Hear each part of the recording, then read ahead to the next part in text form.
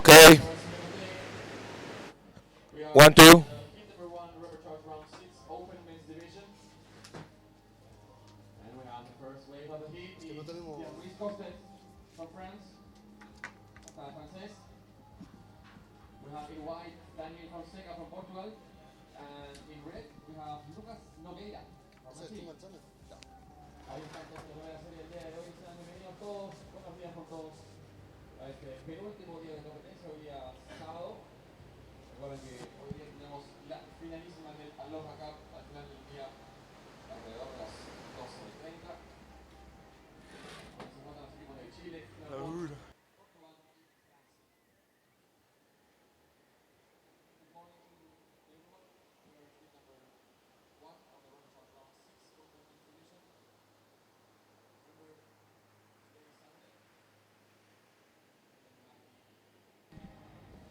One, two, 1, 2.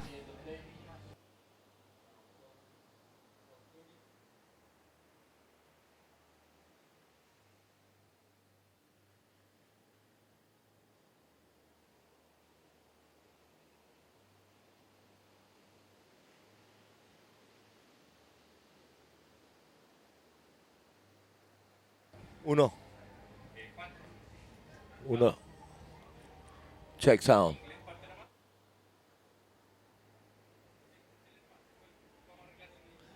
Okay, good morning, bodyboarding world.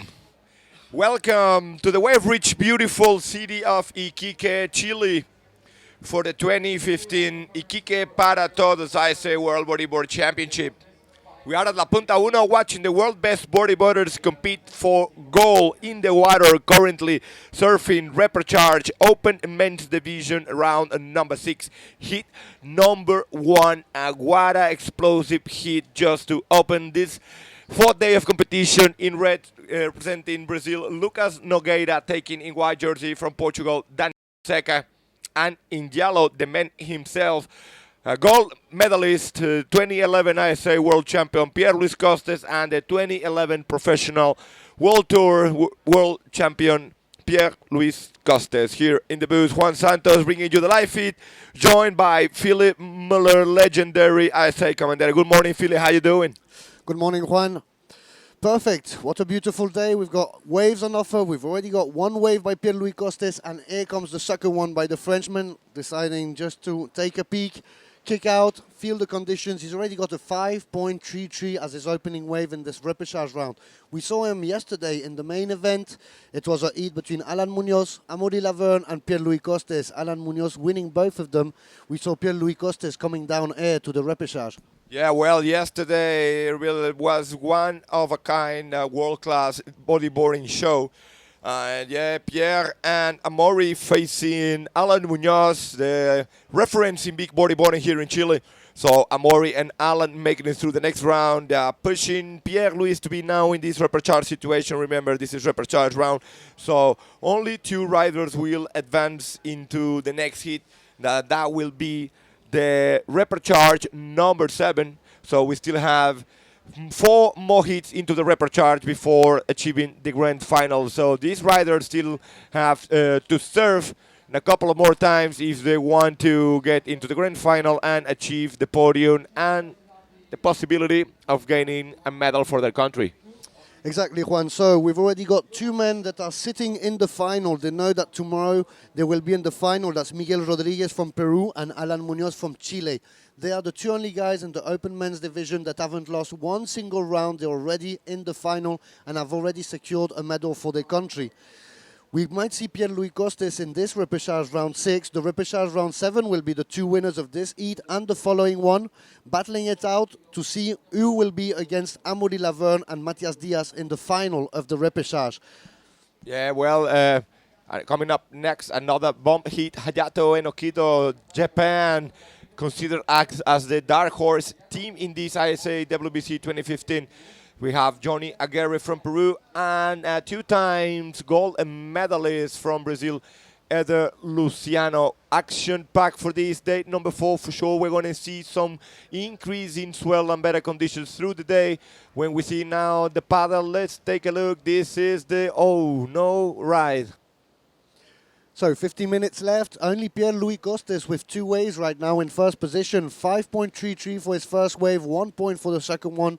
Was looking into going into that one, finally closing out, decides to pull back. So 15 minutes, Lucas Nogueira from Brazil and Daniel Fonseca from Portugal. We're still waiting for the first waves. Yeah, well, we see already yesterday the big surprise of the event, Miguel Rodriguez from Peru taking under the 2 champions. Now we see Daniel Fonseca scoops into this mid-sized wave, gets in the barrel and rolls out. Daniel Fonseca trying to put a solid score in his first wave and get into a more comfortable zone. No, not many waves in these very early moments in day number 4. So very rough hit in the water once again. Pierre-Louis Costes in yellow representing France. Lucas Nogueira in red representing Brazil. And in white from Portugal, Daniel Fonseca. Today also a very important day for all the teams as we are getting close to the very last moments of this event. So today it really will begin the race for the Teams World Championship. 13 minutes and 40 seconds. We've already got the first wave for Portuguese Daniel Fonseca in white. There he is paddling towards the left. He's got a 3.93, so already in second position. Lucas Nogueira there. Finally, Daniel Fonseca taking the ride, going into the tube, starting with a roll. And that will be it for his wave. Will get a better score than that 3.93 and get a complete total score right now. Yeah, well, nice looking wave, set wave, paddling. We saw Pierre trying to get into the left, but Daniel really defending his position, going right with a nice scoop into the barrel behind the counter and finding a final section to roll out and trying now to get a second solid score. Now the battle in the water between red and yellow. Let's take a look. There you can see Pierre-Louis Costes, Lucas Nogueira. Lucas Nogueira has got priority for the left. There he comes, going into the tube, coming out with the flip. Manages to ride it out, still keeping going, waiting for that second section, getting closer to the reef. And here comes a roll to finish off that wave nicely. Yeah, a lot of potential in this wave by Lucas Nogueira. Very explosive rider, a lot of experience. Lucas, one of the top 24 in the professional world tour. So a good position into the takeoff, nice scoop in the barrel, and then a very strong move in the most critical zone.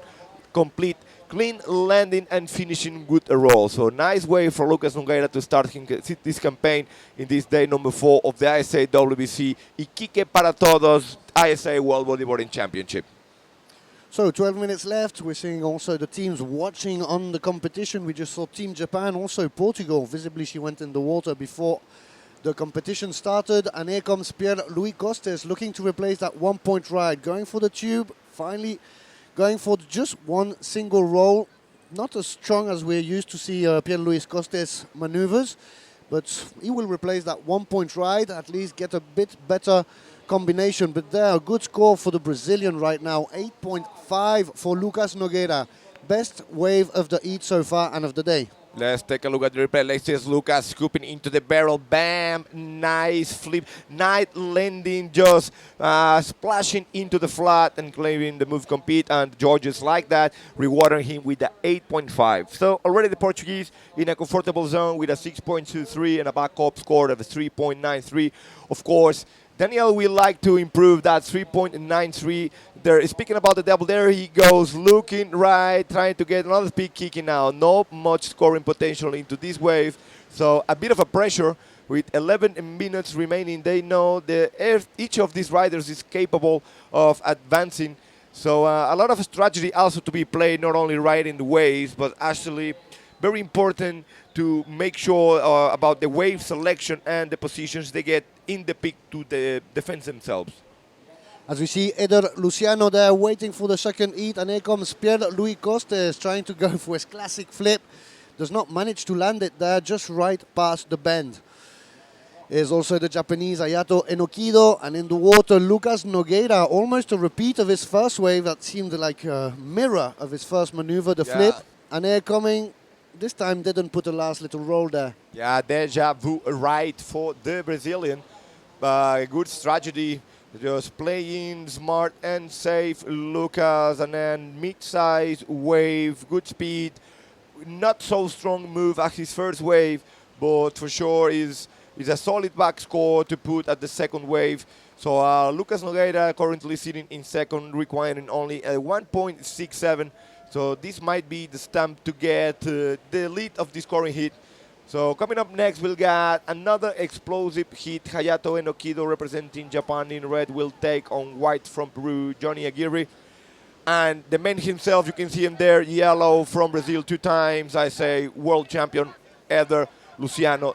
Be aware, wow, there's he flipping textbook Pierre Luis Costes, connecting with a spin. He's not done yet. Look at his face, how many commitment he got in the second day fourth day of competition. He didn't manage to land that one on the right. This time on the left it comes out. So Pierre-Louis Costes is getting a good score. We're also waiting on that last wave of Lucas Nogueira. There it is, 6.6 for now. Daniel Fonseca going with the ARS and straight into the spin. This time reverse spin. And he's going to be left behind by that wave on the last section. So good wave for Daniel Fonseca. He's got one good score already coming in. Now the judges have to see that wave that he just ran. Pierre-Louis Costes also. That's his previous wave, and we're waiting on that backflip that he just launched on the left. So 6.6 for Lucas Nogueira, he is in first position. Daniel Fonseca gets a 6.93 for that latest wave. So as you said, he just replaced the 3.93 there. He's in second position, needing still 8.18 to go to first position. Pierre-Louis Costes, we're waiting on that latest wave to see if that will change the situation. Right now he needs 7.84. Here comes. Yeah, wow, looking nice, looking wave, nice flip. Okay, full rotation. Still there now, looking to the inside and finish with a roll. Well, these guys are going to battle it out till the very last second. Maybe one of the strongest hits we have seen from now on. Every hit could be a big final. Like all the names in the water are reference. And yesterday, speaking about reference, we have now Miguel Rodriguez as like one of the strongest in this event. He was the biggest surprise so far with the highest scoring combined score in the competition. Miguel Rodriguez from Peru. We're going to see more from Miguel tomorrow in the men's division grand final. There you have it, Eder Luciano getting focused to the next challenge he will be facing in the oncoming hit. A little prayer before entering the water for Eder Luciano, while we see a paddle fight between Daniel Fonseca and Lucas Nogueira. Pierre-Louis Costes is making his way back up to the lineup. So Pierre-Louis Costes, his 2 last waves have been the best so far, 6.67 and a 6.33. He is now still in third position with those 2 scores. Here comes the second of the heat, Daniel Fonseca, trying to replace a 6.23, starting with the roll, going into the forward spin. And they're trying to keep on advancing. And here comes that last little section. Yeah, a lot of commitment. Daniel driving the wave till the very last section of the wave. Knows that he's been chased by yellow Costes. And Pierre, very capable of achieving any score that he requires to jump into a qualifying position now. Again, Pierre, nice flip, another reverse. Drives with another reverse. Let's see if he can make it through the last closeout. A lot of commitment by the French and another roll. Well. He needs a 6.84. And now it's up to our judges to decide and score all the details that make the difference between all these riders' performances. There we see Hayato Enokido alongside behind the team of Peru, sending Johnny Aguirre to the water. So remember, this is repechage round. Right now, Pierre-Louis Costes has got 5 minutes and 40 seconds to try to find that 6.91 he actually needs if he doesn't want to be eliminated. That would be a big surprise for this Saturday on the fourth day of competition at the Iquique para Todos ISA World Bodyboard Championship. Yeah, there you have it. There is the oncoming hit. White jersey, Johnny Aguirre from Peru, and Hayato Enokido, another surprise here in this event. Hayato, remember these guys, Japanese, they are blessed in Japan with very good conditions, so good playgrounds for them to train to all the events around the world. Hayato and Nokido with a pocket full of tricks. One of the ace of blades from Team Japan.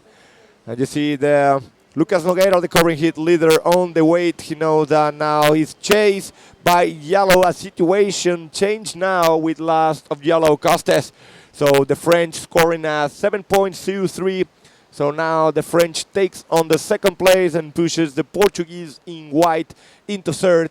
With a bit of a pressure now, white requires 6.64 to go into second and get the points from Team Portugal. Remember, Team France and Team Brazil, they remain one of the two teams that are remaining for this gold medal team championship. 4 minutes and 23 seconds right now. You can see the three of them waiting for that wave coming towards them. Lucas Nogueira seeming to go for the left. Be careful there.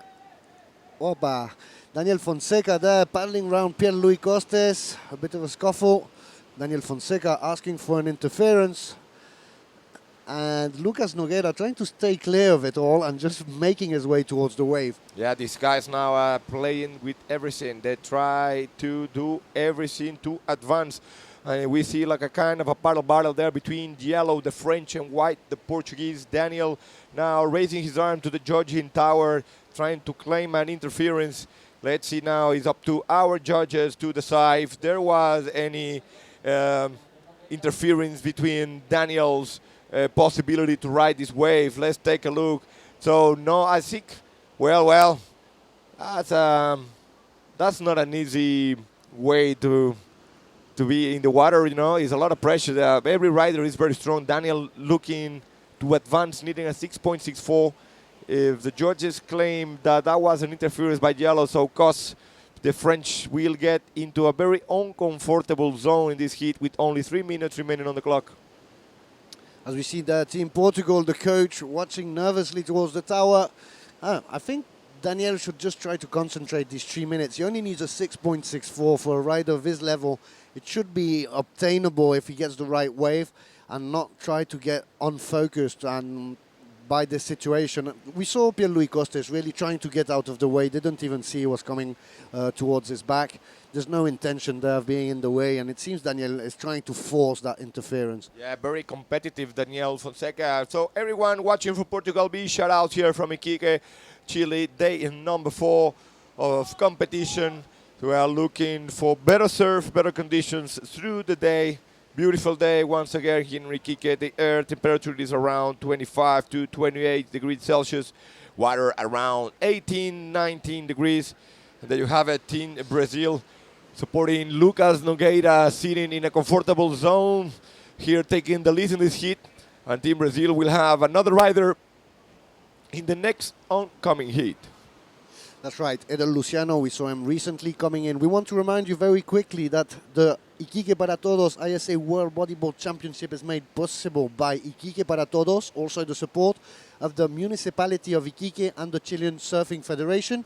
We also want to thank our media partners, Surfline, Pasión Extrema, Vía de Escape and RTC Television for the coverage. And please remember, if you're writing on social media about this event, there you've got below your screen the 4 hashtags that you can use so that we can compile everything being said about this great event here in Iquique, the north of Chile. Yeah, remember hashtag ISA WBC, hashtag ISA World, hashtag Iquique, and hashtag Olas para Todos. Running out of time, 1 minute and counting down. So Lucas Nogueira looking good. If Lucas advances together with Pierre-Louis, seems like we have some situation in the water. So it's like we have an interference call. Finally, it seems Seems like we are going to have an interference call. Let's see how this all looks at the very end of the scoreboard. We see our riders as well waiting in the water for the official call, but we saw already situation changes in the scoreboard when we saw now Pierre looking into the second position and White now in third. So we have a paddling interference, yellow on White. Well, that means the situation might change now by the Frenchmen. So the French will be pushed into third. So you will have an update just in a minute in your screen. And now, yeah, counting down, we see officially our beach announcer claiming the interference. And it seems like Lucas Nogueira is advancing together with Daniel Fonseca and Pierre Luis Costes being eliminated. Let's take a look at the heat recap. So here comes the heat recap. We'll go back over that interference later on. And we start with Daniel Fonseca there going through the tube, coming out with a nice clean roll for that first wave of his heat. Here comes Lucas Nogueira with that flick coming out of the tube, landing it nicely and following with a spin. It was the repeat of that wave, no roll at the end, 1 point less. And here comes Pierre Luis Costes. What a surprise to start this day 4. An interference eliminating one of the best riders from Team France. And here comes Daniel Fonseca, so advancing towards round 6 of the repechage of the men. Yeah, well, Daniel. So it's time to pay some bills, highlight some of our sponsors. We'll be right back after this.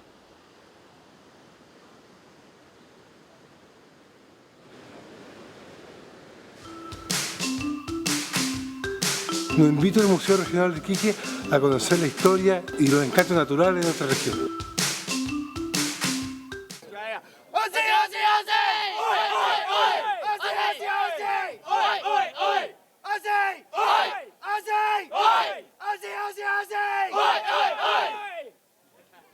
En Camanchaca, somos orgullosos de nuestra trayectoria, conscientes de la responsabilidad que tenemos en el presente para desarrollar y mejorar nuestra actividad y ambiciosos del futuro y las metas que nos planteamos para seguir alimentando al mundo desde el mar.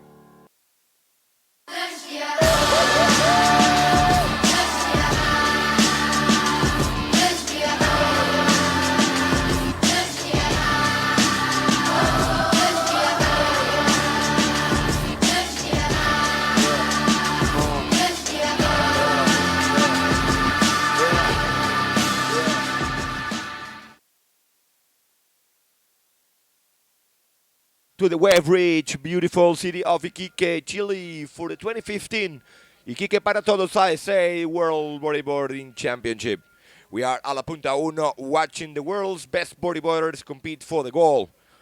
In the water, currently surfing repechage round number 5, heat number 2, in red representing Japan, Hayato Enokido, taking in white jersey representing Peru, Johnny Aguirre.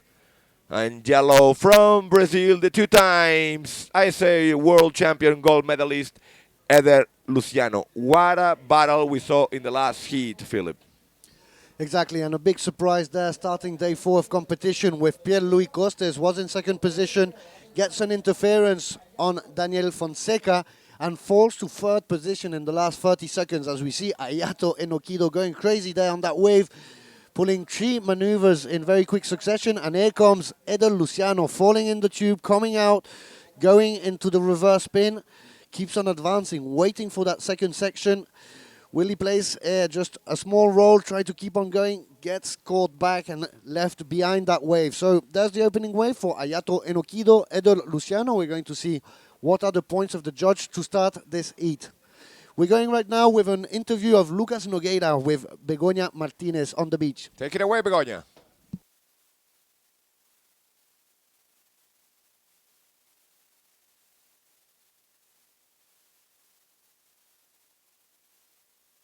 Well, it seems like Lucas Nogueira is taking his time to get out of the water, so we'll have that interview just in a minute. While we saw already a good wave team to start this repechage round number 5, hit number 2, Hayato Enokido, Johnny Aguirre, and Eder Luciano. 3 riders putting up good solid scores on the scoreboard.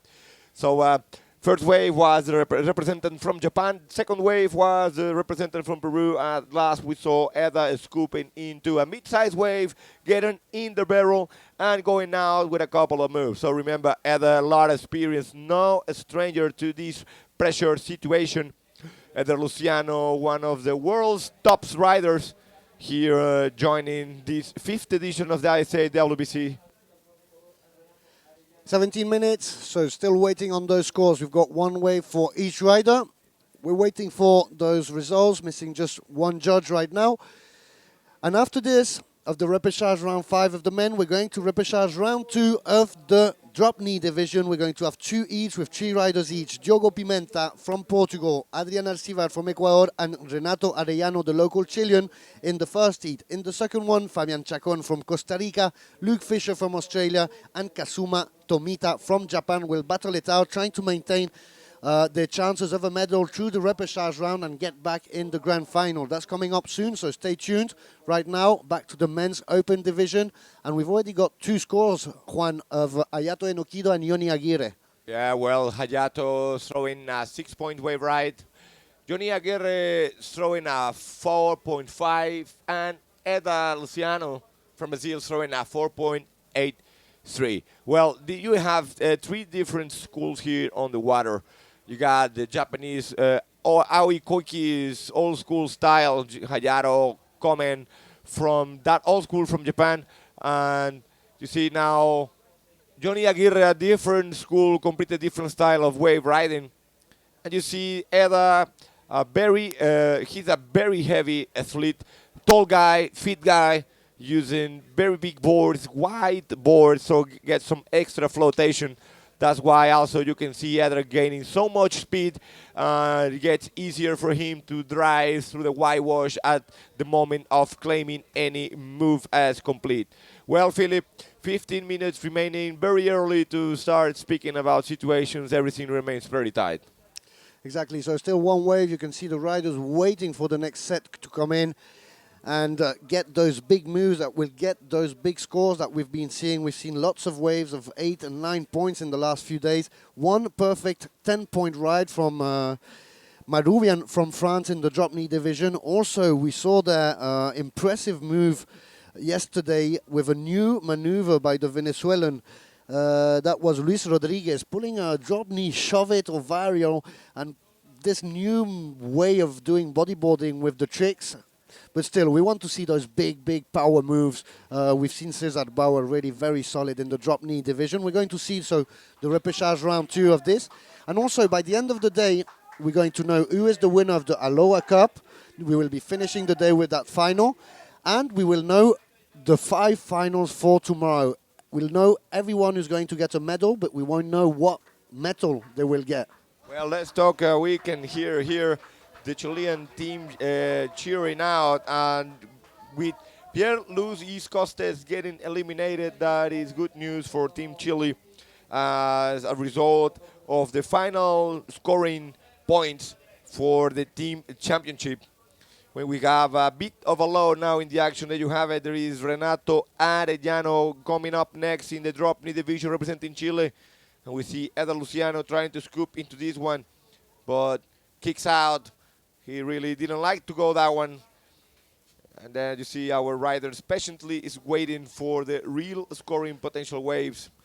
Remember, this event is made possible by Iquique para Todos. So this is one event supported by the Ilustre Municipalidad de Iquique, the Chilean Surfing Federation.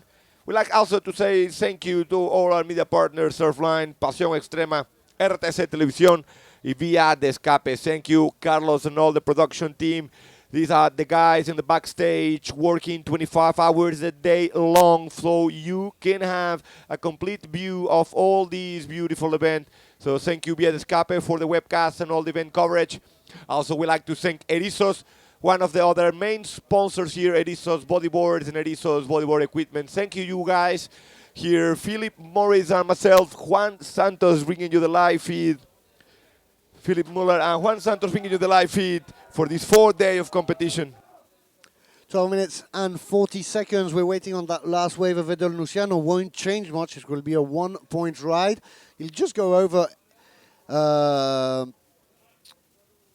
He's still in second position, still not in first position. For now, Hayato Enokido with a 6-point ride, still looking to back that up with a good score to be able to cling onto that first position. Here comes Eder Luciano, deciding to go for the ride, waiting for the wave to give that ramp, and here he comes with the flip, keeps on advancing. There he goes into the reverse spin. So will be better than his 1-point ride just before. And let's see if that's enough to go over Hayato Enokido. But remember, he's still only got 1 wave and he's waiting there silently, waiting for that score. Yeah, well, every rider only one wave now. Either going out for the second ride, so putting finally a second score in his scoreboard. So it will be enough to get the lead in this running hit. They're sitting in second, only needing a 1.18. A very short score. So Eder Luciano, very good small wave rider. There we are waiting. We've seen smaller conditions, really. Well, it's less consistent. We've seen some big sets. You've been surfing this morning. There's still some big sets rolling in, but it's become really slower compared to yesterday. Now we're nearly at the maximum high tide. We're going down slowly towards 3, 4 o'clock in the afternoon. We would have the maximum low tide. And as you can see, the rocks are not as exposed as we saw yesterday at the end of the morning also. Yeah, well, we hopefully get some better surf through the day. As we have seen the previous days, while the tides start getting lower, sets start pumping here at La Punta Uno. Actually, there's a bit of a swell around here. You cannot see it on your screen, but when we look at the horizon legs, you can have it now. Sometimes we can see sets breaking far out. That means that there's a bit of a swell. So you have to come into shore very soon. We hope that is for this 4th day of competition. Well, there you have it. Last of yellow, a 5.5. Eder Luciano, representing Brazil, takes the lead in this repechage round number 5, hit number 2. Now the Japanese in red, Hayato, sitting in second, needing for a 4.34 to take the lead. Johnny Aguirre in the chase of the Japanese, needing only a 1.51. Johnny Aguirre in position, paddling, looking towards the left, finally goes for the right, and there you can see a big roll, punching through the lip and making it out, riding it out, as we saw as it was totally closing in front of him. There we see the riders getting ready for the following heat. That was Diogo Pimenta from Portugal, but for now, Eder Luciano finding some tube time, coming out and waiting for that section to pull a last roll, heading towards the public. So nice wave by Eder Luciano, without a doubt, changing that 4.83 and securing a bit better that first position. We're still waiting to see the second wave of Hayato Enokido. So there's Adrian Alcivar with Team Ecuador also giving him indications about the lineup, where to position himself. Diogo Pimenta in front, and Renato Arellano will be coming with the old Chilean team in any moment. We heard them cheering right outside the tower. 9 minutes and 20 seconds. Eder Luciano, his previous wave, 5.5 right now. We're still waiting on that latest score of the tube. Yeah, there's a lifeguard. One of the lifeguards that has been taking care of everyone's safety here at La Punta Uno. Beside this shell rock where we are surfing, we have a beautiful beach. Have been completely packed every day from sunrise to sunset. And good tactics from Eder Luciano. Good looking wave, set wave, just scooping into the left and coming out with a very strong roll in the last closeout section. Now taking off and riding, gets into the barrel. No, let's see if he finds a way out. Oh no, he got caught inside.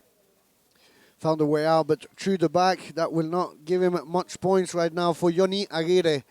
Here comes Eder Luciano with a huge flip, nice and clean, falling in the flats. He's going to keep on advancing. You can see him paddling. Goes into the reverse spin, and not much after that, under the eyes of Team Japan watching there, still waiting for Hayato Enokido, very silent, the ninja from Japan, waiting patiently for that second wave and make it count. And there it is, he's been running already, Hayato Enokido. It seems he's going back to first position, as we saw him right there. That was Johnny Aguirre from Peru getting caught once again inside the tube. Yeah, Johnny not finding himself in harmony or in balance here with the ocean today in heat number 2. We'll see already Hayato throwing another second solid score. So the Japanese stamping his passport for the next round. And of course, Eder once again exceeding all the expectation, as we know. So Eder with a good looking wave, full speed, just launching a very clean ARS, nice landing though. Impressive. This is world-class bodyboarding. Exactly. 7 minutes and 20 seconds. There's a few scores that need the approval of the head judge right now. We're waiting on those scores to be validated to be able to give you the new situation. So coming in the water, we'll see round 2 of the repechage of the drop knee division. still trying to advance and get back into that grand final. We already know the names of two of the finalists that are already got a medal secured. That's Cesar Bauer from Peru and Luis Rodriguez from Venezuela. They're comfortably installed there in the grand final. And also in the women, Neymara Carvalho and Anne-Cécile Lacoste, the Brazilian and the French woman, that also have a spot already secured in the final. Today they've got a lay day. They can just support the team, train, or just get away and go and visit the duty-free, for example, here in Iquique. Yeah, a lot to do here in Iquique as well. A lot to do here in Chile. Remember, this is the place if you want to book one of the surf trips of your life. 5,400 kilometers from north to south, with beach breaks, reef breaks, point breaks, whatever you are looking for. If you want to come to Chile, make sure you stop in Iquique. Make sure you come to this land at least one time in your life. It's the surf trip of a lifetime. Very welcoming atmosphere, very good vibes by the locals, good food, so good weather. What else would you like to have? Let's take a look. Seems like scores are dropping here in the scoreboard. We'll have an update just in a minute here on the screen. So right now we're still waiting on one wave of Yoni Aguirre, but it doesn't seem it would change much. Right now, Eder Luciano is in first position. His two last waves, 6.83. You don't have that on your screen yet. And also a 5.93. That needs to get updated. He is in first position. Ayato Enokido from Japan is second wave, 6.67. His third one is a throwaway, 1.67. He is in second position with 12.67. Right now, he needs 6.10, the Japanese, if he wants to secure that first position. We're almost closing in into the last 5 minutes of this heat number 2 of the day 4. And Yoni Aguirre is still waiting on one last score, but he needs 8.18, already an excellent wave if he wants to go back to second position and not be eliminated. So big shout out to everyone watching from Brazil. Of course, talking about Brazil, there is Eder. So for sure, everyone in Santa Catarina and Itapema, they're cheering for Eder Luciano. Multiple champions, so big cheers out for Rodrigo, Monti, and everyone at Bodyboard in Brazil. So Eder Luciano here representing, as always, as the best he can. One big reference in Brazil and a serious contender for this year's gold medal once again. There you have it, White scooping into the barrel. Let's see, wow, finds out a doggy door now, combines with a forward spin. It's not done yet. Good roll, and seems like now it's kicking out well. This can be a game changer for rider in white, Johnny Aguirre from Peru. Currently looking to improve a 4.23. He is sitting insert, needing a 8.18. This wave might be maybe enough to decrease the distance to second Hayato Enokido and remain in the chase of a qualification position. Exactly, Juan. So less than 4 minutes left already. And Yoni Aguirre waiting on that score. It will replace that 4.23. It will not be enough for 8.18. But as you just said, that will allow him to try to get a second wave and get in easier to that second position. Do not forget, Ayato Enokido, there he is at the top of the lineup. Could still get one good wave there at the top. He is right alongside Eder Luciano. And until the horn doesn't sound, nothing is done. We've seen heats being completely changed in the last seconds. Yeah, well, 3 minutes on the clock. So Johnny Aguirre already we can see in our scoreboard. So good numbers coming in for Team Peru. Well, we see our riders waiting for the beach announcer to just make it official. So once again, coming up next, we go to the drop knee repecharge round with Diogo Pimenta in red representing Portugal. We'll take on the Ecuadorian in white, Adrian Alcivar, and the man himself holding a very important task for Team Chile will be in yellow, Renato Arellano. That's right. So coming up, drop knee. Then we've got lots of repechage rounds for today. We're going to see also the repechage of the under-18 boys, repechage for the open women. That would be the final. Also, we're going to define all the finalists. We've only got 2 heats of the main event today. That's 1 heat of the main event, the final of the main event for under-18 boys, and also 1 main event final for the under-18 girls. That's the only main event rounds we will be having today. 2 heats and the final of the Aloha Cup to finish this 4th day of competition. and we're going to leave ready the 5 finals for tomorrow. Just going to go with one straight line. 5 finals defining the new world champions here at the Iquique para Todos ISA World Bodyboard Championship 2015. And we will have the closing ceremony tomorrow afternoon here right in front of La Punta. Yeah, tomorrow, a date for history. Remember, stay tuned. Tomorrow, once again, 8 o'clock a.m. sharp start for a marvelous final day of competition of this Iquique para Todos ISA WBC 2015. 1 minute, 25 seconds and counting. Let's take a look at the paddle battle between white and red. That is, might be Johnny Aguirre going for a flip in the closeout. Wow, seemed like he lost some momentum landing, and well, it will be an incomplete move. So last of white, you can have it now on your score at 6.87. So he decreased the distance to second now. White from Peru needs a 5.81 to take second place and keep himself alive in this competition. Hayato Enokido and Eder Luciano so far qualifying. Johnny Aguirre only 45 seconds remaining to find a game changer or say goodbye to this ISA 2015 WBC edition. Just as Pierre-Louis Costes did in the previous heat due to an interference, seemed pretty surprised. Here comes the Japanese, Hayato Enokido, jumping straight into the tube, coming out there through the wall of the wave. He's still advancing. I don't know if that's considered as a finished tube, coming out through the face, but here comes Eder Luciano, huge flip.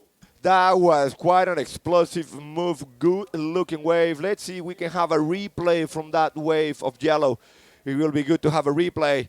That was maybe the biggest wave, biggest set in this heat so far. And Eder just going right full speed to really launch a complete rotation in the air, air roll spinner, and a very good landing. So that might be an improvement of his 5.93 backup score. So Eder Luciano doing a great job here in this repechage round number 5, heat number 2. So that's the end of the heat already. That last wave of Eder Luciano did not change the score, 5.87. Let's see the recap of this latest heat. Now Hayato Enokido jumping into a nice roll into this left-hander. Now answering back, Eder scooping into the barrel. This was his first good score now with the forward spin, clean surfing. His first roll is Johnny Aguirre from Peru. Now Eder again scooping into another barrel, full speed. Eder Luciano, a lot of experience. Look at this flip. Nice splash, clean landing, and this is the last wave. Look at this move. So Eder Luciano qualifies into the next round together with Hayato Enokido from Japan. That will be farewell Johnny Aguirre from Peru. We're going now to pay some bills, highlight some of our sponsors in a quick commercial. We'll be right back after this.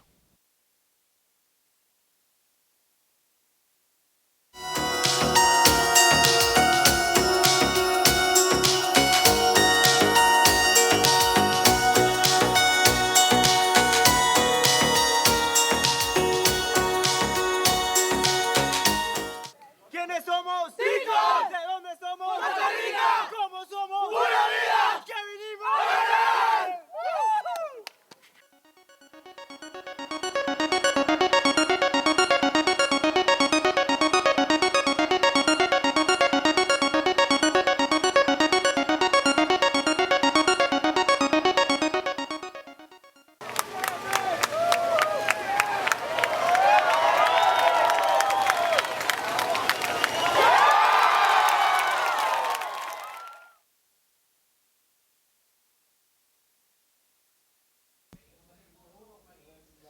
And welcome back to the Iquique para Todos 2015 ISA World Bodyboard Championship. We're coming to you live from Punta Ono here in the beautiful city of Iquique, located in northern Chile. Underway out in the water, we have the second round of the Drop Knee Repechage. I'm Steve Action Jackson here in the booth with Philip Muller. Again, we are underway out in the water right now. We have Diogo Pimenta from Portugal in red, Adrian Alcivar in white from Ecuador, and Renato Arellano from Chile in yellow. And here we have white, Adrian Alcivar up and riding on the right, and Renato Arellano on the left. Nice snap there, throws into a series of reverse spins before going down. So a quick wave exchange to get this heat started, Phil. Yeah, getting things on the way very fast for the riders in this drop knee division. So we've just seen round 6 of the repechage of the men's open division with a big surprise. Pierre-Louis Costes eliminated due to an interference. That's going to affect France very much in the run for the team gold medal. They were going to try to take that away from Chile. With that loss of Pierre-Louis Costes, that might affect them tomorrow in the long run. Yeah, and outside our main event tower, people still dealing with the fallout from that first heat of the morning. A big interference call against the 2011 gold medalist and 2011 world champion PLC. That is definitely a hit Team France was not expecting to take first thing this morning. Yeah, that must be a very difficult morning for Team France right now with this news. At least Amaury will be in the final of the main event repechage. Here we see the replay of the first wave of Renato Arellano getting a 5.33. Look at that combination of reverse spins on the end before kicking out. So good start for Renato Arellano. Adrian Alcivar a lot weaker his first wave, 1.07. So too early to give any situation, anything can happen. But good start from Renato Arellano wanting to advance towards the final of this repechage of the drop knee division. Yeah, Renato, as you saw in that replay, opening things up with a nice snap under the lip, reset his line, and carried on from there. So he gets the early advantage here in the second round of men's drop knee repechage. Now just waiting to hear from the Portuguese drop knee ace, Diogo Pimenta. He's out there in the red jersey, patiently waiting for his next opportunity, looking to get on the scoreboard. Waiting patiently, we saw also the Japanese right before, Enokido waiting patiently, and finally with just 3 waves making his way through in second position. There we see them starting to paddle. They might have seen something on the horizon. We want to remind you also that this Iquique para Todos World Championship is made possible by Iquique para Todos and the support of the Ilustre Municipalidad de Iquique, as well as the Chilean Surfing Federation. We're seeing them coming in a wave. Thank you to our media partners also, Surfline, Pasión Extrema, Vía de Escape, and RTC. When we saw Adrian Alcivar there up and riding, but not the wave we should have gone for. And here we see Diogo Pimenta getting on the board. Nice backside snap, tries to combo with the spin and slides off that wave. So that'll get Diogo's morning started. He'll paddle back out and try to put together something a little more continuous on his next ride. But we have all riders on the board. Before that, we saw Adrian Alcivar with his second wave. So a couple of quick waves for the Ecuadorian. Before we started this morning, while you and Juan were holding it down on the commentary, I had a chance to talk to all of the teams, and they were really looking forward to get out in the water this morning. This man right here, Adrian Alcivar, spinning there, was getting warmed up and ready to go while his teammates were standing behind, looking to support him. The last opportunity for Ecuador. Meanwhile, you know what? We're ready to throw things down to the beach. We have the winner of the last heat. Take it away, boys. Thanks, guys, on the booth. Here I am with the winner of the last hit, Mr. Eder Luciano. Eder Luciano, good morning. Good morning. Eder Luciano, very important instance of the event. What do you can tell us about what's going on the hits? Yeah, yesterday was not a good day for me. I make a paddle interference in my first hit and go to repechage. But it's okay, I have one more time here, one more chance here, and I made good in the last one hit and get the first place. The waves a little bit more bigger than yesterday, you know, and some left, some right, but it's very difficult to compete in this condition because it's a so small peak and 4 guys, no priority. You need to follow all the time in the waves and check and leave and take care for the guys because the interference pad all the time happen and really happen stoking to advance for the next round. Lucas Nogueira this morning wake up in a good rhythm, same as you. tell us what's going to happen with the Brazilian team on the next heats in the end of the event. Yeah, Brazil opened the day with 2 victories in Lucas and me, and really stoked and with the really good for the Brazilian team. And the next heat we're gonna compete together with the Portuguese guy and the Japanese guy, and now it's 2 Brazilians with the other guys. Então let's see what happened. I hope Lucas and me advance for the repechage final and go to the big final. Thanks, Eder. And would you like to tell something in Portuguese to everybody at home that is watching you? Bom dia, galera do Brasil que está assistindo aí, mandando aquela vibe. Obrigado a todos aí que acompanham na minha fanpage, no meu Instagram. Continue mandando essa força para todo o time do Brasil, isso é muito importante. Essa competição é uma competição de muita união, de muita força. A gente está muito unido aqui, o time do Brasil. A gente está acreditando nesse 3º título mundial levar para o Brasil, eu individual e junto com o meu time do Brasil também. Recuperar essa medalha de ouro para a gente vai ser muito importante para o bodyboard no nosso país. E agradecer a todos os meus patrocinadores, Bodyboard Brasil, Classic Fins, a prefeitura da minha cidade, o restaurante Thai, o Hotel Plaza, Pilates Itapema, todo mundo que me acompanha e faz esse meu sonho tornar realidade. Valeu, galera! Brasil! This is the motion of Eder Luciano. I'm back with you guys on the action, on the booth. Thanks. Thank you so much. Yo-Yo there with Eder Luciano going through that repechage round in the main event. As he said, yesterday was not such a good day. It seems to be the wind is turning, and this is getting to be a better day for Eder Luciano. Right now, Renato Arellano getting a 6.67 on his second wave and taking a comfortable lead here with a 12-point total score over Diogo Pimenta and Adrian Alcivar. Yeah, so we saw a handful of waves ridden while we were at that interview. We tried to stay with the action. You could see Renato Arellano staying very busy out in the water so far. He's already got 3 waves under his belt. You know, he's got those 2 high scores of 6.67 and 5.33 to give him the advantage. So, you know, these guys getting some work done out there right now. Pimenta in that second spot. Adrian Alcivar, unfortunately, he's on the hot seat at the moment. Only needs a 4.34, but he needs to be a little more selective with his wave choice if he's going to be able to put together the scores that can get him out of this heat. We just saw the following heat getting ready. That was Fabian Chacon from Costa Rica with the red jersey waiting to be able to get in the water. They need to wait that there's 5 minutes left in this heat before doing so. So right now, Renato Arellano sitting in first position. We're going to wait to see if some waves come, looking to replace that 5.33, still a lot of time.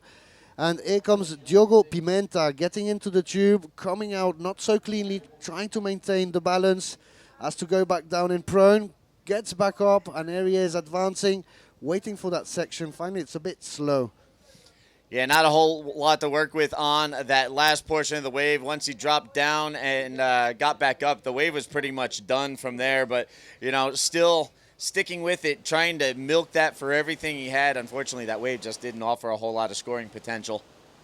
Also, there he is, Adrian Alcivar. We must note that Adrian Alcivar is the only competitor in this Iquique para Todos ISA World Bodyboard Championship to do the main men's event and the drop knee event for his country. So double task there for him, the same as Amaury Laverne last year. And Alcivar, the last man standing for Team Ecuador. Meanwhile, Renato Arellano up and riding again, got a little caught up. This wave will not factor into his top 2 scores.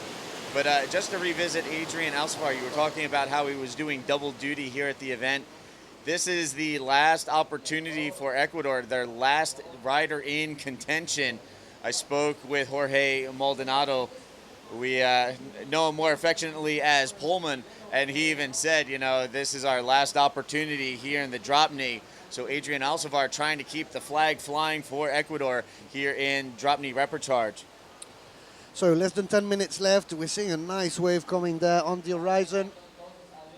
And there it is, Adrian Alcivar not getting enough speed to drop in that wave. So speaking of the team standings, it's a bit early. We saw the loss of PLC for Team France. That's going to affect. We're going to wait later in the day to be able to see the top of the field. But right now, Mexico was the 3rd team to be completely eliminated yesterday, as we see Renato Arellano trying to get that wave. The waves yesterday was a lot more consistent, was a lot more easier to read the waves and find your way towards those big waves.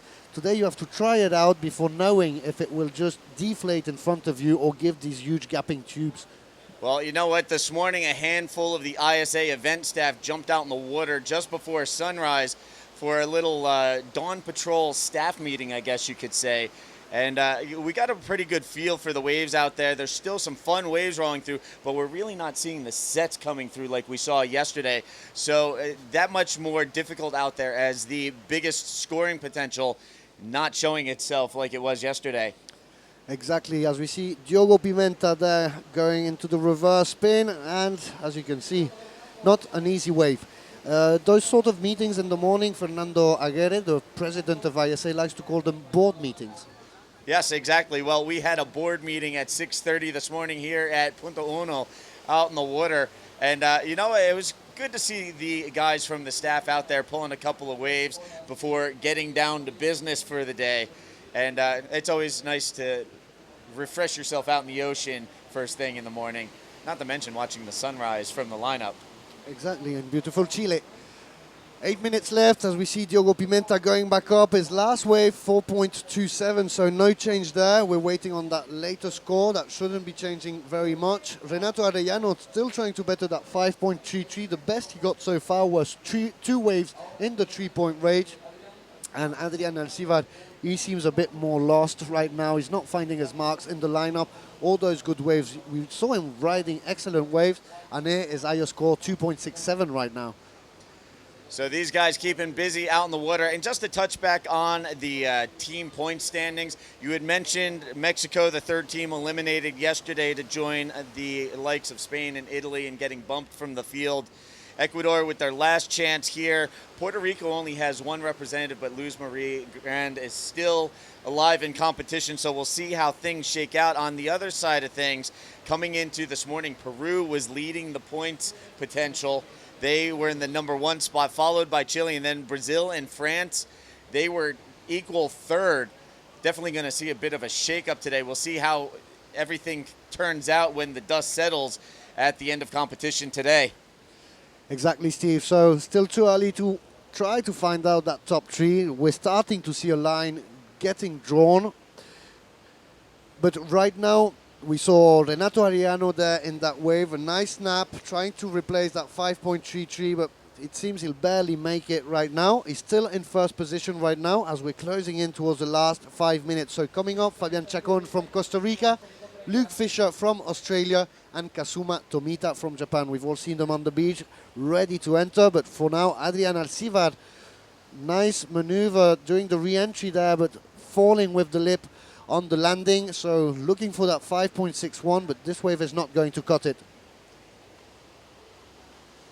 So there you can see Alcivar paddling back out. He tried to jam that floater, unfortunately just could not stick the landing. So quick stab off the top, a little unsuccessful. He'll paddle back out. He's still trying to put together a more substantial score. He's been staying very busy, the busiest of all our riders out there, but his scores, you know, not quite where he would like them to be. But soon, Adrian Alcivar is going to run in another type of problem because he's still trying to get that 5.61, and the last 4 waves, 1.27, 0.43, 1 and 1.5, is that he's got 8 waves. He's only got 2 shots more to get that 5.61. Otherwise, he'll be ordered out of the water, having reached his maximum waves allowed. Meanwhile, Diogo Pimenta on that last wave, and here we have Renato Arellano getting a quick little cover-up. Comes out, snaps it back, and then kicks out. So Pimenta, Arellano, quick wave exchange there.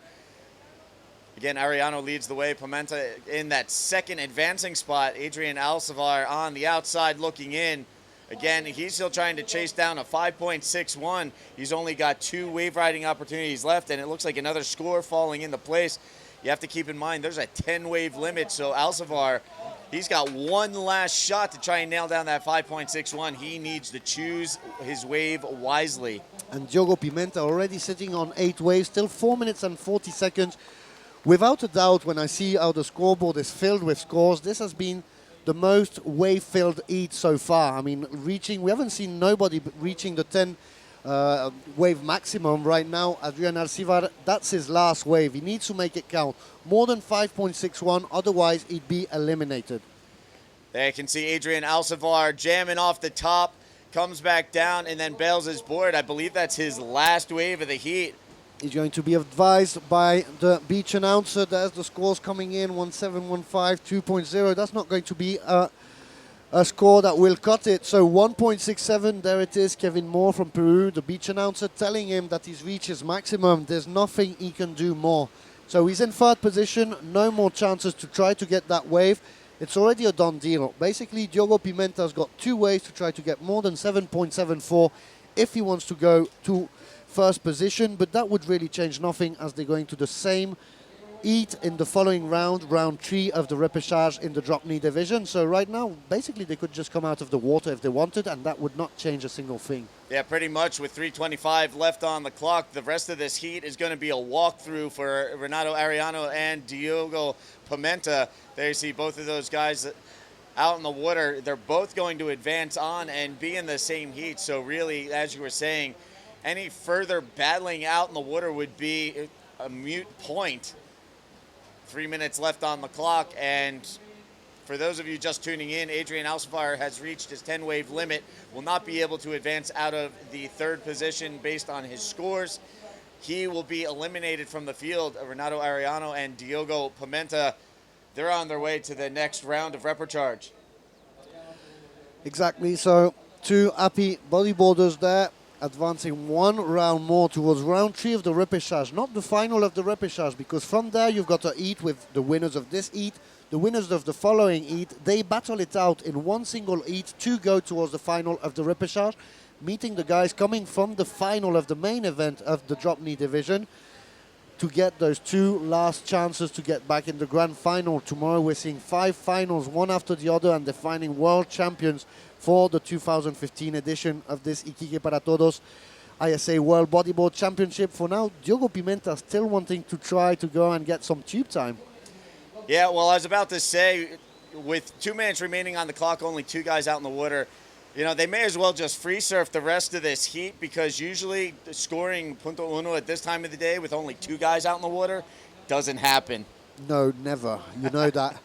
And so, yeah, as you say, just enjoy it. Just take your time as we see the riders from the following heat. There's Luke Fisher from Australia in white, Fabian Chacon from Costa Rica in red, and Kazuma Tomita. There they are on your screen, just taking position. And Adrian Alcivar there. I mean, he wasted lots of opportunities. I mean, you need to wait for that wave when you know that you need a score like a 5.61 and try to make maneuvers that you know that you have very well dialed in. Make a sure move and just try to work that score patiently. He seemed over anxious and eager and just wasting those opportunities one after another, and this is what happened. Yeah, it's one thing to want to stay busy out in the lineup, but wave selection is always key in competition. You have to choose wisely. So as you were saying, it probably would have been better for Adrian to stay patient, wait for the better waves to come through, bide his time, and wait to jump on those higher scoring waves. Instead, you know, he stayed really busy out there, but he mowed through his 10 wave riding opportunities and just was not able to put together the scores he needed. 40 seconds left. 40 seconds of free surf for Renato Arellano and Diogo Pimenta left. There will be no change in the situation. I mean, if Diogo tries to go to first position, I mean, it's just for the ego and your confidence and try to feel good at the beginning of day 4, but you end up in the same heat anyway. Well, I think both these guys realized the scenario. We could see them kind of conversing out in the water. It was just like, all right, we've got a free surf for a couple of minutes. Let's enjoy. And here comes Renato Arellano, what will be the last wave of this heat, and just going for the barrel, not making it even in, I do believe. And there comes Diogo Pimenta also. And there goes the countdown from Kevin Moore. This will be the end of heat number 1 in this round 2 of the repechage in drop knee. The guys from the following heat, the second heat, are already in position. We're going to see them shortly to try to get 1 more eliminated from this drop knee division. And 2 people will advance towards round 3. Right now, I believe we're going to see the heat recap of this heat. There it is. Thank you, Via de Escape. And we start with Renato Arellano. Incredible, his first wave. Nice snap. And then going into a double reverse spin. Here comes Diogo Pimenta. I mean, Good surfer, good bodyboarder, but really a lack of planification on this heat. And there we see Adrián Alcivar and Renato Arellano once again here finding again the barrel here at La Punta. Obviously lots of local knowledge for Renato Arellano, even if he's from the center of Chile. So there you have the heat recap. Again, we're getting ready to go into the next heat, but right now we're going to pay a few bills. We'll be back right after this.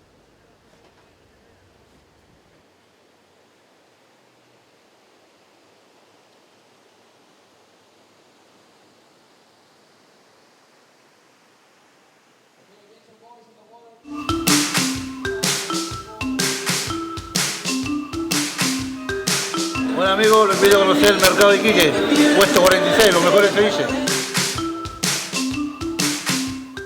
Девочка, прокинь!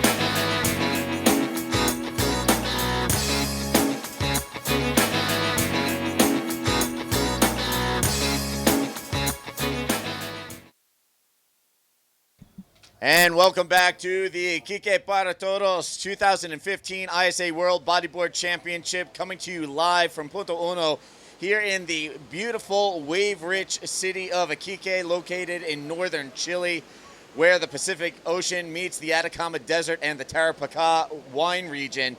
I'm Steve Action Jackson here in the booth, rejoined by Juan Santos, the man, the myth, the Portuguese legend himself.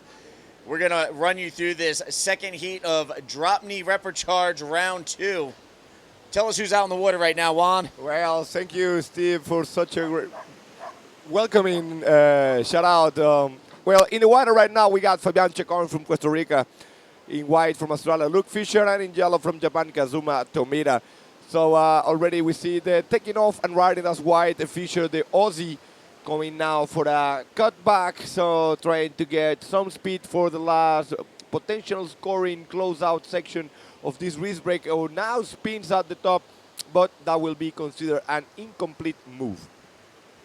So just getting going in the second half of the Round 2 Drop Knee Repercharge here at Punto Uno. And I was talking about how, you know, this is where the Pacific meets the Atacama. You've also got the Tarapacá wine region. This is kind of like a North Shore setup only for northern Chile. You've got 7 world-class reef breaks all within a 2-kilometer stretch. So, you know, pick your wave and go have some fun. Honestly, you've been talking throughout this event about, you know, this is a great place to come and visit. You've got the waves, you've got very unique geographical landscaping, and you've got the Tarapacá wine region. So if you want to dive into some really savory wines and enjoy some solid waves during the day beforehand, this is the spot to visit. Yeah, of course. Yeah, this is one of the driest deserts in the world. Actually, it doesn't really rain here for quite a long time. And Chile, they have some very unique things, like you can share the lineup with sea lions. Well, that's another story. Now I think that we're going to have a live interview in the beach with the last heat winner. Take it away.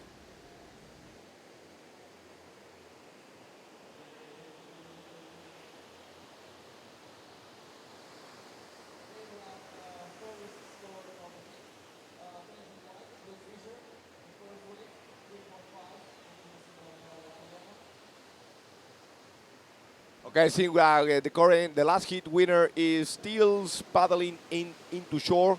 So we'll have that interview just right away in a few minutes. So far, we see the Aussie scoring a 3.5, so already with a score on his collection for the road to qualify into the next Repercharge round. Remember, this is Repercharge round number 2. 2 riders will advance. 1 rider will say farewell, Chile, hello, Christmas at home. Yeah, right now, Luke Fisher trying to keep the Australian flag flying here at the Iquique para Todos 2015 ISA World Bodyboard Championship. Meanwhile, trying to do likewise, Kazuma Tomita up and riding out in the water. A couple of nice snapbacks to work over that right-hander. He'll paddle back out. That'll get him going for the morning, his first scoring venture of the day. Yeah, and take a look at the upcoming heats. So coming up next, we go to the main event in the boys under 18 division, round number 3, and take a look at this stunning heat, Steve. Ronald Gomez from Peru meets the defending gold medal champion local here from Chile, Joshua Toledo, meets the Portuguese Stefano Cocorelis and Socrates Santana from Brazil, the current professional tour junior world champion. This is going to be one of a plus mind-blowing heat. You know what? I'm really looking forward to seeing this heat go down. As you mentioned, Joshua Toledo, the defending gold medalist in this division, Stefanos Cocoreles, one of Portugal's top up-and-coming riders. You know, Portuguese young gun / super grom, and then of course Socrates Santana, just recently turned 17. The 17-year-old Brazilian super grom from Rio de Janeiro, the protege of 6-time world champion and 2-time gold medalist Guilherme Tamega. Yeah, so Guilherme Tamega, if you're watching, big shout out. Socrates coming up next in the heat. Also, big shout out to everyone watching from Portugal for sure. Zolt Lawrence and everyone from Carcavelos is tuning in to send some good vibes for his rider, Stefano Cocorelis. Well, I've followed this kid development through the last years, and believe me, this is a name to consider for the future. Well, so far, let's see what's going on in the water. See Kazuma Tomita is throwing a 5.83. Now, open riding, this is the Australian Fisher. Nice reverse. Steals there, trying to drive, throwing some line. No much a potential score in this wave, and he rather to kick out and go back to the outside. And here we go with Fabian Chacon from Costa Rica up and riding on the right. Cuts it back, trying to stay with this one, but will kick out. So quick wave exchange between Fisher and Chacon. And here we go with Kazuma Tomita. So all these guys will have 2 waves on the board. Nice tail slide rail grab there from Tomita, as all 3 riders getting their second wave registered. Yeah, well, a nice line drawing by the Japanese, as you said. Nice reverser, nice tail slide, good control, good speeds. He already has a 5.83 for sure. This is going to be a good backup score. As well, we saw Fabian Chacon. Well, cheers to everyone watching from Costa Rica. You have a big drop knee community there in Costa Rica, and Fabian Chacon now finding his second wave, now getting a backup score. And well, let's see the score for the Australians. We're looking for a very tight hit. Each of these riders are going to give their best. They know this is like the last chance. Go big or go home. Well, keep in mind with the drop knee riding discipline of bodyboarding, we're looking for more surfing style out in the water as opposed to what we would see with prone. With the drop knee, you know, we're looking for strong bottom turns, really solid rail-to-rail surfing, and those big turns. So, you know, that's really what the scoring criteria is with drop knee here in competition. You know, these guys making their best with these smaller conditions. We've actually seen some pretty solid snaps and turns off the top, and guys jamming some floaters, some nice foam climbs, and, you know, vertical stabs on the knee. We'll see if these guys can put together some big scores in this heat. Oh, yeah, we want to see a lot of water going out of those rails. Exactly, speed and nice turns. As you say, Steve, to be a complete bodyboarder, you need to be an explosive rider in prone, but also you need to know how to drive some lines in drop knee. Now, talking about lines, nice speed, good re-entry floater attempt from Fabian Chacon, came in it complete. So the Costa Rican now trying to get a solid score. He really has been surfing good, and maybe he will find a place into the next oncoming round of the repechage round. Yeah, so scores starting to filter in for our riders. Their second scores registering. Just taking a look at our screen here in the booth, 5.60 for Fabian Chacon, 4.0 for Luke Fisher on his last effort. Now just waiting for finalization for Kazuma Tomita. And there you can see on screen, those will register in a moment. But at the moment, Fabian Chacon is going to hold the lead. Luke Fisher will move up to second, and Kazuma Tamita waiting for his score. We'll see how this affects the standings. This will probably all shift around once everything is finalized. Yeah, today a crucial day for every team. Already Team France lost one important rider in the men's open division. So that is good news for Team Chile, Team Brazil, and Team Japan. Since Japan looking very solid, as you call them, like this is the dark horse team in this event, coming full of surprises and really messing all the counts in the points for the final scoring team championship. So day number 4, remember tomorrow we're gonna run all the finals. Check out, make sure you tune in at 8 o'clock. We're gonna make some new world champions, so 5 gold medals to be given tomorrow. No, it's going to be an action-packed day. Yes, tomorrow is going to be the big finale, you know, the conclusion of everything we have been working towards steadily each day. We're going to come to the culmination of all of our efforts, all of these teams' efforts, as we will determine who will take away the gold medals as well as all of the silver, bronze, and copper hardware. Yeah, again, Tomita, look nice, looking wave, mid-size wave, nice takeoff, good tail slide, getting a lot of water in that rail work. So good score dropping for Source. So now seems like we're going to the beach. We're going to have a live interview with the last heat winner. Everything's working, and there I am with Renato Arellano winning that first heat of drop knee of the day. He told me he doesn't speak much English, but he's going to make the effort. Thank you, Renato. Tell us, today the conditions are very different, the waves from yesterday. Tell us a bit more about the conditions today. Yeah. Good morning, Chile. Good morning, world. He's so happy because I advanced my heat, and the waves condition is not really good about yesterday, but it's fun. Iquique is a nice place. Have waves all days, so we can surf, we can take barrels and good right and left. So I'm so happy for advance, for take the points for Chile, and we're waiting for a nice day because the tide is moving around the day and push the swell, so maybe it's so good for surfing. So also with the tide change, we're going to see better conditions during the rest of the day, and you're going to have a run today to try to get back in that final of the drop knee division. Tell us a bit more about that. Yeah, I have to fight the repechage, so I'm happy because advance and take points for Chile. I need 2 hits more for take the final, the principal final, so I'm so happy and I have the power for advance and go up. Thank you, Renato. Your English is fine, so we'll just give you a little space to send a message in Spanish to everybody in Chile watching. Sí, gracias a todos, de verdad estamos muy orgullosos de lo que está pasando, estamos saliendo al mundo, hay un montón de chilenos alrededor del mundo viéndonos y ese es un saludo especial para todo el país, para todos los chilenos que están en el extranjero. Acá está su selección chilena, estamos defendiendo un oro y queremos llegar a ratificarlo. Muchas gracias a todos los que nos siguen por las redes sociales, a los que hacen posible este evento, a mis auspiciadores y en especial a mi hijo Agustín, que está en Viña del Mar, que lo extraño un montón y lo amo mucho. Muchas gracias a todos los que están acá apoyándonos, a ustedes por la cobertura y por el gran evento que estamos viviendo. Gracias a ti, Renato. So back to you guys in the booth and action in the water.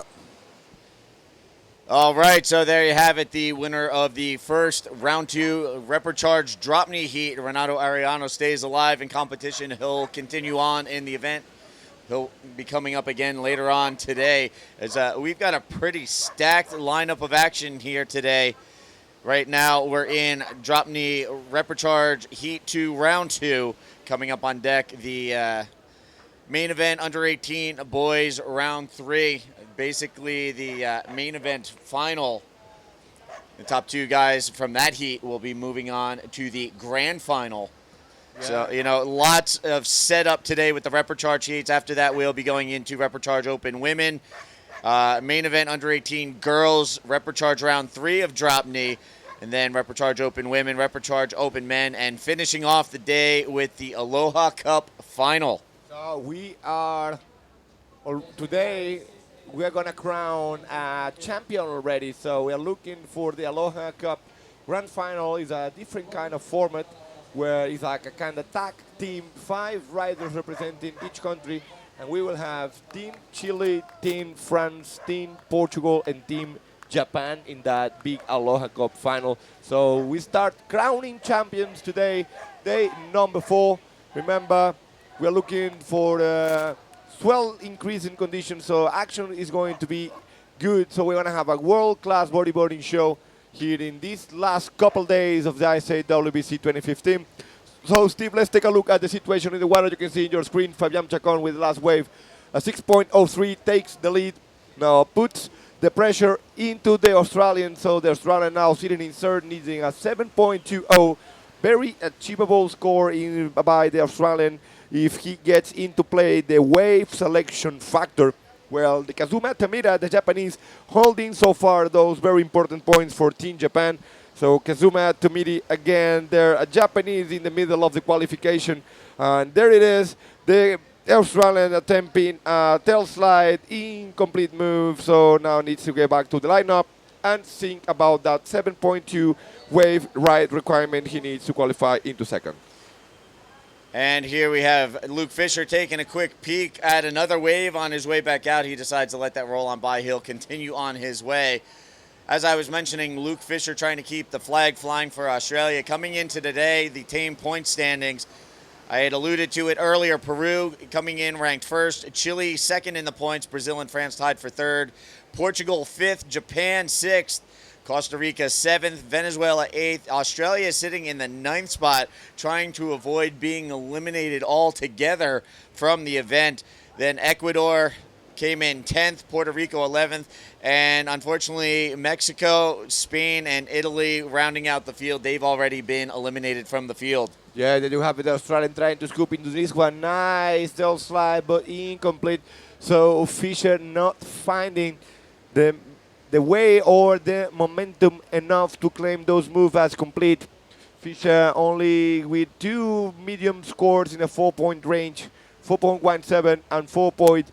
Big shout out for everyone watching this live webcast from Australia.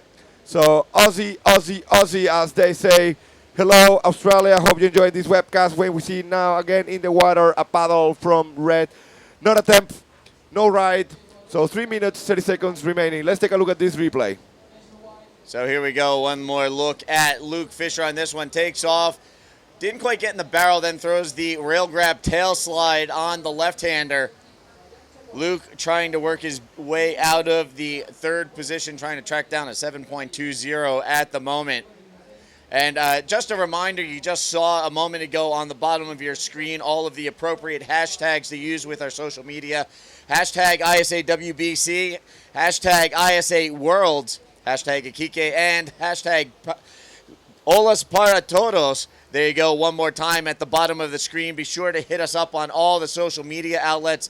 On Facebook, International Surfing Association, and on Twitter and Instagram at ISA Surfing. Also, don't forget Snapchat. It's ISA_surfing. Be sure to hit up all the social media outlets with all of your posts pertaining to this year's Iquique para Todos 2015 ISA World Bodyboard Championship. Yeah, well, remember, this World Championship is made possible by Iquique para Todos.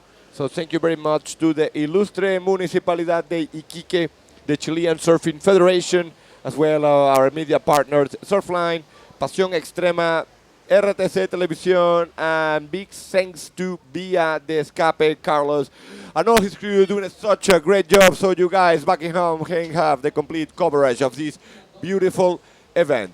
Iquique para Todos. Steve, 2-minute mark. Yes, just under 2 minutes remaining. Fabian Chacon continues to lead the way, flying the flag proudly for Costa Rica. Kazuma Tomita from Japan sitting in second, and unfortunately on the outside looking in, there you can see the man in the white jersey, the Australian Luke Fisher, trying to dial up a 7.20 with time running out. There it is, the Australian trying to get himself a nice wave. He is now running out of time, a bit of a pressure here, but the job being done from the Japanese exceeding all the expectations here, Team Japan. So today, very crucial day in the race for the World Championship. And there you have it on your screen. Coming up next, Ronald Gomez from Peru in red, taking on white from Toledo, the defending gold medal in the under-18s, Joshua Toledo up and right, and there is Chacon. Nice reverse, steals there, drives to the inside and kicks out. Another view here is white and oh, just kicking out on the dry rock, and the Japanese trying to scoop in the barrel, and another tail slide, and that's it. Well, nice wave change. For sure, the potential is in red and yellow. White with a short score, not finding exactly the 7.2 wave ride requirement to jump into second with only 30 seconds remaining on the clock. So counting down, all riders out in the field right now, dialing up new scores. Luke Fisher still trying to nail down a 7.20. Unfortunately, that last wave, not going to get the job done. Some difficulties keeping his balance. He had dropped back down to the prone position trying to kick into the inside section, but when he tried to get up, he dug his nose and took a bit of a header onto the reef shelf that was sucking dry. Some precarious positioning there for the Australian. You definitely don't want to take a header into the urchins out here. That will not feel good at all. Not good at all, remember. Yeah, this is so not only dry rock or sharp rock, but it's completely packed with sea urchins. Yesterday we saw Hayato Inokito coming with the hand full of urchins from paddling. Well, that's another story. Let's take a look at the heat recap, Steve. Yeah, here we are queuing things up, taking a look at Fabian. A nice reverse there, staying with this one. He's going to cut it back, fanning it out a little bit on that one. Nice wave there. And then here we have the Japanese rider, Kazuma Tomita. You know, he only dialed a couple of mid-range scores in, but he was efficient with his wave selection. And here you see the big jam off the top for Chacon. Taking a look at Luke Fisher with the rail grab, a tail slide, and then a hard carving reverse here for Fabian Chacon. And one last wave from Tomita as he cuts it back, grabbing the rail to maintain his balance. So there you have a look at the heat recap. We're going to take a quick commercial break. We'll be back right after this.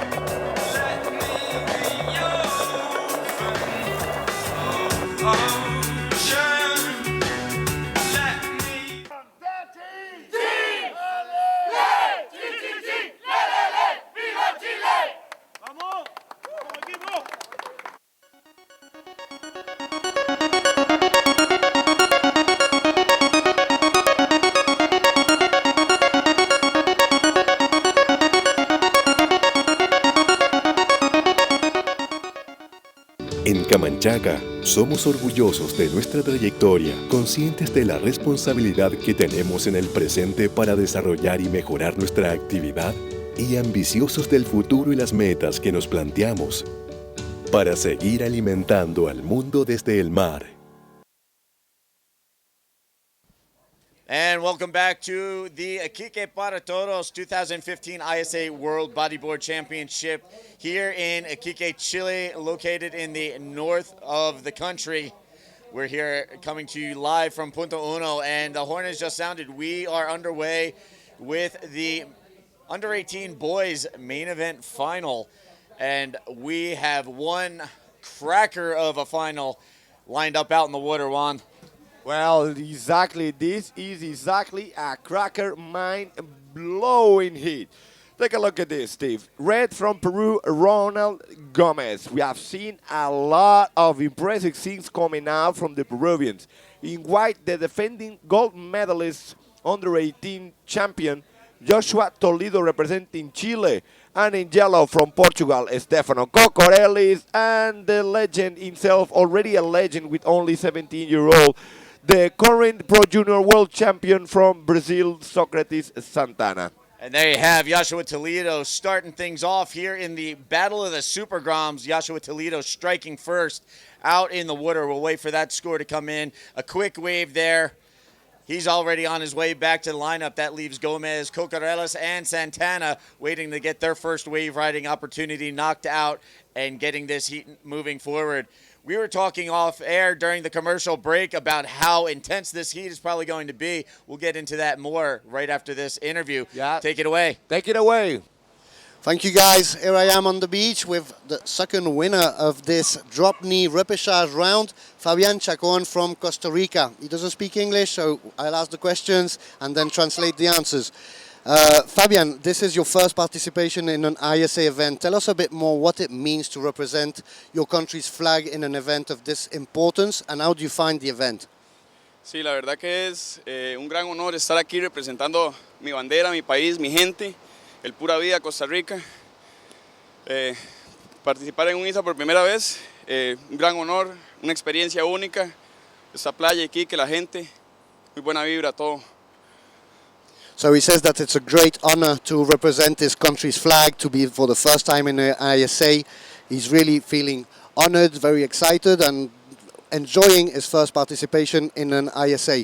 Tell us a bit more, how is the participation of Costa Rica up until now, and what are you going to do to get in the grand final in drop knee?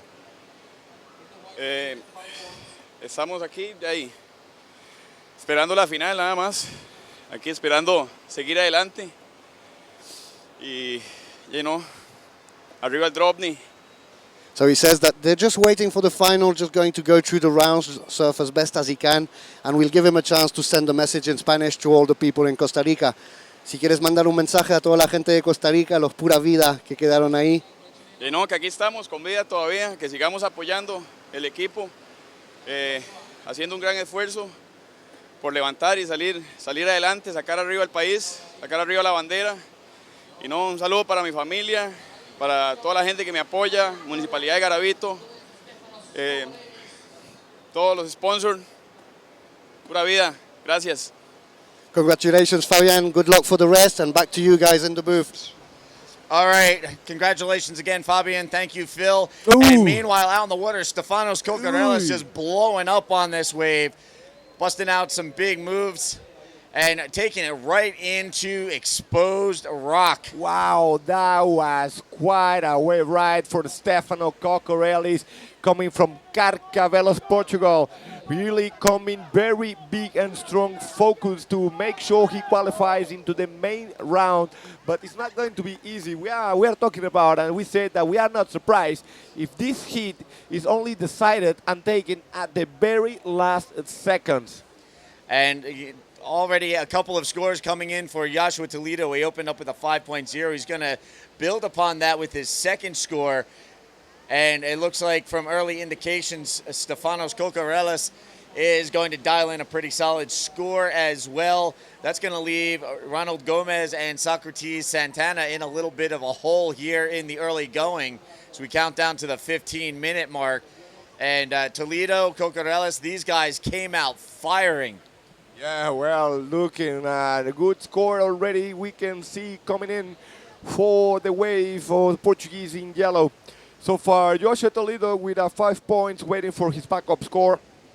As we can see already coming also in the 6 points range. Let's take a look at the replay. Let's see what's going on now. See Stefano Cocorelli taking off, going in, scooping into the barrel, goes for a massive backflip, complete clean landing in the splash flat, and then finishing. Look at this. Rolling onto dry reef. Oh, shaving urchins. And speaking about urchins, there he comes, Joshua Toledo, the Chilean. Look at this. This is completely, absolutely world-class bodyboarding. So Joshua Toledo really trying to take it to the field here right now, jumping out to the early lead, staying busy. He's already got 3 waves ridden while Socrates Santana waits for his first wave to score. And Gomez continues to look for his first wave in this main event under 18 boys final. So, just again waiting for the judges to patiently take their time, sort things out properly. There it is, an 8.0 falls into place on our monitor. That'll be registering on your screen in just a moment. But Stefanos Kokarelis opening up with an excellent score, an 8.0 to open things up now, just looking to back it up. Yeah, well, now look at this. 8 point is in the excellent range. And let's see the score for Socrates jumping in the scoreboard. You don't have it yet. Okay, there you have it. It's a 5.83. So a lot of time, plenty of time left on the clock. 13 minutes and 20 seconds. You see there, Stefano looking into this one. No ride. Socrates Santana, the Brazilian, currently sitting in third, but with a completely easy, achievable score of a 1.84 requirement to take the second place held by the Portuguese. as well. The Portuguese distance is not that big. Let's take a look at this. Oh! Look at this. Oh! Yeah, so Socrates Santana, his score adjusted to a 6.17. Meanwhile, trying to adjust his combined heat total. Joshua Toledo going to work on that left-hander. Yeah, wow, it was completely amazing. So Joshua Toledo, set wave, good looking wave, nice takeoff. Just go for a double flip combination. So these kids, remember, this is under 18 division, so these kids are really going big. I think, hey, Steve, we're seeing now, we are witnessing like more level and more commitment from these under 18 kids than from the open men's division. Well, these kids are the future of our sport. This is the next generation of bodyboarding. And you know what? At the age these kids are at, they're showing a level of competitive savvy that, you know, bodyboarding really hasn't seen in years past. We've seen it with individual riders here or there, but overall, we're seeing guys like Stefanos Kokorelis, who's up and riding now, just really blowing up on the bodyboarding scene internationally. So, yeah, absolutely. And Stefanos in another mid-size wave. Not so much speed, but get a good bottom turn and a good projection section so he can launch another backflip. So that will be a good second backup score for the rider in yellow. Socrates Santana trying to play smart, waiting on the line. Let's take a look at the replay. So nice takeoff, leg and scoop on the barrel. There is Joshua on the first flip, just clean landing. You still have another section, good projection, and sadly misses the momentum, landed an incomplete move to close, and that wave Joshua Toledo, current hit leader. Actually, I think he might have ridden out of that because he scored a 7.33 on that last wave to strengthen his hold on the lead. He's now got a combined heat total of 13.93. Everybody else is still in single digits. There it is, an adjustment, 8.0, 6.10. He's got a 14.1, situation change as Stefanos Kokorelis jumps to the lead ahead of Joshua Toledo. Now Socrates Santana bumped to third behind Toledo, needs a 7.77. And Ronald Gomez still looking to get on the board with his first wave. He needs to get busy because he's got himself a pretty big hole to dig himself out of. Oh, yeah, of course. Well, maybe a bit of a pressure by the side of the Peruvians. We are seeing a lot of good talent coming out from the Peruvians, but with 10 and already at the 10-minute mark, I see is really the time for Ronald Gomez to start getting himself busy. He already needs a two waves combinations to take himself out of that four-play situation. So Kokorelis now scoops into this one, goes up, nice loop and roll, okay, and kick out. This for sure is not going to join the two best scores. Meanwhile, just a reminder to everybody, this is a Via Descapi production. Be sure to check them out on Facebook, facebook.com/VDEFace, and on Twitter, @Via Descapi, Instagram, @Via Descapi TV, and be sure to check them out, vimeo.com/VDE. As thank you to Carlos and his diehard crew. They have been busting their tails throughout the course of this event and continue to do so. Also, be sure to check them out on their official website, viadescapi.cl.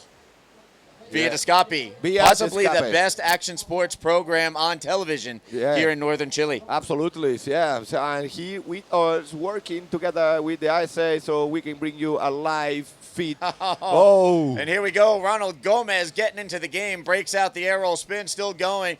He's going to kick out right before rolling onto dry reef. And here's another look at Stefanos taking a look at this closeout. He will promptly kick out and make his way back to the lineup.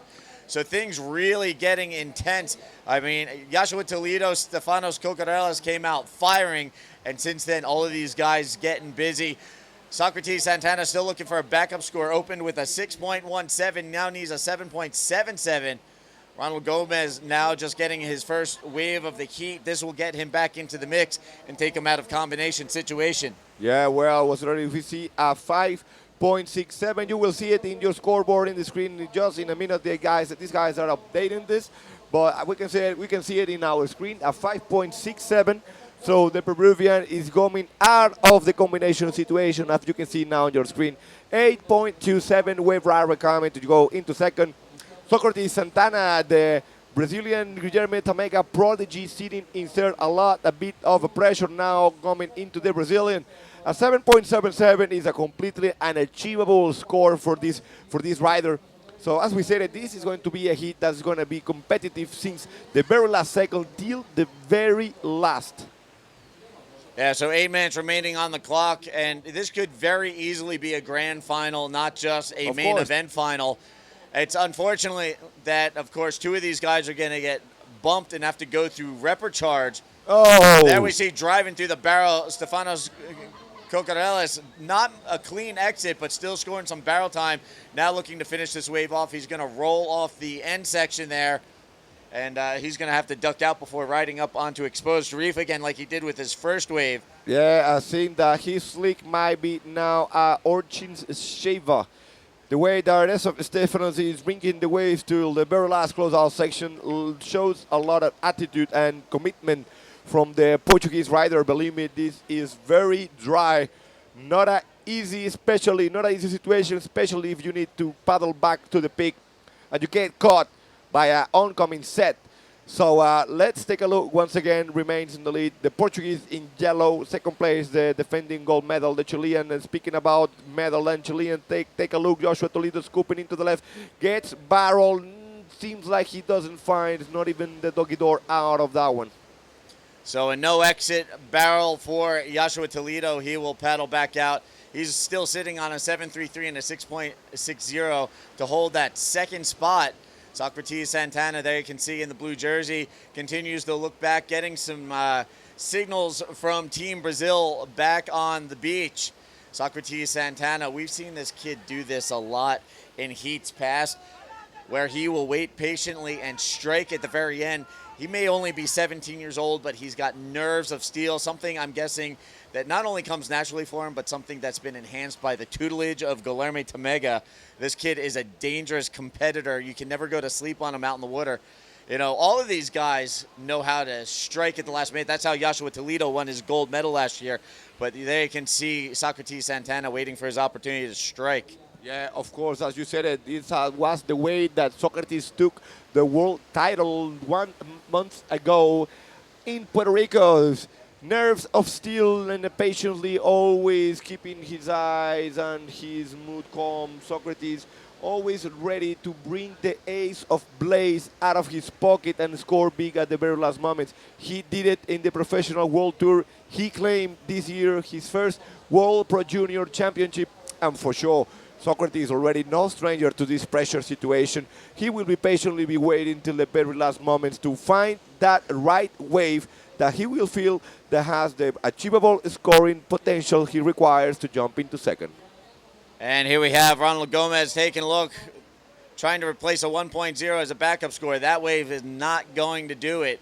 As we roll up on the 5-minute mark, and here we have a bit of a paddle battle out in the lineup. And it's going to be Joshua Toledo pulling into the left-hander, finds some barrel time. Well, Clean exit, but does find his way out, throws into a forward pocket spin, looking to roll off the end section. Well. Joshua Toledo continues to do some work out in the lineup, trying to do his best to earn straight passage to the grand final. Here we have Ronald Gomez taking another look, still trying to replace a 1.0 as a backup score. Yeah, well, this rise from Joshua Toledo is going to get things very hot right now in our scoreboard. He needs a 6.78 to attack the first place held by Yellow, the Portuguese. And I already see some big scores dropping into this excellent range. So that might be a possible situation change, a game changer. And if that is like we see now in our scoreboard, all the other 2 riders, red and blue, will need to go play big. Let's take a look at the replay. Here's a look at the replay. Joshua Toledo drops in, sets his line, scores the barrel time, comes out into a forward pocket spin. He's going to get that forward push to roll off the end section, and an 8.67 falls into place. His new high score goes with a 7.33. That moves the defending gold medalist back to the top spot, moving Stefanos Kokarelis to second. Now Ronald Gomez, currently in third, needs an 8.44, and Socrates Santana, who's still sitting on only 1 wave ridden, needs a 7.94 with 3:20 left on the clock. Well, look at this. Look at these scores. This kid's really going big. This looks like I don't know. This really looks like the big final. This is impressive. Socrates Santana, the Pro Junior World Champion, is in 4, needs barely an excellent score. It's a 7.94. The Peruvian needs another excellent score range, 8.44, to qualify in this main round. So now Stefano's been dropped into second, and he will, if he wants to get back the lead and increase even more the distance, and assure he qualifies in this main round, he will need to score a 8.01, when we see now the Peruvian coming into this one and trying to bring the wave till the very last moment. But this is not being for sure enough to get the 8.44 he needs to get into second. Joshua Toledo, that's why he is the gold medalist. This is what happened when you take into a world champion in the water. So counting down towards the last 2 minutes, Joshua Toledo in the lead. Stefanos Kokorelos currently in second. Ronald Gomez continues to stay busy here late after a slow start. He's trying to replace a 3.33 as a backup score. Right now, he needs an 8.44 to move back into that second spot. Well, to move into that second spot ahead of Stefanos Kokorelos. Socrates Santana, he's got a 6.17 for an opening wave, a pretty solid opening score. But since then, he's just been waiting out there and has not yet registered his second score of the heat. He needs a 7.94. He's running out of time. You know, it's one thing to be patient. It's another thing to not ride at all. So 1:35 left on the clock. He needs to get down to business. Yeah, look, he only got the 7.17, no second wave. Complete different strategy play by the Brazilian when comparing with the other 3 riders. So the Brazilian with only 1 wave, while we have 5 waves ridden by red, 6 waves ridden by white, and another 5 from yellow. And there you have it, this yellow and white taking advantage of this situation, putting some real pressure on the Brazilian in blue with 1 minute and counting down. So just under a minute remaining. And again, it's Joshua Toledo in the lead, Stefanos Kokorelos in the second spot. And you know what? These guys put together some solid scores, both of them with scores in the excellent range. Joshua Toledo with that 8.67, Stefanos Kokorelos with an 8.0.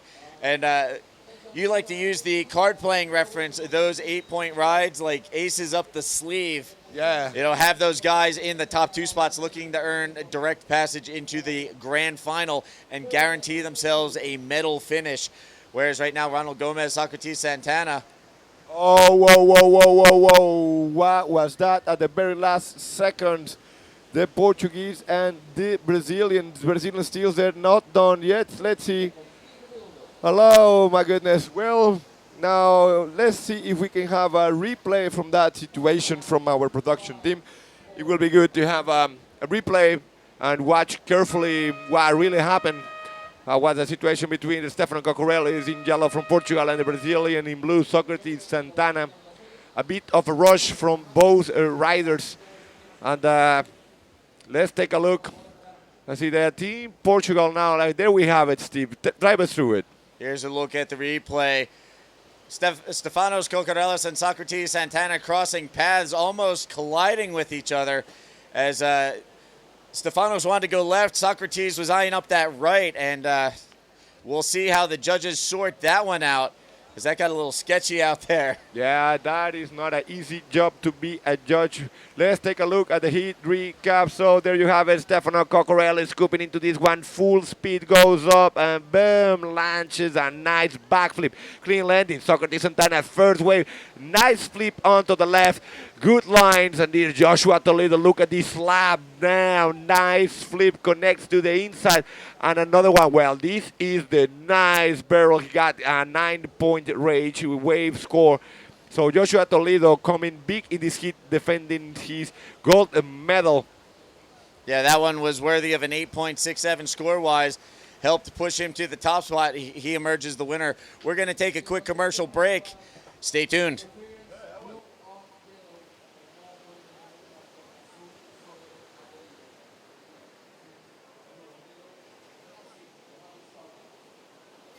Iquique, CHI, LE, GGG, LE, Iquique. Força, garra, determinação, o time do Brasil será sempre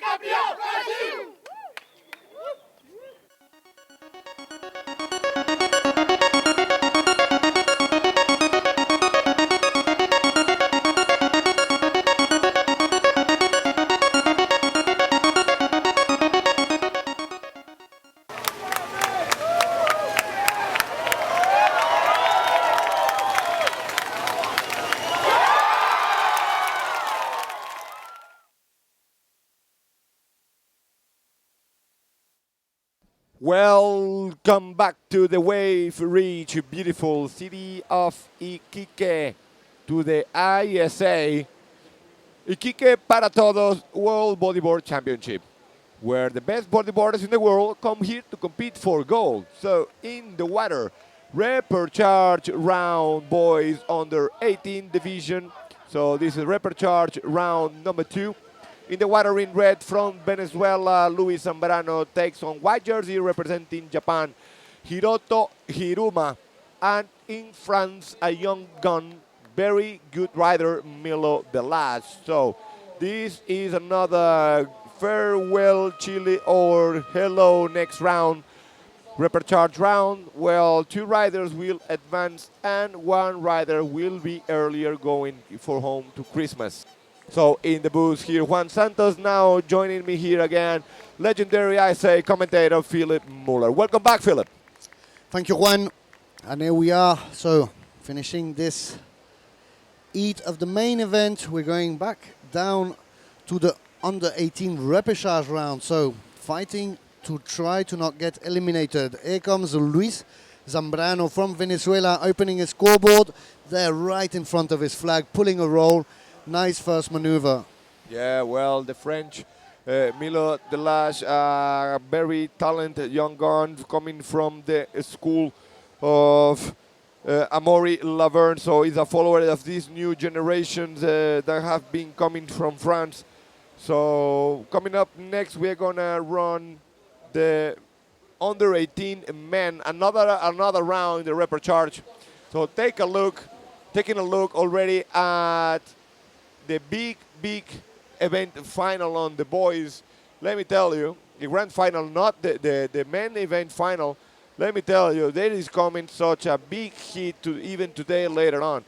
So now seems like I'm gonna have a live interview right away on the beach with Begoña Martinez. Take it away, Begoña. Thank you very much, guys. We're here with Joshua Toledo. He's the current world champ in the juniors category. Joshua, you made it on that heat. It was a tough heat. We saw you in the second place. ¿Cuáles son tus sensaciones en estos momentos? Lo lograste en el evento. Eres el campeón defensor. Ya estás en la final. Cuéntanos un poco. Bueno, salí con un calor enorme después de haber salido una manga suspensa. Bueno, estoy contento de mi desempeño. Las olas están perfectas, lo están acompañando hoy en día. Y nada, vamos que se puede, que vamos por el título de nuevo, por el oro. Y bueno, aquí contento gracias a mi abuelo y a mi familia, a mi bebé ahí, a mi hijo, que están aquí. Oh, he says very happy. The heat of the moment, he's feel so hot at this point, but he's very happy. He made it in the final minutes, and he just wants to thank his family and all the supports from Chile. ¿Algo más que quieras agregar acerca de tu hit o alguien que quieras saludar? Bueno, quiero saludar a mi mamá, a mi papá, a mi abuelo, a mi abuela que están ahí, a mis tíos del sur, a mi polola, a mi hijo y especialmente a los que están aquí en mi tabla, los que hacen posible esto. Y nada, vamos a seguir adelante que se puede dar mucho más. Y bueno, estoy muy agradecido de auspiciadores y aparte de la municipalidad que lo están apoyando en este año. Y nada, muy contento por ellos también que lo sigan apoyando. Well, excellent. He's very grateful. And we are going to see you in the great final. So stay tuned, guys, because this is really happening. Everything is on fire here at the beach. Back to you guys then in the booth. And congratulations, Joshua. So there is defending gold medalist champion in the under 18 boys division, Joshua Toledo, together with Begoña Martinez. So good luck for the rest. Right now we've got a situation in the water. We just saw that wave of Luis Zambrano with a nice roll, but look, that wave will not count as he is marked with an interference. Luis Zambrano, so starting this heat of repechage, that's not going to make his life easier against visibly the Milo Delage. He gets a 3.67. Luis Zambrano now with an interference and still waiting on the first wave of the Japanese Hiroto Hiruma. So 16 minutes and 20 seconds left.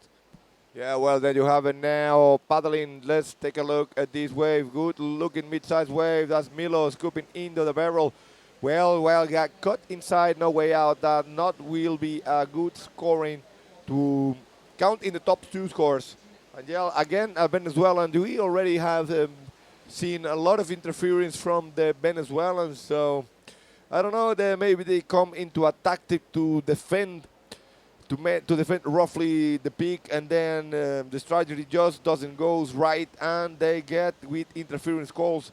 So if this interference didn't was called, this wave from red from Venezuela will be between the 4 and the 5 point range.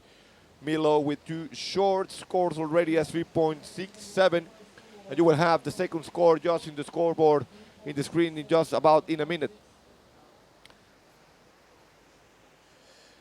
There we see the 3 riders waiting patiently for waves. It seems Japan sees something, turning around, no. And so we're still waiting with these conditions right now. We're going to see the replay of this wave where it was considered as an interference. Luis Zambrano not looking behind him, and there Nilo Delage going with the roll. Nice roll by Luis Zambrano, but that will be 0 points and will complicate him enough in this unique repechage heat. And here comes, nice wow, what a flip. Nice bottom turn, landing in the dry splash. So Milo holding those points for Team Friends, getting the job done. It was a nice wave, good performance from the Frenchman. So seems like we're going to have another live interview in the beach with Begoña Martinez, another host. Take it away, Begoña. Thank you very much, guys. I have the pleasure to be sitting here with Mr. Mauricio Soria. He's the son of the mayor at the moment and one of the chief of counselors.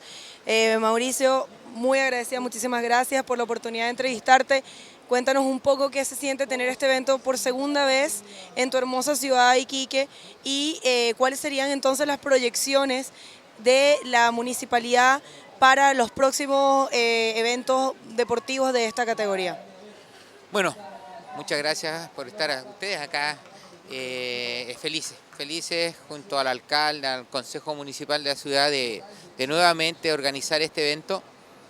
Sabemos que en nuestra ciudad es un deporte masivo, un deporte popular, son muchos los chicos y deportistas que practican en esta playa tan hermosa que tenemos dentro de nuestra ciudad, y por eso organizamos este evento, para que nuestros chicos puedan tener muy cerca, quizás no tienen la posibilidad de viajar, pero acá están los máximos exponentes del mundo en este minuto, y ellos se ven reflejados de poder llegar a esta cima, que es un campeonato mundial, y también todo sueño de todo niño es vestir la polera de su nación, su casaquilla, y le damos la oportunidad, como el año pasado en el Mundial Junior también, Joshua Toledo, iquiqueño, campeón del mundo. ¿Qué sueño más lindo para la familia, para los iquiqueños, para nosotros como autoridades de poder dar esta oportunidad y que niños se puedan desarrollar y soñar, y muchos pequeños puedan soñar en hacer lo mismo que hizo Joshua Toledo, vestir la casaquilla de su país, ser campeón del mundo.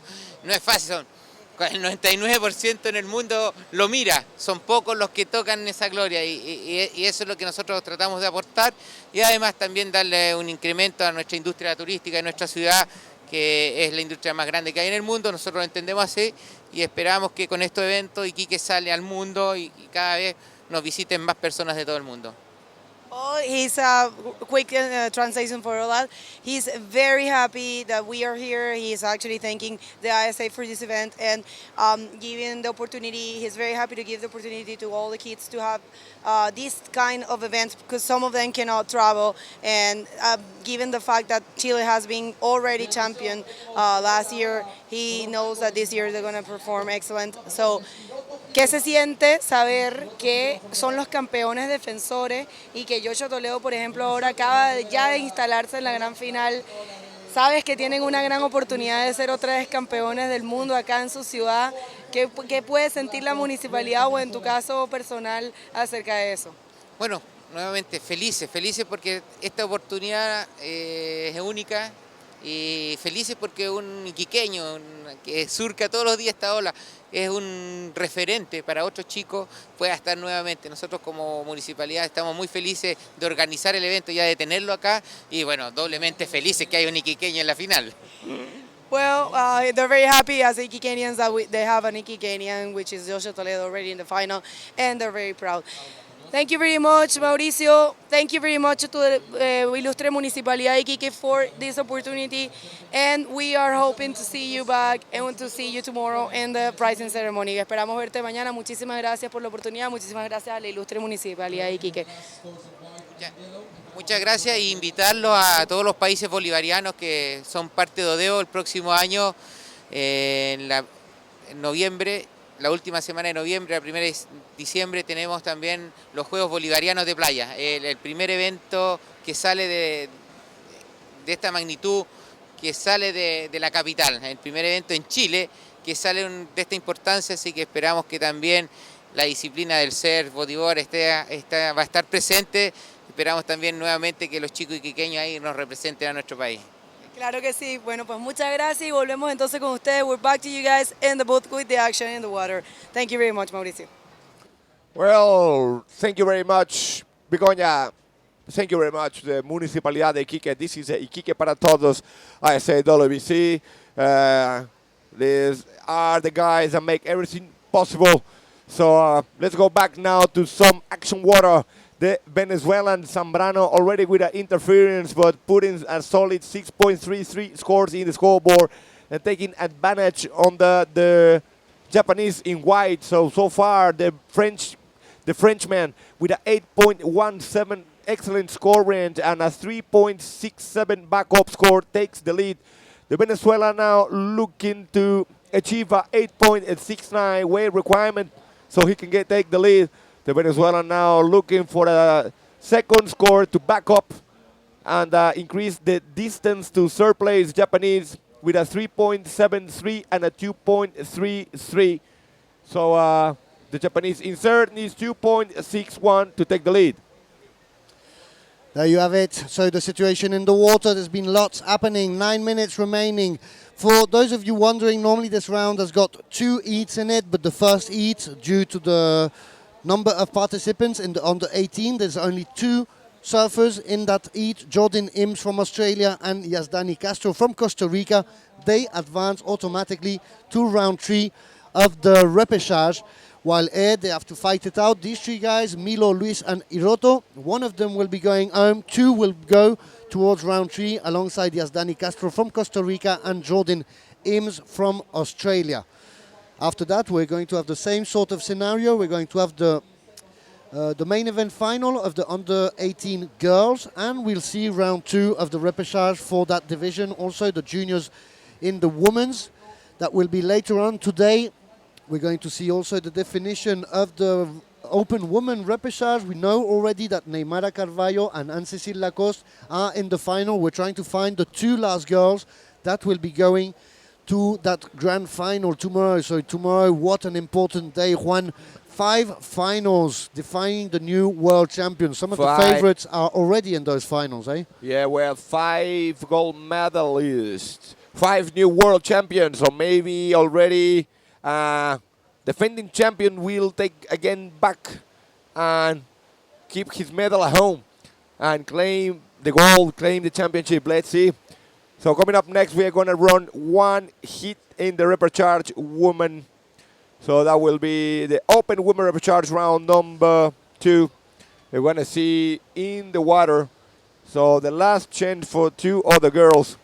And that will be a battle between Cindy Diaz from Costa Rica, Carolina Botero from Peru, and Paloma Frigan from Chile. Already in repechage 3, waiting is the Portuguese Joana Schenker and the Puerto Rican Luz Marie Grant Perez.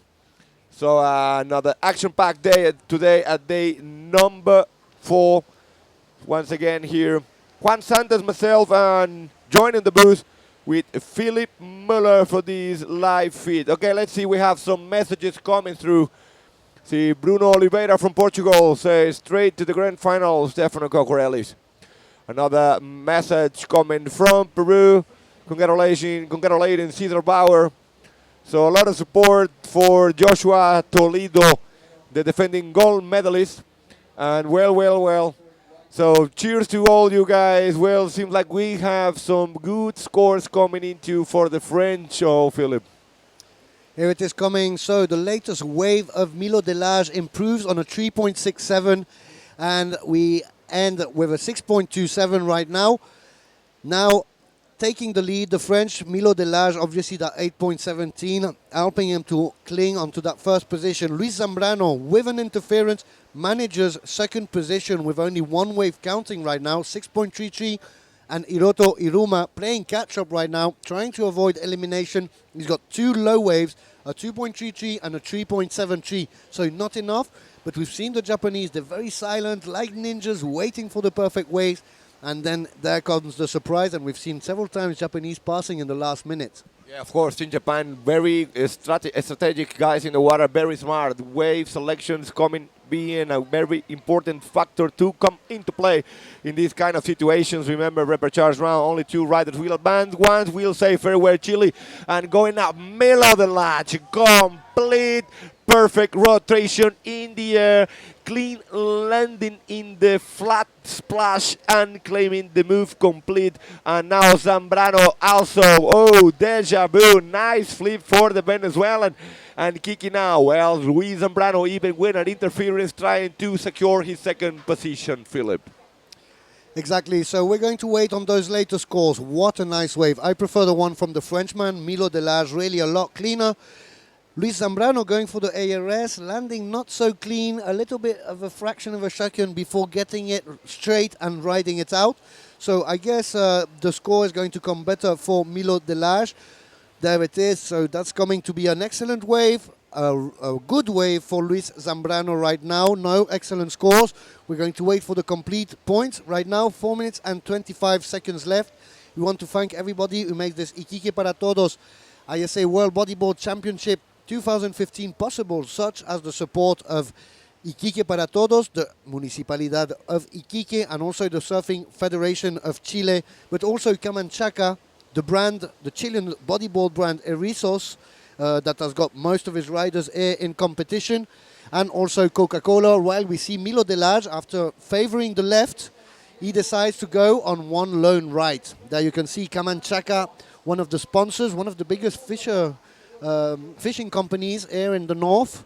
And thank you for all for your support, for making this possible, for having us here in this great event, making history for world bodyboarding. Yeah, making history, that's completely right. Let's take a look. The Hiroto Hirokuma, Japanese, scooping into this one. Let's see, not so much speed, goes for a reverse, steals there, but that will be maybe considered an incomplete move. Running out of time, 3 minutes and counting down. Take a look at this. The French now throwing a 9 point under the scoreboard. So a 17.17 out of 20. So good performance for Milo Delage. Milo taking a place into the next round and holding these points for Team France.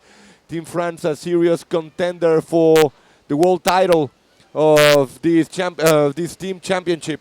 So Luis Zambrano remains in second. Luis needs now a 24.35. That might be completely impossible to achieve because you can only ride 2 waves to be scoring, and the maximum you can achieve is 20 points. But because of the interference, got an impossible situation now, Luis Zambrano, to achieve the lead. So now the game between third and second. Hiroto Hiruma, the Japanese, steals into an achievable score. He needs 5.82 under 2 minutes and 50 seconds remaining on the clock. Now let's see again. Hiroto goes for a roll. A bit of a bumpy landing, steals there. He needs to come to the inside, but brothers kick out and go back to the lineup. That's Cristobal Scarafia in the middle. Yesterday he was 6 hours in the water filming. He's getting you all the water shots for the highlights. Here comes Milo Delage, leader of this heat. I do believe he's got the highest total score of this under-18 boys division. We'd have to check that information, but 17.17 right now. And as you said, Juan, what a weird situation for Luis Zambrano. He could do 2 perfect 10s and he wouldn't finish in first position due to that interference. If you want to see the results, also what's coming up, the schedule, you can go to isaworlds.com, where this transmission is, the official website for the event. And you can check the results. You can check also who's winning, the team standings. So isaworlds.com. Remember, below the transmission on the live tab, you can send us messages. So there, Milo Delage, he's already got, that's his 9th wave So trying to replace her 8.17, there's 1 minute left, and Milo Delage has got right to one more wave. Remember, this is a maximum of 10 waves, but he's already done the work, Milo Delage. Yeah, of course. The French getting the job done. 1 minute remaining on the clock. There goes the Venezuelan blocking the Japanese. Now peak protection coming to be in the strategy to play in these very last seconds. Remember, this is the last chance. Go big or go home. See there the paddle from the Japanese. Remember, you can find us in Facebook, International Surfing Association, as well, and in Instagram at ISA Surfing. And you can tweet at us at ISA Surfing. So we're trying to make this webcast the most interactive possible. Make sure you reach us in our social media. We'll be glad to get some messages from you, and we'll be announcing that on the web. So 15 seconds remaining. Look at this beautiful slab. Nice right-hander. So beautiful conditions here. It seems to be coming a few bigger waves right now to the lineup at La Punta. And there goes Milo Delage. He wanted to get that last wave and get a full count of 10 waves just before the heat end. And he manages to do it. So Milo Delage, a 9-point ride, an 8.17, 2 excellent waves. And Luis Zambrano, what a surprise, managing to go in second position, although he's got an interference marked against him for that first wave where he launched in front of Milo Delage. We're going to go into the heat recap of this heat. Lots of wave being run. We want to see that 9-point ride from Milo Delage. What a backflip he did on that wave. What a clean landing, amplitude, everything that the judges wanted with the perfect rotation.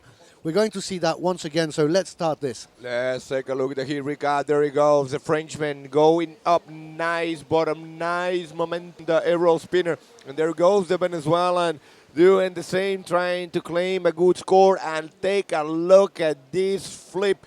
Complete clean rotation and landing, and now here scooping into the slab, going up, and what a talent from this kid. So we're looking to the future of bodyboarding, boys under 18 division, repecharge round number 2. So now it's time to pay some bills, highlight some of our sponsors. We'll be back with more action right after this.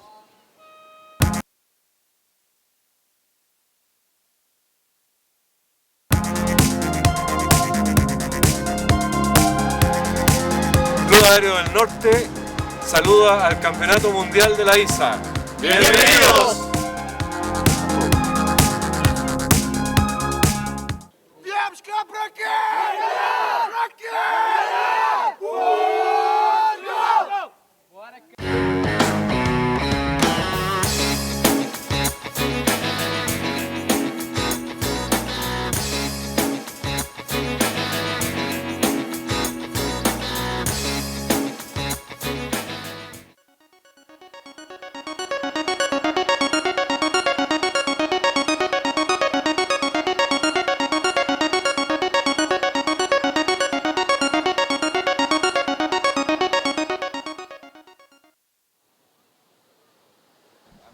Welcome back, ladies and gentlemen, to the beautiful wave-rich city of Iquique in Chile.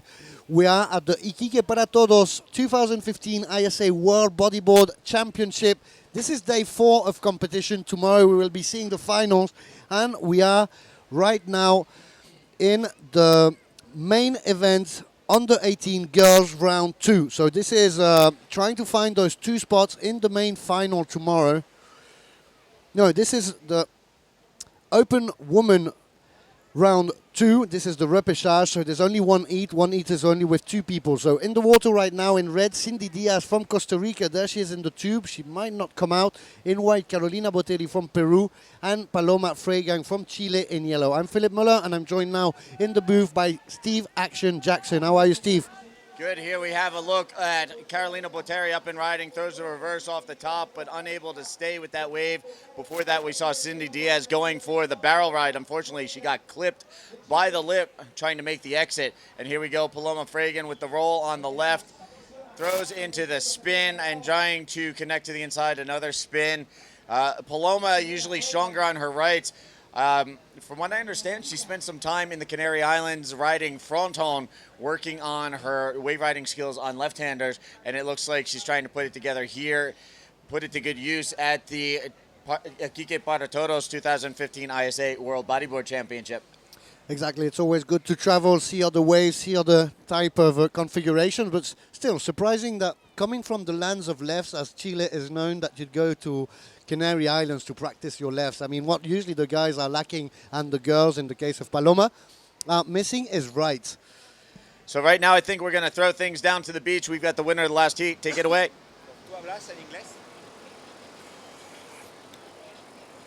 Thanks, boys, on the booth. Here I am with Milo de la Gué. He's the champion of the last heat. Milo, tell us about what's going on in the water. Ben, moi, je suis très content de ma série. Franchement, la dernière série que j'avais fait, j'étais vraiment stressé. Les gars m'avaient mis la pression et tout, donc je me suis dit qu'il fallait que je me remette en question. Et je suis très content de ma série, j'ai eu des bonnes vagues, j'ai pu me défouler et j'ai fait mon surf comme je le sais faire et voilà, à la choune et voilà.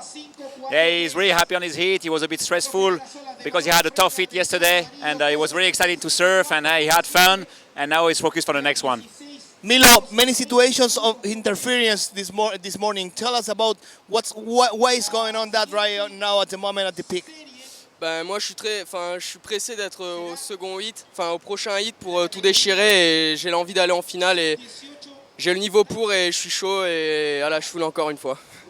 Yeah, está super motivado. He's really motivated, sorry. And yeah, it's a bit because there was no priority in the heat here, so yeah, it's really stressful and it's really tactical, but he's really focused for the next heat and he's going to give everything for it. Thanks, Milo. Would you like to say something to everybody at home that is watching you? Ben, je dis franchement, la Réunion en ce moment c'est dur, les filets sont arrivés, on va pouvoir resurfer pas comme avant mais avec moins de risques et j'espère représenter le surf réunionnais jusqu'au bout et jusqu'en finale, voilà. He's really happy to represent France and Réunion Island here and he's really happy because we finally have some nets at home now in Réunion to surf safe with all the sharks troubles and so yeah, really happy for that and thanks Réunion and France for the support. Thanks, boys. Here we are back on the booth with Milo de la Gué, one of the best presentation of this morning. So thanks, and we are back to the booth. All right, thank you, Yo-Yo. Congratulations again to Milo. And it was interesting to hear them talk about the shark issue back home in Reunion Island. Reunion Island, of course, a French territory located in the Indian Ocean, and over the last several years they have been experiencing their own version of a nightmare with the shark fatalities and shark attacks around the island. Yeah, not an easy situation there for the Reunion Island. Having produced lots of ISA champions for Team France, Reunion Island, a lot come from there and do not live in France, the same as the Spaniards who do not live in Spain but obviously prefer the waves of the Canaries. 14 minutes and 30 seconds. So situation in the water right now, Peru leading this repechage. Carolina Botteri is in first position. Second is Paloma Freigang from Chile. There she is paddling. She's going to go for that ride. Paloma drives off the bottom, hits the roll, throws into a reverse down towards the bottom of the wave, and then kicks out. Paloma currently in second, trying to hold off Cindy Diaz and work her way through this heat without any issues. Again, last year we saw Paloma hit with a double interference in one of her heats. That forced her to work her way through repechage. It made her life that much more difficult. Here she is in repechage again this year, but fortunately no interference issues with her. Meanwhile, you can see waves peeking up out the back further off in the distance. Tell us a little bit about that, Phil. That's the wave called El Bajo. Be careful, Cindy Diaz. It seems that's going to be an interference. That several bodyboarders that we've seen, they just don't look behind. Maybe they're anxious, they're very nervous, want to get out there. But, I mean, it's just a simple look behind your shoulder. Yeah, so we were just talking about Paloma Freigang's issues with the interferences last year. And no sooner did we wrap up the very sentence, we see Cindy Diaz dropping in on Carolina Botteri. She's going to get hit with the interference, red on white. Meanwhile, here we have Paloma Freigang reversing off the top, slides off the back. She continues to do work. She moves up to the top spot. We have a situation change out in the water. Yeah, that was the previous wave of Paloma Freigang right before that interference possible situation. She got a 5.27. She just got a 1.9. But in first position. Now Carolina Botteri is second with 9.16 total score. She needs 4.55. Let's see the situation. Look, she just goes for it, never looked back. And Carolina Botteri just looking and knowing what happened. Yeah, so an unfortunate turn of events for Team Costa Rica. Cindy Diaz is going to get hit with the interference call for dropping in on Carolina Botteri. Carolina, the U18 girls gold medalist last year, now competing here in the women's division.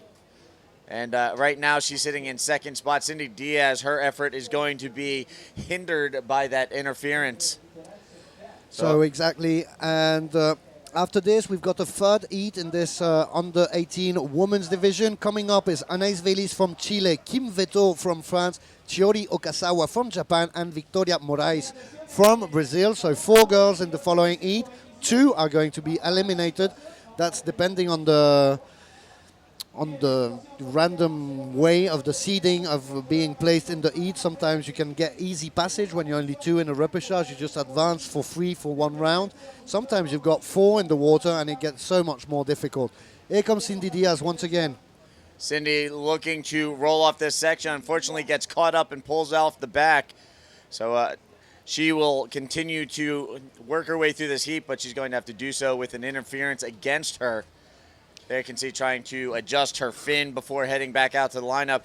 And as Phil was alluding to, coming up on deck, we have the main event under 18 girls round 2. So 2 of these girls will continue on in the main event. 2 of these girls will be forced into repechage, so they're going to have that much more work to contend with. Okay, sorry about that. Even for us, I mean, if you want to check that on ISA Worlds, but it's going to be a very fast day. Oh, look at this. Paloma Fragan driving through the barrel. Unfortunately, she got clipped at the very end. It looked like she was going to make her way out and just caught that on the head. So Paloma continues to lead the way. Carolina Botteri in the top spot. So again, working our way through this repechage round, open women repechage round 2 out in the water right now. And then, as we were mentioning, main event under 18 girls on deck. After that, we'll go into drop knee repechage round 3. Round 3 of the under 18 boys repechage. Open women repechage round 3. Open men repechage round 7. And then wrapping up the day with the Aloha Cup final.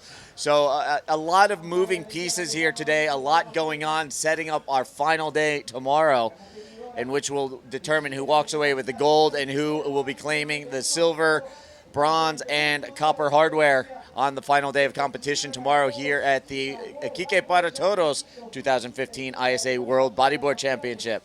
That's right. 20 individual surfers will be taking some ISA bling back in their suitcase or in their carry-on back to their country. So as you were saying, we're going to have 5 heats that will follow after this one that are basically the last chance to get back in the grand final. Those are the 2 last eliminated and the 2 people that go into the grand final with the chance to get medals alongside the 2 that are already sitting in those grand finals. Yeah, so, you know, it's going to be a very interesting day here. We'll probably end up wrapping up around 1:30, 2 o'clock today. But in the process, we're going to be sorting through the field, cutting the fat, so to speak. And you know what? By the end of today, we'll know who has put themselves in medal position and who's going to be watching from the sidelines. Exactly. As we see often in the ISA, even if you're eliminated, you keep on cheering for your team and whoever is still in competition. As we see Carolina Botteri making the claim that at the end of that wave, she's looking to replace that second lowest score, 3.73. to advance. As you can see, Cindy Diaz in a very difficult situation there right now. She needs 8.34 to advance. Obviously, that interference holding against her is making her work so much difficult. If she wanted first position, she needs 9.15. So she's put a lot of work on her table there with that interference that she could have easily avoided, according to me. Yeah, that was just a plain mental error out there. She didn't look behind her, and it cost her. Now she's going to be riding with her second score cut in half. So, you know, there you have it. Meanwhile, Carolina Botteri now moving into the top spot again. So we've seen Botteri and Fragan leapfrogging each other back and forth for that top spot. Unfortunately, Cindy Diaz with that interference, she's mired down in the third spot, looking to get cut from the field unless she can come up with a 9.15 with 7:45 left on the clock. So pretty tall order for the Costa Rican representative. 7 minutes and 30, so Carolina Botteri and Paloma Fregan playing an exchange of situation there between first and second. Let's see that wave, the 6.07, starting with the ARS and working it out. Very good maneuver there. That's our best wave of the heat so far, while it was a fifth wave. So let's see also, this is the second repechage of repechage 2. They will go against the one who goes through. Will go to the repechage 3 against Joanna Schenker and Luz Marie Grande. So that will be the repechage round 3, not yet the final. In the repechage final are already waiting Ayaka Suzuki from Japan and Yuleiner Gonzalez from Venezuela. And there you can see Paloma Fregan on that last wave getting hung up and unable to complete the maneuver. She'll make her way back out to the lineup. She remains in the second spot. Right now with 6:40 left on the clock, it's pretty much the Carolina Botteri and Paloma Fregan show, as unfortunately Cindy Diaz, as we mentioned, hit with an interference for the drop-in on Carolina Botteri earlier in the heat. She's stuck in that third spot, needs a 9.15, and her second score, no matter what it is, will be cut in half. Meanwhile, Botteri right back to it, going for another ARS, unable to complete this time. Those two girls, the Peruvian and the Chilean, haven't stopped. Cindy Diaz really low-key since her interference, trying to catch up, but right now we're going to see Paloma Fregan. As you said, she got caught up there, so not a big score. 1.5 it seems for that latest wave. We're waiting for Carolina Botteri's latest wave, and there they are in the water. So this is still the main event. Let me check here. On the sheets we have, so in the repechage, yeah, they're advancing towards round 3. Following it is under 18 women, and that is like the final of the main event. So two girls looking for the spots directly in the main, the grand final, without ever seeing a round of repechage, and two will have to go 2 extra heats. That's a lot of pressure. And here we go. Paloma Fregan pulls in, gets the barrel ride in. Just as she was about to make the exit, it avalanched down in front of her, pinched her. No exit for Paloma on that one. Yeah, as we said, also the conditions today of the wave are a little bit more difficult. And we can see that most of the tubes pinch on the end there on the left. It's getting very difficult to get a nice clean exit, as we've seen in the previous days. Just under 5 minutes remaining there. You can see Paloma back out in the lineup, looking back, getting signals from the beach from Team Chile. One of the great things with the team competition here, you're out in the water battling it out. Your teammates are on the beach trying to cheer you on and maybe give you some signals, incoming sets, maybe you want to paddle over to, stay in position in the lineup.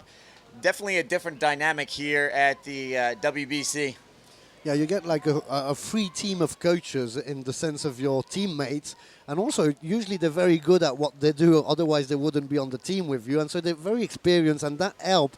Obviously, the fact that you can practice in the freezers, but having 5 coaches guiding you, it can confuse, but most of the time we've seen it help the riders in the water.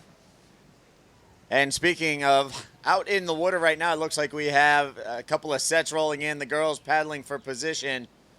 We'll see if we have any takers. Paloma taking a peek, didn't like what she saw. They'll let that one roll on into the inside. Yeah, she seems to be just trying to stay as close as possible to Cindy Diaz. Make sure she still needs a 9.15. So there she is, Paloma Fregan, occupying the wave. Here she goes with the ARS. Will she come out of there? We can see that head bobbing out, and no. She comes on the back of that wave, never managing to get in front of the white water. So it won't be a good score, but at least she's still running waves. She has to be careful, Paloma Fregan. That is her wave number 9. So she only has 1 wave more. I mean, the wave is a lot more inconsistent today, but we've seen a lot more riders get to the maximum allowed of 10 waves. So running a lot of waves, but not the high scores we saw in the previous days. So counting down the final few minutes in this heat, Paloma Fregan coming up on her wave limit. She's got 9 waves ridden. Won't really affect her any, as Cindy Diaz mired down in the third spot, chasing a 9.5 with an interference working against her. Meanwhile, the heat leader, Carolina Botteri, continues to do work. She's got a 6.07, a 5.43. She continues to work on her scores, even though she's already earned passage pretty much. I mean, at this point, it's a walkthrough for Botteri and Fragan, as Cindy Diaz unfortunately put herself behind the 8 ball, not going to be able to work her way around that interference. Yeah, so Cindy Diaz there, shooting in her foot there at the beginning of the heat with that interference. So there she is, and still, even the scores 1.67 and 1.3. So even that interference only takes the half of 1.3, 2 minutes and 20. It seems it's going to be very difficult for Cindy Diaz to revert this situation when we see the names of the under 18 women that will be in the main event in the following heat. That's the main event final for the girls. There you can see the 4 nations, 4 powerhouses represented, only missing Portugal in that list of 4. And it's a shame to see Cindy Diaz mired down with that interference, because she's a very competent competitor. Unfortunately, she just made that mental error, and it's going to cost her, as she's going to be eliminated from the field of competition as an end result.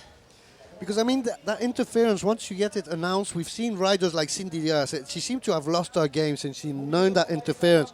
But yesterday, we saw Joshua Toledo marking an interference. Same simple mistake, not looking back. He made that interference on Nilo Delage. But after that, when he got that interference announced, he just went berserk, pulling 9-point ride, 8.3, as we see some crazy Aussie there flying by on that other sport you can practice in Iquique, the paragliding from the top of the cliff. So as I was saying yesterday, Joshua Toledo going berserk after that interference and still managing to come over, and he was almost vying for that first position with that interference against him. Well, I think the combination of the interference against Diaz and then realizing she needs a 9.15, she needs to dial up the biggest score of the day, I think reality kind of set in a little bit, and hence you saw her kind of ease up out in the lineup, not as aggressive as you were saying, as Joshua Toledo was yesterday. You know, it's a big difference when you're chasing a mid-range score of like a 5 or 6 with an interference. It's still very much doable to work around the interference, but with an interference and needing a 9.15, I mean, she was going to need a couple of massive scores to get the job done. Meanwhile, here you can see on the beach, one of the local schools in attendance here, watching the action out in the water. Maybe some future ISA competitors paying us a visit right now. Yeah. I'm pretty sure that most of the champions from the bodyboard in Chile would come from a place like Iquique, the capital of bodyboarding. And I do believe that's the municipal bodyboard school. So that is sponsored by the municipality. That's also a sponsor of this event. As we hear, that time is up. So going through, Carolina Botteri maintaining that first position, although it doesn't change much between first and second, and Paloma Fragan in second position. So here we see the winner of this heat, Carolina Botteri, and here the interference by Cindy Diaz. Yeah, taking a look at the heat recap, this interference for the drop-in really changed things for Cindy Diaz and not for the better. Here you can see Paloma Fragan staying with it, chasing after it all heat long. One of the bigger maneuvers there, Carolina Botteri with the ARS. She takes the heat win. And there you can see Amory Laverne taking a quick swim in the title pool. While he takes a swim, we're going to take a commercial break. We'll be back right after this.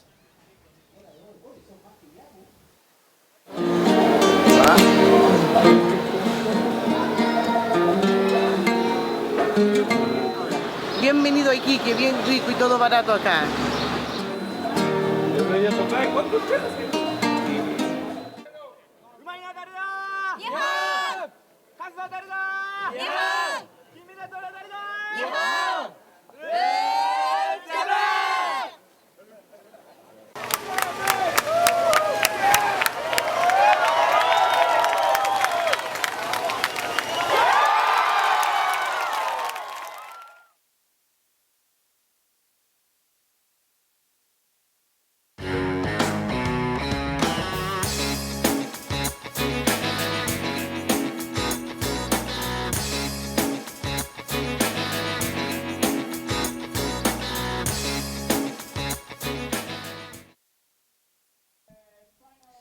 And welcome back to the Iquique para Todos 2015 ISA World Bodyboard Championship. We're coming to you live from Punta Uno in the beautiful wave-rich city of Iquique, located on the northern coast of Chile. where the Pacific meets the Atacama Desert, and of course the very pleasant Atacama Tarapacá wine region. Definitely someplace you want to pay a visit if you ever have the opportunity. Great waves to be found, some amazing world-class reef breaks, and you can always venture into the valley to partake of the local wineries. So right now out in the water, we have the next round up, main event, under 18 girls, round 2. I'm Steve Action Jackson here in the booth with Phil Muller. We'll be calling the action in this next heat. So this is the last round of the main event for today. We've already had the main event for the under 18 boys. After this, we're going to have all the final of the repêchages heading straight ahead and defining the last finalists for tomorrow when we'll have the 5 finals. Remember, today we'll be finishing with this very entertaining format, a tag team format, and also working on the team spirit of the teams, having to go 5 riders in the water, catch 3 waves each, pass the tag to the next guy, and do all of that in under 1 hour with the highest scores possible. Yeah, so if you think about that and do the math, you pretty much have to run to the water, paddle out, catch 3 waves, get back in, and tag your teammate in roughly 10 minutes, 10 to 12 minutes, if you're going to give your teammates equal time and make it in underneath the 1 hour time frame. So, you know, it's a very difficult event. It's very entertaining to watch, and we've seen some teams really go at a breakneck pace out there, while others come down to the very last second. Last year, we actually saw one of the teams diving across the finish line, so to speak, trying to make it in under the 1 hour time frame. Yeah, that was intense, and also it's going to be interesting to see because, I mean, we saw 2 teams on the second semi-final of the Aloha Cup didn't manage to get the last guy in. And today there's a lot less waves on offer. So it's going to be even more difficult to get those waves, try to not get desperate and run anything because you still need the points at the end of the final. Well, out in the water, we have split wave action. We're going to get you results in just a moment. Meanwhile, we're going to throw things down to the beach for the latest interview. Take it away. Thank you, guys. Here I am with the last heat winner, a serious contender in the women's division. Congratulations for the result, Carolina Boteri from Peru. Tell us about the heat in the water. The waves were really small, but I catch some good waves. I made a ARS, a good roll, and I train a lot for this competition, and this is the result now. Yeah, well, we see Team Peru really coming very strong, taking in all the contenders. Now Carolina Boteri holding very important points for Team Peru. How does it feel to be here in Iquique in this such a beautiful scenario in this event? Yeah, I love this wave. I love this ride. It's amazing. This year I trained 2 months in Indonesia, and the waves were similar because of the reef. And I'm familiarized with the reef, so I love this wave, I love this city, and for sure I came again. Yeah, well, good luck, Carolina. Good luck to all Team Peru. Thank you. Going back to you guys in the booth. All right, thank you, Juan, and congratulations again to Carolina Boteri taking the win in that last heat. She continues on and maintaining that championship form she had last year in the under 18 girls division, and now here this year in the open women's division. 15 minutes left, so 1 quarter has been by, only 1 wave being ridden, so that's not looking very good for the Aloha Cup. As you know, you have to catch those waves very quick, almost without regarding really the score you can get. Also, time is a huge pressure during that event. Only a 1.67 for Kim Veto, and there she comes again, trying to get under the lip, into the barrel, but gets clipped there on the bottom. And there's Chiori Okasawa doing a nice roll. She was on the right. Chiori Okasawa, former under 18 girls gold medalist, out in the water right now on that last wave. Meanwhile, here we have the Chilean, a nice valise, putting together a series of spins, setting up the inside, looking to find a roll section, but unfortunately has to kick out before coming up on the exposed reef. And there you can see, digging deep to get back out to the lineup, chin to the deck of her board. using both arms and legs to scrap it out and get back to the lineup as quickly as possible.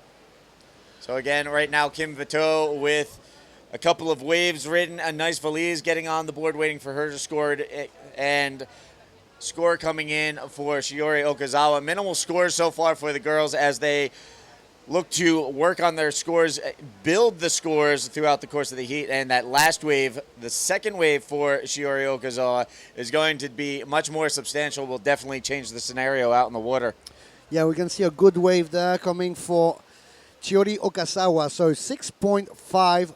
So that will be the best wave of the heat so far with 13 minutes and 20 seconds left, and a 3.93 for Anais Velis. So the score for Shiori Okazawa is already updated. The score for Anais Velis is up. There it is. So new situation, Japan in first position, taking the lead. Anais Velis, one single wave, is in second position in red for Chile. Kim Vito is third with 1.67 actually. And Victoria Moraes, the young rider and the protege of Neymara Carvalho, giving her tips there, the 5-time world champion, trying to help her through her heats, is looking for a first wave. So anything can change yet, but Shiori Okazawa securing already one good score under her belt. Yesterday afternoon, just before sunset, Victoria Moraes was out in the water getting a little extra training time before the sun went down. And now here she is out in the water waiting for her first wave riding opportunity, looking to get on the board and get into the mix with the other girls out in the lineup right now. Again, as you were mentioning, Shiori Okazawa with the 6.50 on her most recent wave, taking the top spot now, looking to strengthen her combined heat total, looking to improve upon her backup score. Exactly, that's what you need to do. Anais Velis needs to go and get a better score than 3.93. And I mean, Kim Vito pretty soon, she'll have to replace that 1.67 and a 1.33. Really, for a girl of this quality of bodyboarding, 2 throwaway scores.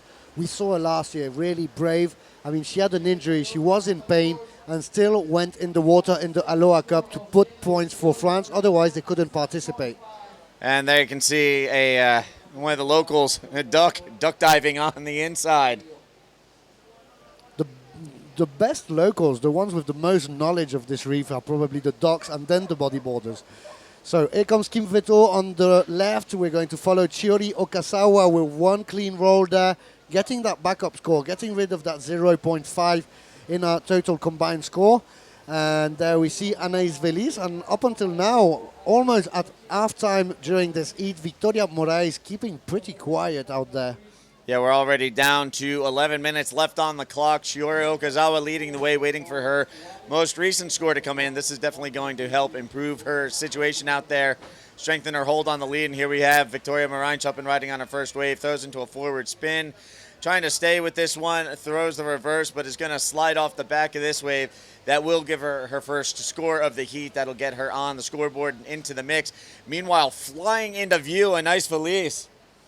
There she is, the local Chilean. She was in the final last year, couldn't get the gold medal. Only Yoshua Toledo got the... And there's a surprising situation that's going to complicate a little bit more Brazil. There's a paddling interference by blue, Victoria Moraes, on white, Kim Vito. We didn't see that, but visibly she was in the way of Kim Vito on one of those last waves. I mean, it's unanimous. All the judges have voted for that interference. Nobody's got a doubt.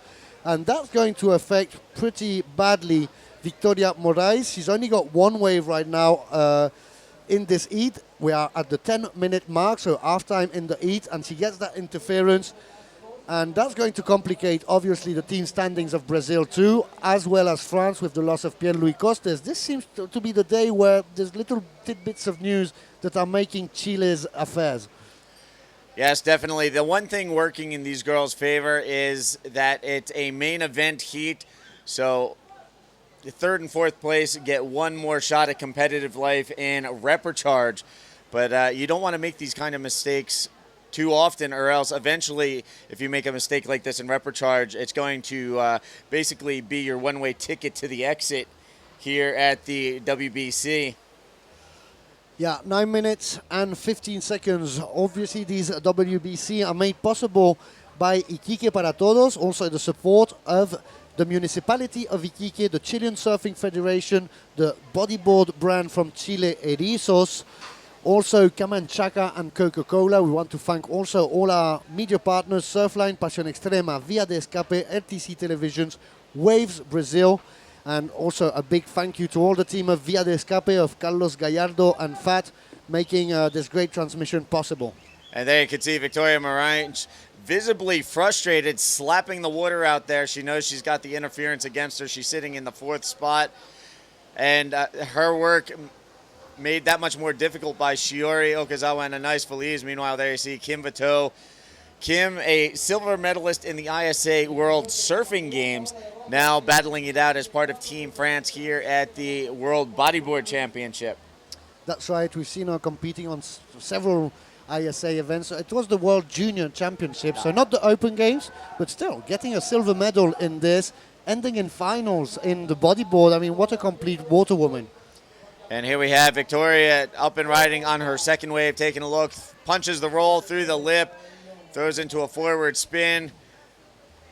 Almost lost her board there. You saw the board kind of squirt out from under her. So Victoria Morange having a little difficulty out in the water here in this Open Women, this main event under 18 girls round 2 heat.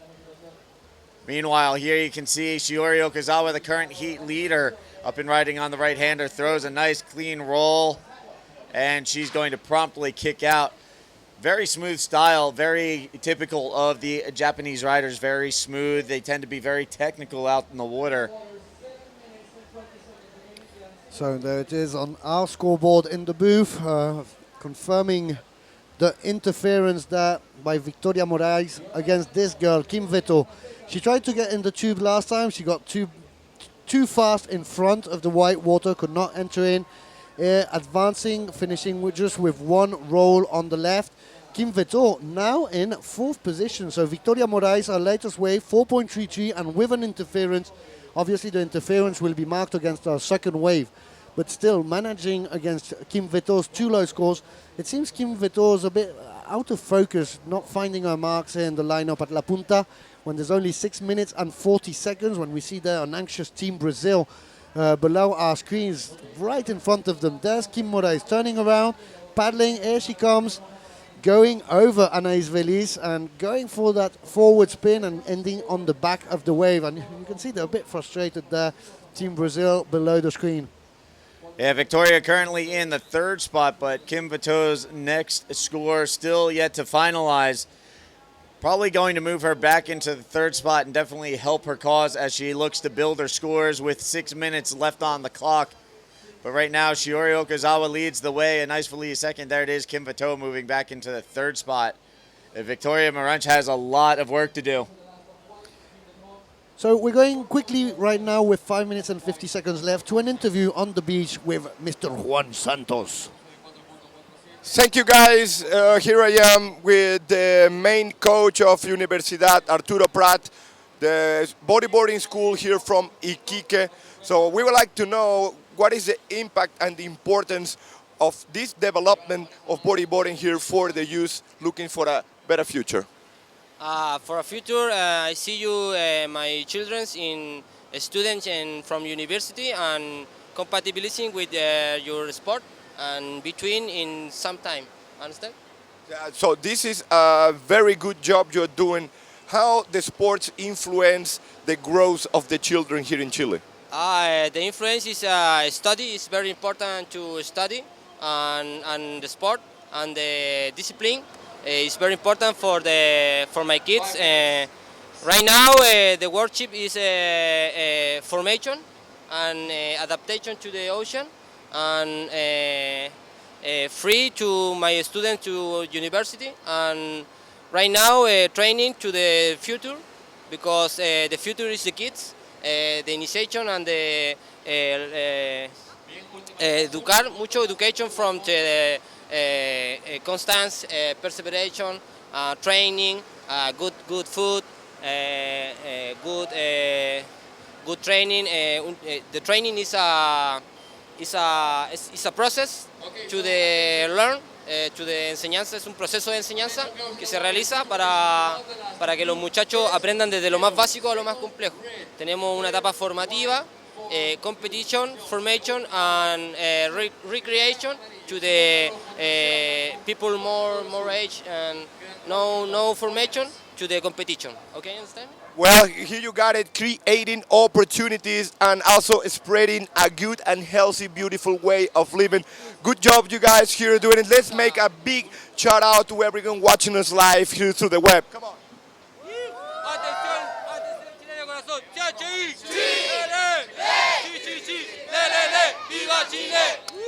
There you have it, Chilean bodyboarding future. Thank you. Going back to you guys in the booth.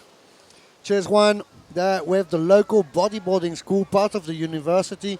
So great activities there. I mean, really, Iquique, a city turned towards sports. They know what is the value of the ocean being so close, and they're using it with events like this, with local schools, with municipal schools, and trying to get the young kids further along in life. Yeah, it's really cool to see a city like Iquique promoting surf tourism, and especially with bodyboarding, since northern Chile, especially Iquique, is a bodyboarding hotbed. I mean, tons of talent already showing on the world tour and here at the Iquique para Todos 2015 ISA World Bodyboard Championship, but a lot of future talent still to be developed. It'll be really interesting to see where the city of Iquique stands on the global stage in the years to come. And there on the right of your screen, you can see also what is coming up. That will be repechage round 3 of the drop knee division with Renato Arellano from Chile. We saw him earlier. Well, we saw the 4 guys earlier this morning. Kazuma Tomita from Japan, Fabian Chacon from Costa Rica winning the second heat, and Diogo Pimenta from Portugal. So that's coming up right now, repechage 3. That is not the final of the repechage. Daniel Alves and Martin Murajan are in the final of the repechage. And sitting in the final, the grand final of this drop knee division, is Cesar Bauer from Peru and Luis Rodriguez from Venezuela, having a nice, quiet lay day right now. Yeah, so the guys who experienced success yesterday, enjoying a little time off today, they get to eye up the competition out in the water and see who they'll be going up against by day's end. So, you know, good to be able to do a little scouting on the other teams and your fellow competition when you have the opportunity. 1 minute and 20, Victoria Moraes, I mean, still having that interference and managing to maintain third position in front of a rider such as Kim Veto from France.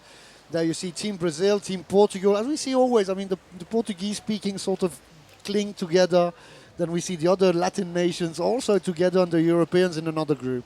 Well, with Portugal and Brazil, you're talking about the old world and the new world. Brazil, obviously, formerly part of the Portuguese Empire. At one point, Portugal actually had their government running out of Brazil. Chiori Okasawa with a huge smile coming out of that wave, the young Japanese surfer. She's in first position right now is Kim Veto. She needs 6.17. Starting with a roll, she ends on the back of the wave. You could see her there, not happy with her, with a huge scream at the end of that. I wonder if she's not injured or something. Yeah, Kim Veto seems to be having a bit of a shocker of a heat out there.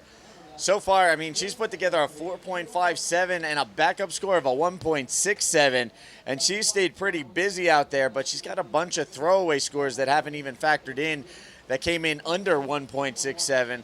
So, you know, Kim just struggling to put together the scores. As, you know, we mentioned the conditions are difficult out here, but it seems like she's just not having the ability to dial in to the waves that are going to offer up the scoring potential so far. Exactly, and there goes the countdown. The sound of the horn indicating the end of this heat of the main event for the under-18 girls, and we've already got 2 of our finalists. So Shiori Okasawa from Japan and Anais Velis from Chile are the 2 finalists for tomorrow in this under-18 girls. Let's see the recap of this heat. Basically the Japanese and the Chilean. Starting with Anais Velis. Anais Velis, one of Chile's top women talents, someone who gained a little insight from Ryan Hardy earlier in the year, finishing second. She's followed out by Shiori, well, actually leading the way out, Shiori Okazawa with the heat win. Unfortunately for Victoria Moranch, hit with the interference, that kind of hurt her. You know what? We're going to take a quick commercial break. Stay tuned.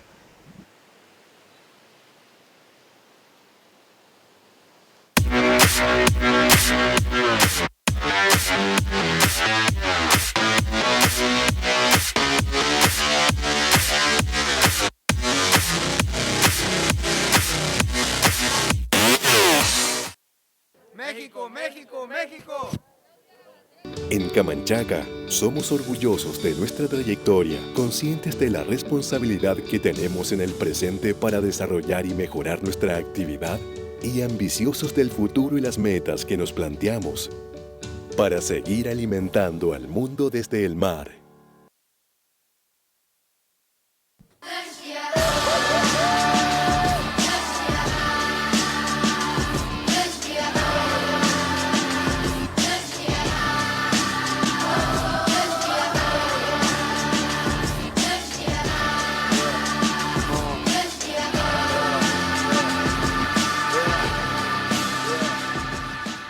Welcome back to the wave-rich, beautiful city of Iquique, Chile, for the 2015 Iquique para Todos ISA World Bodyboard Championship. We are at La Punta Uno watching the world's best bodyboarders compete for gold. In the booth, bringing you the live feed. Juan Santos here, joined by world best reporter of bodyboarding, Steve Action Jackson. What's going on in the water, Steve? Wow, right into it. Renato Ariano on the left, Fabian Chacon on the right. And here we have, it looks like Diogo Pimenta pulling into a closeout barrel and Kazuma Tomita. So all four of these guys just blowing it up right off the bat, getting right down to it as they all throw down their opening scores. We'll wait for the judges to sort out that melee as these guys wasting no time jumping right into the mix of things. Yeah, well, this is a repertoire round. This is round number three. So Renato Arellano from Chile in red takes on the Japanese in white, Kazuma Tomita. In yellow from Costa Rica, Fabian Chacon. And in blue from Portugal, Diogo Pimenta. It will be the time once again to say farewell, bye-bye to two riders, because only two spots available for the next round. So already we see some waves change. Seems like the Costa Rican and the Japanese trying to keep themselves busy since the very early beginnings. And again, we have a Chilean in the water that has the task to achieve the maintenance of some points for Team Chile that is qualifying and looking very good for the team championship, Steve. And here we have Diogo Pimenta up and riding on the left, a quick little snap off the top and trying to work his way through a fat section. Meanwhile, up and riding right behind him, Renato Ariano drops in, sets his line, looking to get a little cover up, quick in and out. Goes a snap off the top, but digs his rail. So some technical difficulty for Renato Ariano on that one, but quick wave exchange between the rider from Portugal and the representative from Chile. And as you were mentioning, this is a reprecharge heat. From here on out, we're looking at reprecharge heats, and it's pretty much put up or shut up time for all of these guys. Top two continue on and try and position themselves for a medal finish. Unfortunately, the other two will be left on the outside looking in. They'll be packing their bags and getting ready to go home. Yeah, that's it is. Well, this has been a great journey of world-class bodyboarding. 5 days journey today, day number 4 of competition. So tomorrow, remember, stay tuned for the big finals days. Tomorrow we are crowning 5 world champions. So 5 gold medals are going to be attributed tomorrow. And we really expect that some swell hits here on shore and we get some really good conditions for the 100% bodyboarding world-class show that we have been expecting for so long. Let's say the scores for red, already a 2-point wave right, Renato Arellano. Scores dropping into the screen for white, yellow, and blue. Now talking about, let's see, the Chilean again, and going right, nice slide, going up, floated re-entry, coming down again to the bottom, and that's it for wave number 2 for Kazuma Tomita representing Japan. Yeah, so another split peak wave exchange out in the water. We saw Ariano on the left. We stayed with Kazuma Tomita on the right-hander. And, you know, these guys just back and forth right from the starting horn as, you know, they try and position themselves for those top 2 spots to continue on in competition and avoid elimination. And you know what? These guys definitely have their work cut out for them because the waves are smaller. It gets a little fat on that middle section, and it's hard to connect. It's pushing onto the reef, and it's really difficult to perform at a high level in the drop knee discipline when you have these smaller conditions. So these guys really doing their best to put together some solid scores in minimalized conditions. Let's take a look at the replay. There he goes, Arellano scooping into the barrel, getting himself a shade. Nice cut back with a reverse spin, and that's it. The wave number 3 looking to improve. 4.77 now Arellano, and the Japanese solid surfing. Look at the style. Well, Kazuma Tomita already with 2 good scores, a 4.17 and a 4.53. So there you can see the last wave of Tomita, a quick little jam off the top before that one died down on him. He's currently sitting in the 2nd spot. We've got scores coming in, and here you can see on your screen these guys starting to get their secondary scores in place. Fabian Chacon and Diogo Pimenta still looking for secondary rides to register. Pimenta has a 2nd wave, just waiting for it to finalize. Yeah, Pimenta, only 1 wave ride. And a minimal score. Now 2nd score is coming in. So now Pimenta is sitting in 4. Needs a 7.54, but that will change very, very soon. His 2nd score is dropping now in the scoreboard. Well, Fabian Chacon, he has been reaping in these all Superchargers drop knee round. He's coming from Costa Rica, and Costa Rica has a very big drop knee division community. So a very popular to practice drop knee in Costa Rica for sure. All the Costa Ricans are watching live, so big shout out for Chucky Fallas Varela, legend from El Hoyo, Costa Rica. There you have a look at the Japanese full speed, boom, nice floater re-entry, and another tail slide cutback, and Lauas looking solid for wave number 3 for the Japanese, and seems like he's improving his score and throws a 5.43 and jumps straight into the lead. Yeah, so there you have it, situation change. Kazuma to the top spot, bumps Renato Arellano to 2nd. There you can see Fabian Chacon being dropped to the 4th spot, waiting for an opportunity to get his 2nd score on the board. At this point, he needs a 5.61 to move into 2nd spot and bump Arellano from advancing position. Here we have Tomita up and riding again. Floats the section, drops back down, cuts it back off the top. Now pumping for speed, drops back down and decides to bail, as that was going to shut down on exposed reef. So probably a wise decision by Kazuma. And it seems like now we're going to the beach with the live interview. Take it away. Thank you guys, konnichiwa. Here I am with Chiori Okasawa, who's winning the last heat, and she's got a place in the finals in the under 18 women division. Akaya is going to help us with the translation. So Chiori, how does it feel to already know that tomorrow you've got a spot in the final in your division and already getting some important points for the Team Japan? 明日はちゃんとしたしっかりライディングをして金メダル取れるように頑張ります。それどうしようかな。She will do the best for the bodyboard, and then she's gonna get the gold medal. So there she is, lots of confidence. Chiori, do you want a small minute to give a message to everybody watching from Japan if they're awake this great competition? 日本で応援している皆さん、応援ありがとうございます。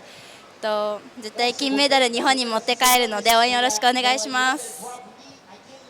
There you have it, arigato Chiori, congratulations, and back to you guys in the booth.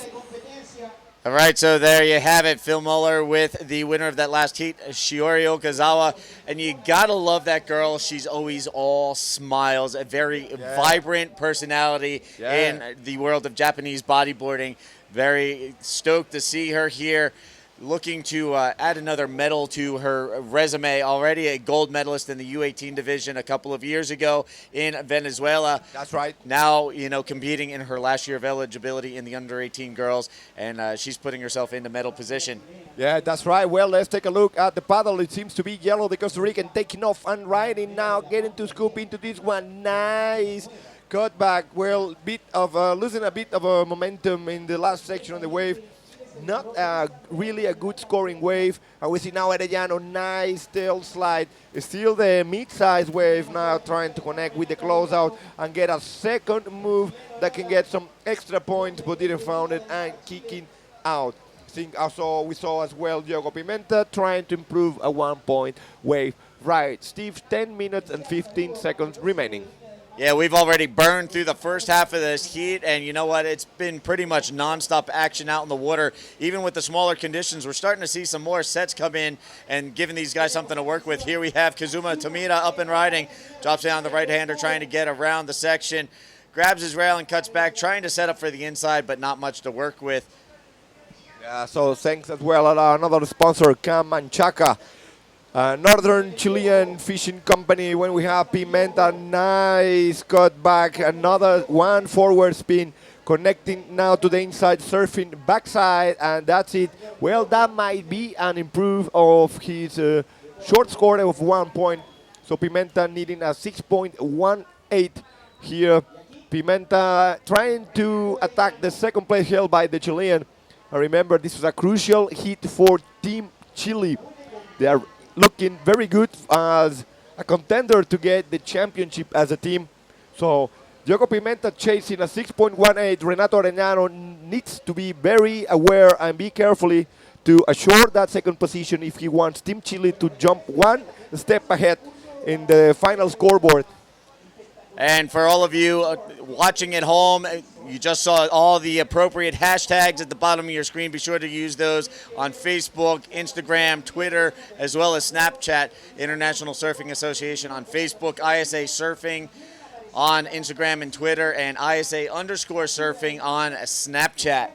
Yeah, well, let's try to make it most interactive as possible. Also, you can send us messages in www.isaworlds.com. You have a little box there where you can type a message and we will announce it through the web. So day 4 of competition of this Iquique para Todos ISA World Bodyboarding Championship. Today, crucial day. Tomorrow, the big grand final day. So let's see how the scoreboard looks like. Diogo Pimenta, look at this, 5.7. So this is a serious attempt to attack the second place held by the Chilean. The Portuguese now on the chase, needs only a 3.91, so low score, pretty achievable score for the Portuguese.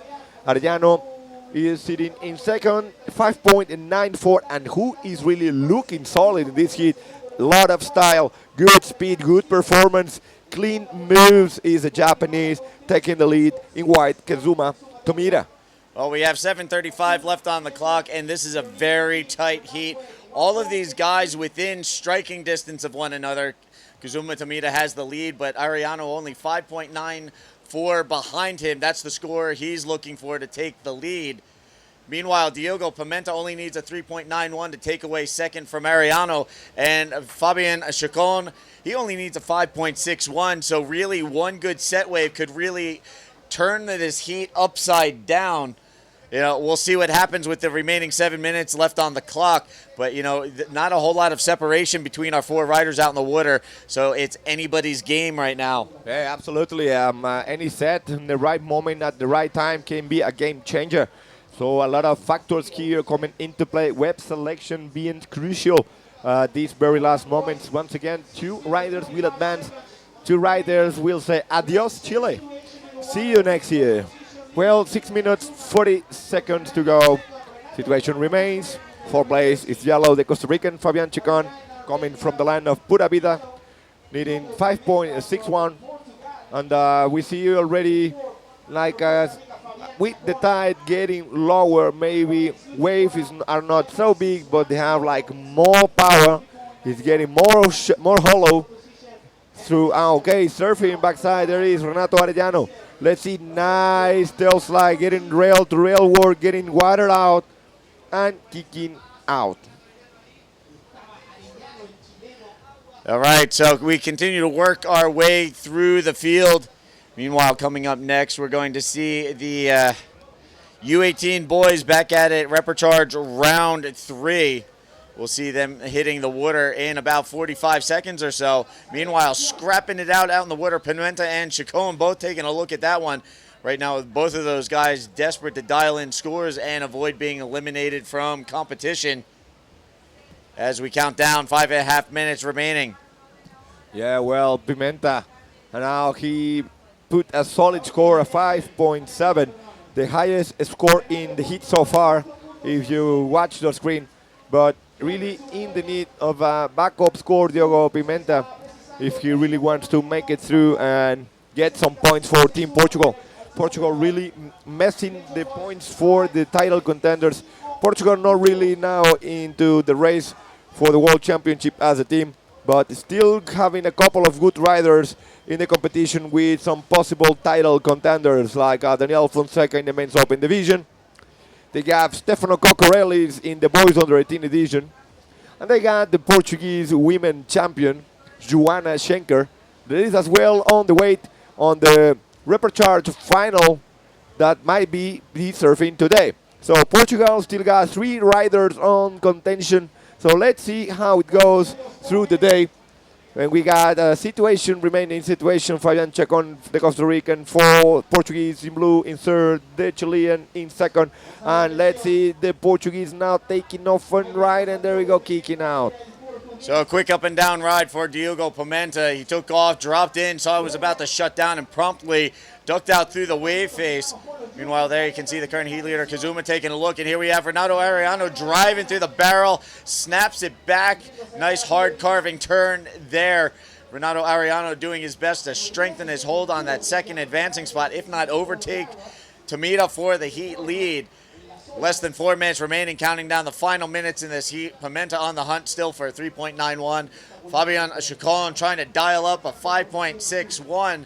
Meanwhile, that man in the white jersey, Kazuma Tomita from Japan, continues to lead the way. Yeah, well, let's wait for last of red. We got a feeling that situation might change.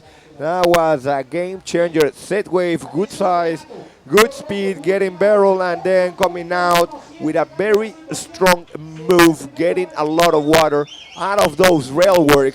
Let's see, there you have it. Let's take a look at the replay. See, 8.17 wave ride. Here we go. Renato Ariano pulling in, gets the barrel ride. There's the snap. And again, he's going to dial up an 8.17 on that wave. That's going to move Ariano to the top spot, bumping Tomita down to second. But that also increases the workload for Pimenta and Chacon. Now Pimenta trying to suss out a 5.07, while Chacon needs to put together a 6.77. Here we have Pimenta up and riding, and he jumps in, digs the nose, and goes diving for urchins. Not something you want to do here at Punto Uno. No way, over the falls, getting a taste of how that shell rock is. Nice, Renato Arellano now on fire. Another 2-barrel ride, gets coming out with a nice snap, and another. Look at that. Oh, such aggressive style from Renato Arellano. Really, now he will improve a 4.83 and will secure that first spot that actually, as an individual coming into the next round and getting to know that he will qualify in first and get the next round, the main important thing here is that he hold those important points for Team Chile, now looking as a serious contender for the team championship. So again, just waiting for that score to come in. It looks like it's going to come in as a 5.77 to go with his 8.17. And all of a sudden here in the closing minutes of this heat, Renato Ariano exerting his presence out in the water, putting together a couple of solid waves. He's now sitting on a combined heat total of 13.94, leads the way. Tomita in second, and now Pimenta needs a 5.07, and Chacon a 6.77 if they're going to avoid elimination. So right now, Ariano creating some more separation and Tomita is going to have to try and fend off Pimenta and Chacon. As you know, you're going to see these guys probably get a little desperate here. They have a minute left on the clock, not a whole lot of swell coming through, and it's now or never to dial in those scores or, you know, be cut from the field.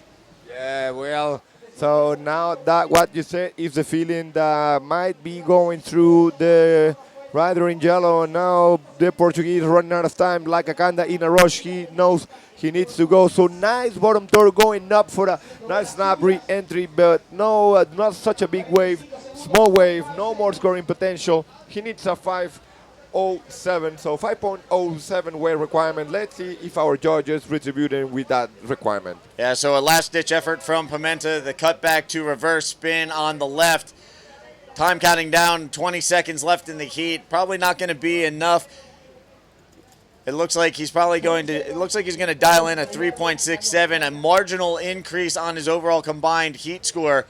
Still, it looks like Pimenta and Chacon are going to come up a little short here in the end. Counting down the final seconds. Last-ditch effort from Chacon. He's not going to be able to get into it. Meanwhile, little victory lap for Renato Arellano. Finds the barrel again. Comes out there. You can see a semi-claim as he comes out. Raises his hands a little. So Arellano is going to finish very strong. A little difficult there in the beginning for him, but he really turned up the heat in the end, and there you can see he is pumped. Yeah, well, solid skills, solid performance from the Chilean Arellano. And I see already another good score coming in, so that means that he increased the distance to second. So solid first position for the Chilean. Then Kazuma Tomita getting the job done for Team Japan. So let's take a look at the heat recap, Steve. Let's take a drive us through it. Yeah, here we had plenty of action from Renato Arellano. He started out a little slow, but then really started putting it together with the combinations and the barrel rides. And this man, Tomita, looked really smooth out in the water, led the way for most of the heat, finishes off in second there. You can see, floats the section, drops back down, cuts it back on this one. Nice riding from Tomita. But Arellano in the late going, sussing out the barrel rides, snapping hard off the top, and really put together some strong scores in the end. Here's another barrel ride at the end. He dropped a couple of big scores in the back half of this heat, and it was the difference in the results. There you can see he was pumped. The way things turned out there, you have the heat recap. It's going to be Arellano and Tomita moving on. Unfortunately, Pimenta, Chacon, their time here is done. We're going to take a quick commercial break. We'll be back right after this.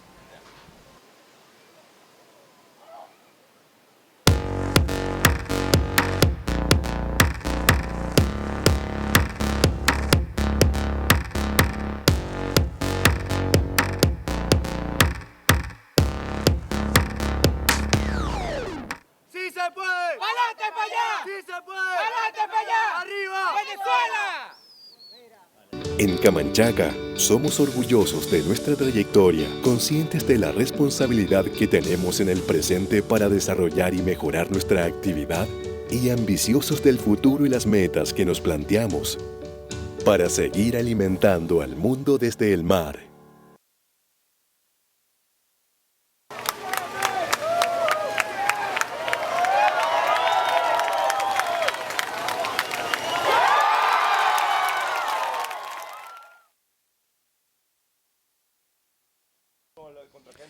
Welcome back, ladies and gentlemen.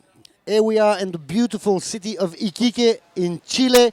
We are at the Iquique para Todos 2015 ISA World Bodyboard Championship. We have got already a heat on the way, but right now we're going to go straight away with an interview of Renato Arellano, winner of the previous heat, alongside Begoña Martinez. Take it away, Begoña.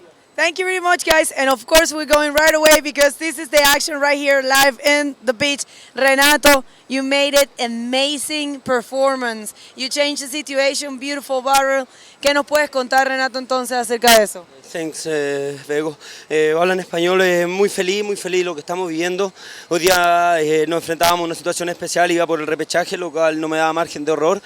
Tuve la suerte con las olas, pude hacer una buena performance, pude obtener ese 8-7 que me dejó en primero, así que feliz por los resultados del equipo chileno.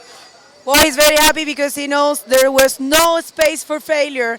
This is the last chance recharge, so he did it. 8.7, excellent. Bueno, ya sabes que Chile estaba en el segundo lugar hasta hoy, así que yo creo que con todos estos resultados están sumando puntos importantes. Lo mejor para ustedes, no sé si quieres mandarle algún saludo a alguien, este es el momento. Sí, estábamos claros de lo que enfrentábamos esta mañana, comenzábamos el día en segunda posición, lo cual significaba darlo todo hoy día. Creo que con los resultados que hemos dado estamos en primera posición, lo que queremos es acostarnos hoy día con el oro casi en el brazo. Especial agradecimiento a mi familia que me han apoyado toda mi vida, a mis niños de la escuela en Concón, al municipio de Viña del Mar, que es el cual yo represento, a todos mis auspiciadores, en especial a mi hijo Agustín, que me debe estar mirando, que un beso grande, que lo amo mucho. Esto es para todo Chile, para todos los chilenos que están en el extranjero, para todos los bodyboarders nacionales. Chile es campeón del mundo y este año lo vamos a ratificar. Muchas gracias. Excellent. Back to you guys in the booth then. Congratulations. Well, thank you, Begoña, in the water. Complete action now. Remember, we are watching Repechage round, boys under 18 division. Round number 3.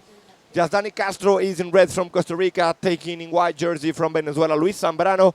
In yellow from France, Milo Delage, and in blue from Australia, Jordan Imes. There you have it. So remember, you can write messages to us through isaworlds.com, the official hub of this Iquique para Todos 2015 ISA World Bodyboard Championship. You can also see all the results, the schedule, how is your team doing on the team standings. If you still don't know who's representing your country, you can check all that information there. We've got highlights of the 3 first days of competition, highlights of the opening ceremony, lots of information right there. So there you've got the previous heat results, and coming up after this we will have one heat of the repechage of the women round 3. Right. Well, there you have it, just Dani Castro scooping into this mid-size wave.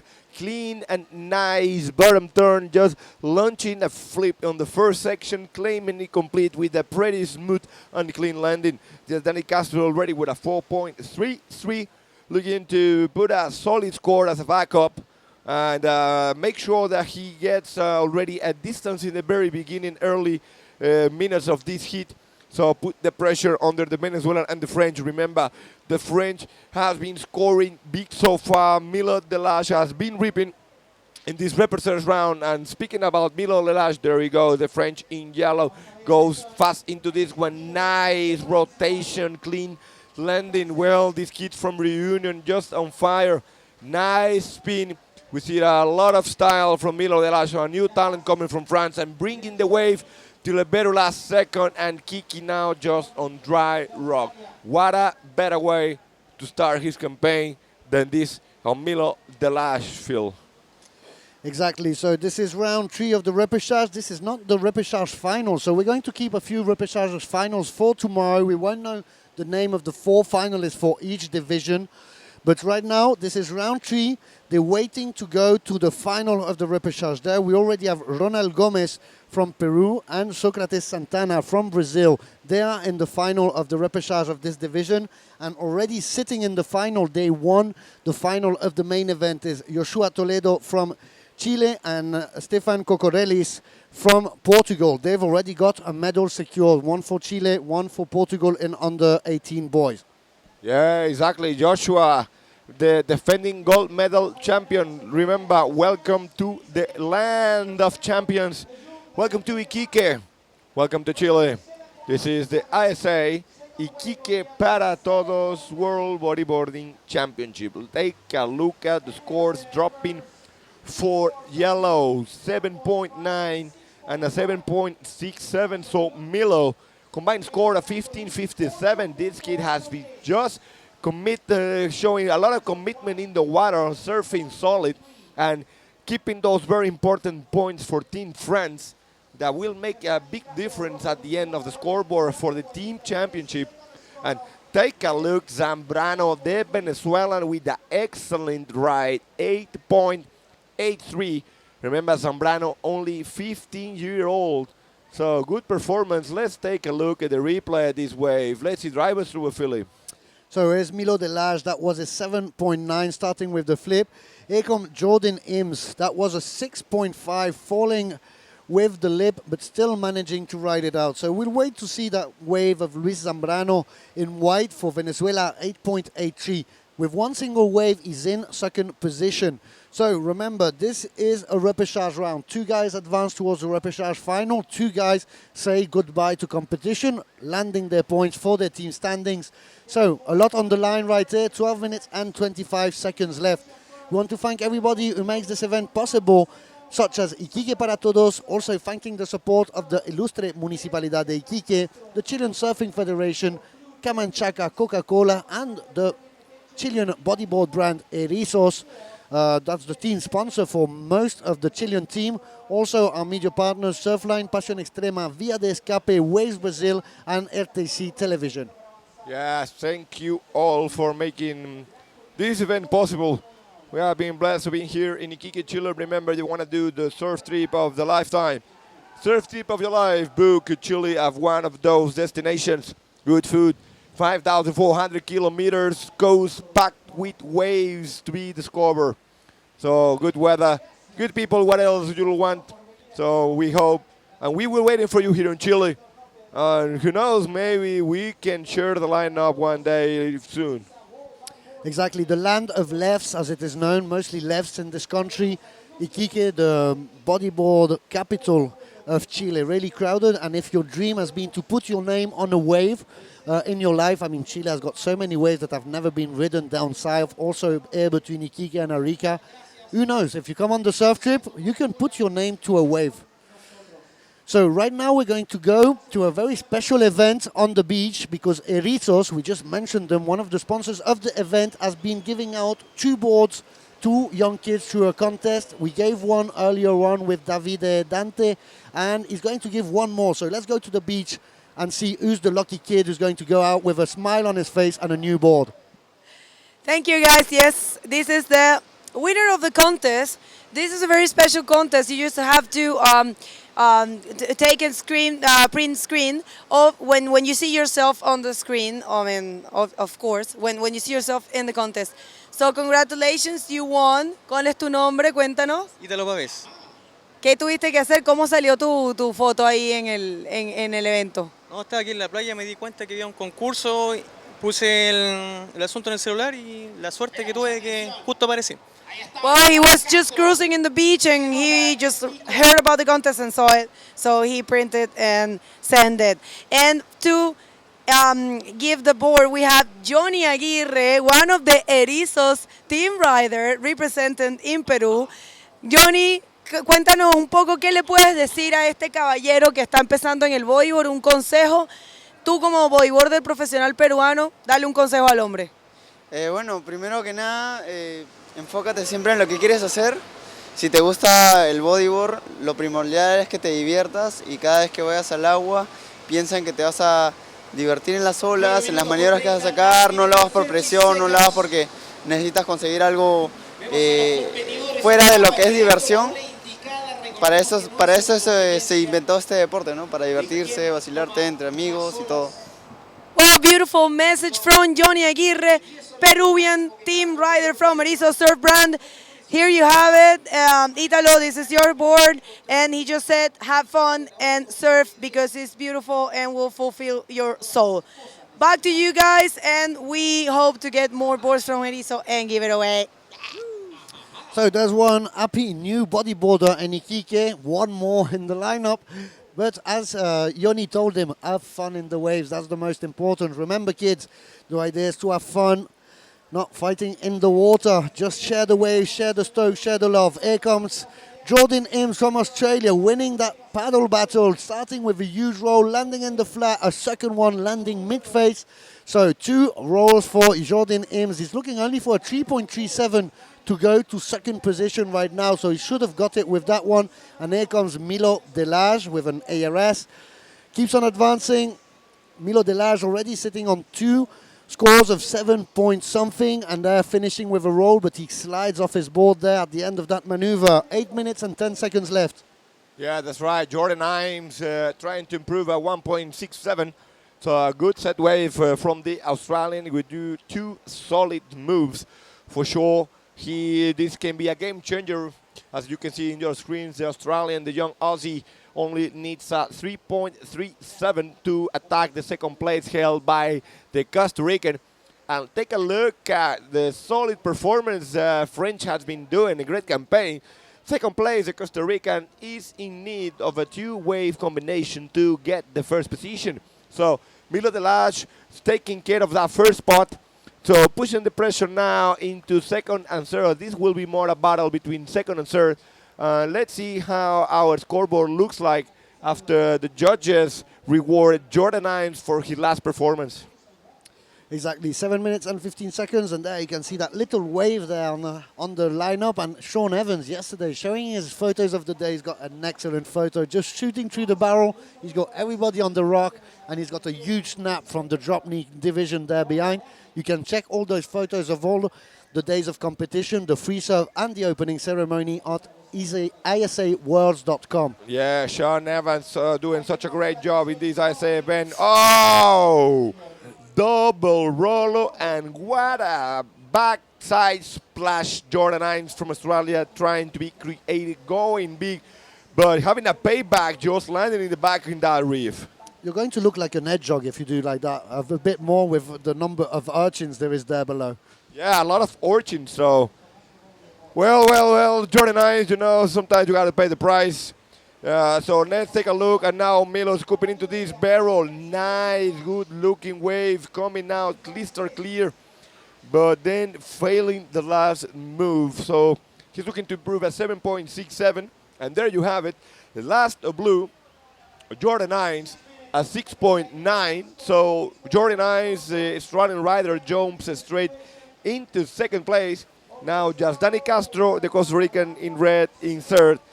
Needs a 7.31 to go to second, and the Venezuelan in white with no second ride yet, with the highest score in this heat so far at 8.83, is sitting in fourth, but requires a pretty low and achievable score of 4.58. So the Aussie Jordan Imes in second, sitting in the dangerous zone, being chased by the Venezuelan, now throwing a 4.5. So not enough. The Venezuelan needed a 4.58, and the score in his backup is a 4.5. So he remained needing 4.58. Thank you, Juan, for the rundown there. Also, you see the names of the girls coming up in the following heat. That will be the repechage of the Open Women Round 3. So not the final of the repechage, still one heat away from that possibility of getting back in the grand final. So Joanna Schenker from Portugal will be against Paloma Fregan from Chile, Carolina Botelli from Peru, and Luz Marie Grande from Puerto Rico, the only competitor from Puerto Rico and still managing to maintain her hopes of medal alive right now. We've got less than 5 minutes, so those four girls are going to appear in the lineup anytime now. 4 minutes and 30 seconds right now. France and Australia leading this heat.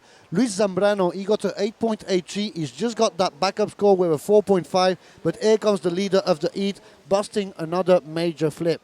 Yeah, not as well. Milo, good, solid performances. If we get bigger waves for the end of today's day and tomorrow, this is going to be a complete world-class show of bodyboarding, where we see the young Venezuelan 50-year-old trying to get herself out of that third spot. Coming now with a good rollo in the first section, but losing some momentum and failing the second move. So now it's up to our judges. There you have it. This is a production of BDE Via de Escape. Thank you, Carlos, and all his team, doing such a great coverage of this event, so you can have all the details and you don't lose any of the action that we have been living here. Nice rotation, clean landing, just Danny Castro. Good reverse coming out to the inside section and now getting a bit caught off the lip, and that is maybe a potential 5.43 wave improvement from the Costa Rican. We just saw Milo Delage also kicking out there. As we see Pablo Jimenez, the other water photographer for the ISA, is the local Chilean. Sean Evans is from San Diego. Thank you for all of you. Yeah, they're telling me production team Green Lantern, as he's called also. 3 minutes and 5 seconds. So Yazdani Castro, an improvement on that 5.43, 6.8, but he's still in fourth position. And huge roll by Jordan Ims from Australia. Nice and clean, nice projection, falling in the flats and riding it out. So that could be a good score for Jordan Ims. We're going to see. It seems the judges don't agree that. And Milo Delage getting a score also for his latest wave. So right now, Milo Delage still in first position. Jordan Ims from Australia, second, looking for a 8.68 to secure that first spot. Luis Zambrano playing catch-up. He only needs a 4.58 to go to second position. Yazdani Castro, he needs a bit more, 6.61. Here he comes, Luis Zambrano. Well, Zambrano, ARS attempt incomplete, and no making it through the whitewash, so incomplete. So that will not be the 4.58 he has been chasing. 2 minutes left and counting, and yeah, Yazdani Castro throwing a 6.8, not enough, but he decreased the distance now to second, so achieving a 6.8, he still needing a 6.61, still possible. Wave selection getting now a very crucial factor here at the very last seconds to decide who advances and who says farewell Chile, hello home. And now you see it there, blue at the back, Jordan Imes, nice looping roll, making it complete, trying to get secure that second spot by the Australian. So there you have it, he's second, his last wave 1.93, so just one roll, that is not going to cut it to be able to advance to the first position. This time the wave is coming in better, it will not go towards his total score. And we have a few messages, a lot coming from Portugal. The Cocorelli's family says from Portugal, go for it, Steph.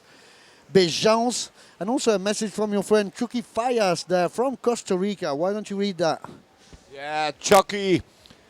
So Chucky, we hope and wish you are enjoying the webcast. Cheers, bro. So Chucky Fayas Varela's one reference in Costa Rican bodyboarding. He has been in the business for quite a while. This time giving the chance for the new talents to come into event when we see yellow. Nice, solid roll, good spin, good speed, going so, and another flip. Well, this kid is on fire. Milo Delage, Team France, really playing big since the very beginning till the very last seconds. 25 seconds and counting down. 15 seconds there, so not much time, and here comes Yazdani Castro looking for a 6.61, going with a big first maneuver, goes into the reverse spin, waiting for that second section. It seems it might not be coming, there you see, and finally finds a little ramp, goes for the roll, lands it and rides it off. So good for Yazdani Castro. We'll have to wait for that latest wave, see if he gets more than 6.61. That takes him to second position. Otherwise, it seems you could be eliminated right there in this repechage round of the under-18 boys division. Eat is up. Yeah. So seems like it's official. First place, yellow, the French. Second, the Aussie, Jordan Imes, being eliminated, saying goodbye to Chile. Packing early will be the Venezuelan Luis Zambrano and the Costa Rican Yazdani Castro. Let's take a look at the heat recap. Okay, there it is, guys. Look, Milo, full speed going up. Boom, first flip. That is the Frenchy wood style. Now answering back Devon as well and launching a complete perfect airball speed and with a claim. And Milo answering back like, hey, ooh la la. So, and then this second qualifier, Jordan Imes, classic style from the Aussies. And Zambrano answering back, nice speed. So that was some of the action of this previous under-18 boys repechage round. We're going to take a quick commercial break and then we'll be right back with the repechage round 3 of the women's division here in Iquique for the Iquique para Todos ISA World Bodyboard Championship 2015. Don't go anywhere. We'll be right back with more bodyboarding from the land of lefts. Stay tuned.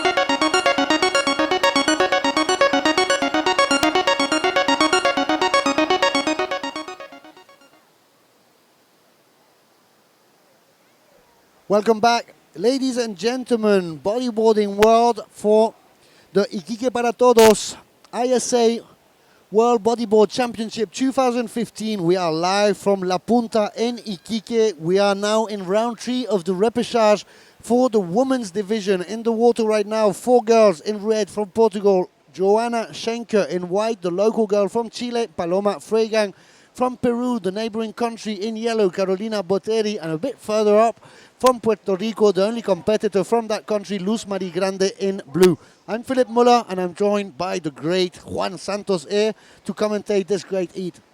Yeah, well, that will be another very rough heat. So Joanna, 2 times Portuguese champion. This girl has been in the sport for quite a while. She knows how to play very smart, so she's coming for everything here. Joanna Schenker, remember, Portugal achieving a gold medal last year here in Iquique, Chile, when Teresa Almeida from Nazareth took the gold medal. Well, let's see if Joanna can make it through the final and get the goal for Portugal again. When we see open right, and this is Paloma Freigang, the Chilean champion.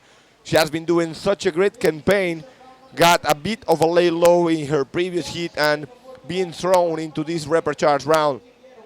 As well, it's joined by Carolina Botteri from Peru. Now remember, Botteri won last year the girls under 18 division, so is another gold medalist in the water here, battling for a spot in the grand final of the ladies division. Carolina Botteri won the last heat, so she's coming pretty pumped. And then you see the last rider of 4, Luz Marie Grande Perez from Puerto Rico, and seems like that was an incomplete move. She lost a bit of the momentum when landing, and now it's turn for the Portuguese. Let's see, scooping into this one, good looking wave, nice size, goes up, launches a roll, and has already another inside section and brothers to kick out and avoid that dry rock shell. So Philip, nice waves change. Let's see the score for the last waves. So there you have it. So the first wave of Joanna from Portugal was a 6-point ride. The first wave of white from Chile, Paloma, gets a 4.33. Carolina Botteri, her first wave, 5.17. And we're still waiting on the first score of Luz Marie Grande. Joanna Schenker, that second wave, we just saw it on our screens, 4.07. So she's in the lead, the only one with 2 waves. Carolina Botteri already getting that second wave, a throwaway score of 1 point for the Peruvian in yellow, waiting for the second wave of Paloma Freigang, and Luz Marie Grande, our first wave, 1.83, will also wait for our second wave. This is repechage round 3. The 2 girls that win will go towards the repechage final, where we already have Japanese girl Ayaka Suzuki and the Venezuelan Yuleiner Gonzalez, the little girl bodyboarder from Venezuela.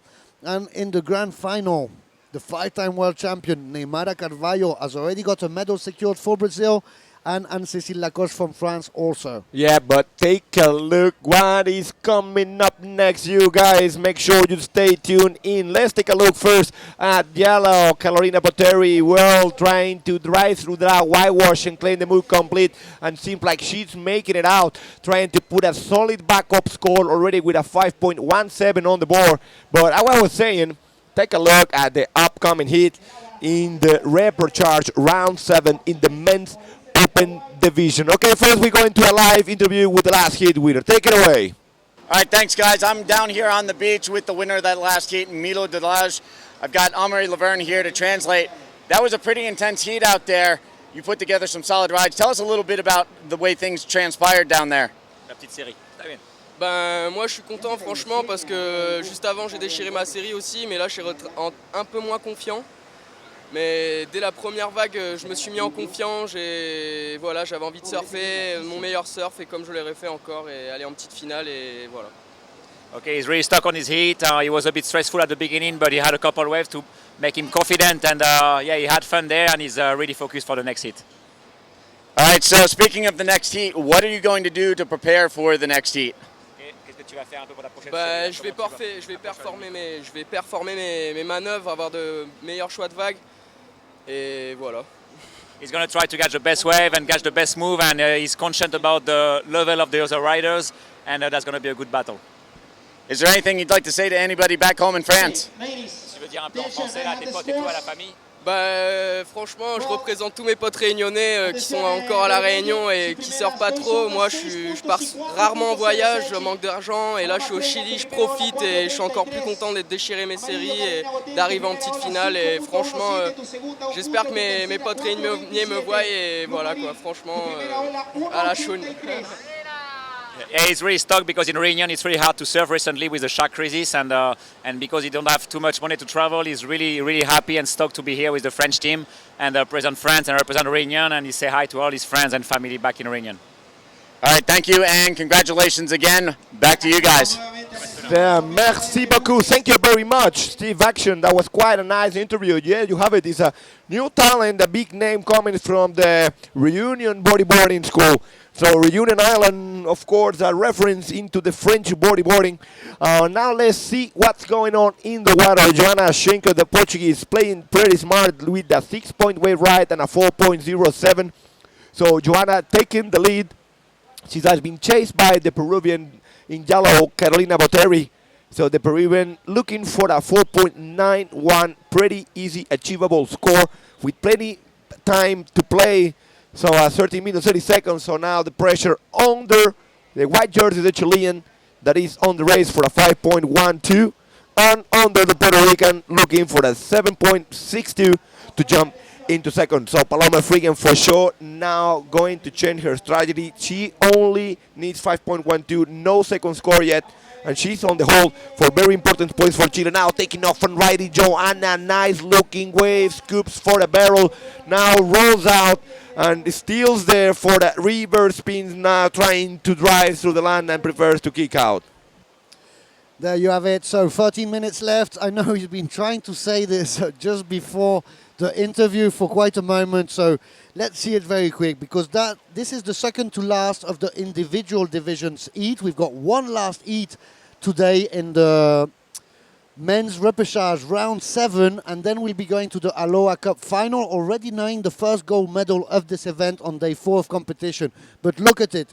Lucas Nogueira from Brazil, Eder Luciano, also Brazilian. They'll be together against Ayato from Japan and Daniel Fonseca from Portugal. What a heat. Yeah, well, Lucas Nogueira, Hayato Nokido, Eder Luciano, and Daniel Fonseca. That is going to be quite something when we saw a very crazy wipeout from Luz Mary Gran Perez. Well, she's no stranger to this situation. She already came here into Chile in the previous years competing in the professional tour and really got smashed in Eureka. And there she is like nothing happened. Well, Luz Marie not finding balance in this heat, only with 2 short scores, a 1.83 and a 1-point wave rider that you're going to see updated in the scoreboard pretty soon. So yeah, Luz Marie Grande diving into that barrel head first with no chance of going out. Un tubo a muerte, como se dice. So just going for it. 11 minutes and 25 seconds. So we're going to see the replay from the wave from Carolina Boteri there with a nice clean roll.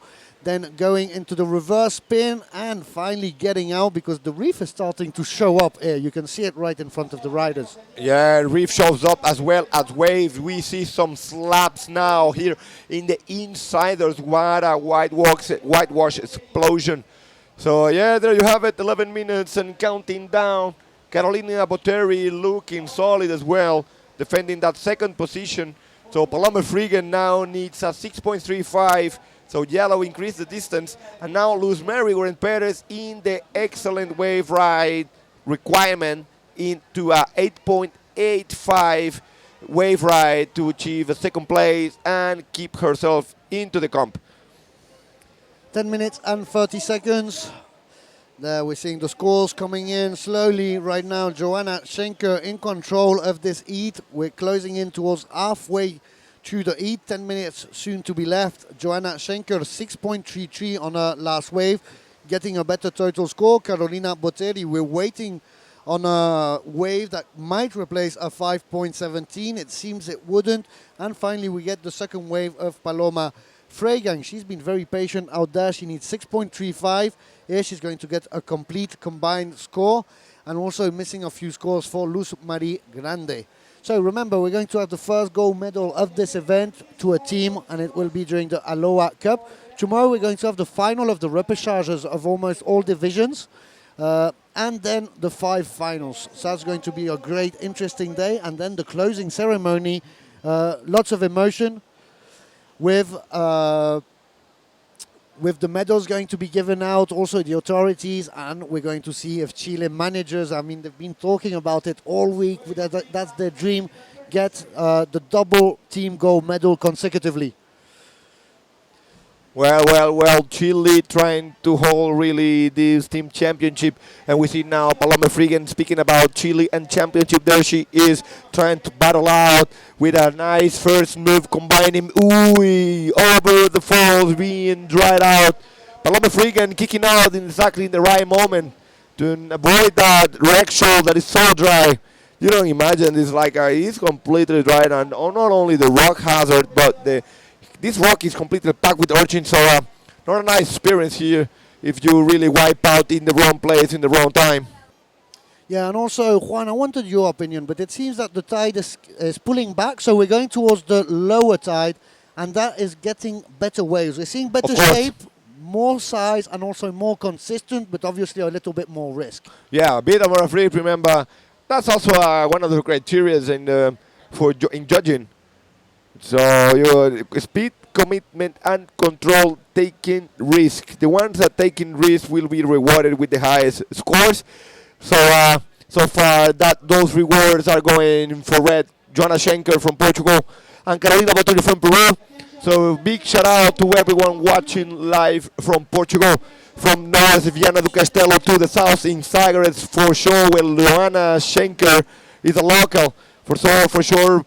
Francisco Piñeiro and everyone is watching, so big shout out.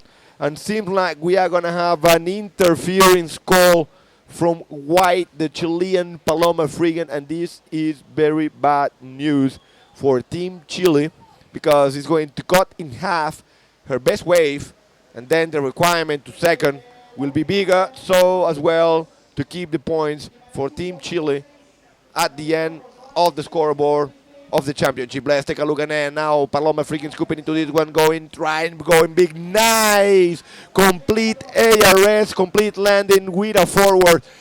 Well, getting hot in the water.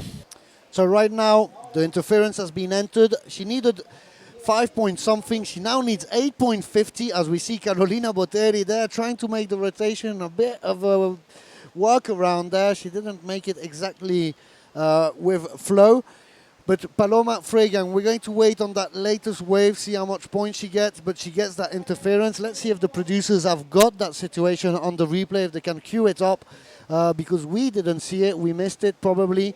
And right now, here comes Luz Marie Grande. She's pulling in those barrels, and she knows she's got no chance of coming out, but just going for it. Yeah, a lot of attitude by Luz Marie. Luz Marie Gran Perez from Puerto Rico, 8.08 to go to second. Now Joanna Schenker pulls into this one. Nice first section, clean roll, clean landing into the flats, connects with a reverse and kicks out. Well, Joanna, current hit leader now, trying to improve a 6 points wave right.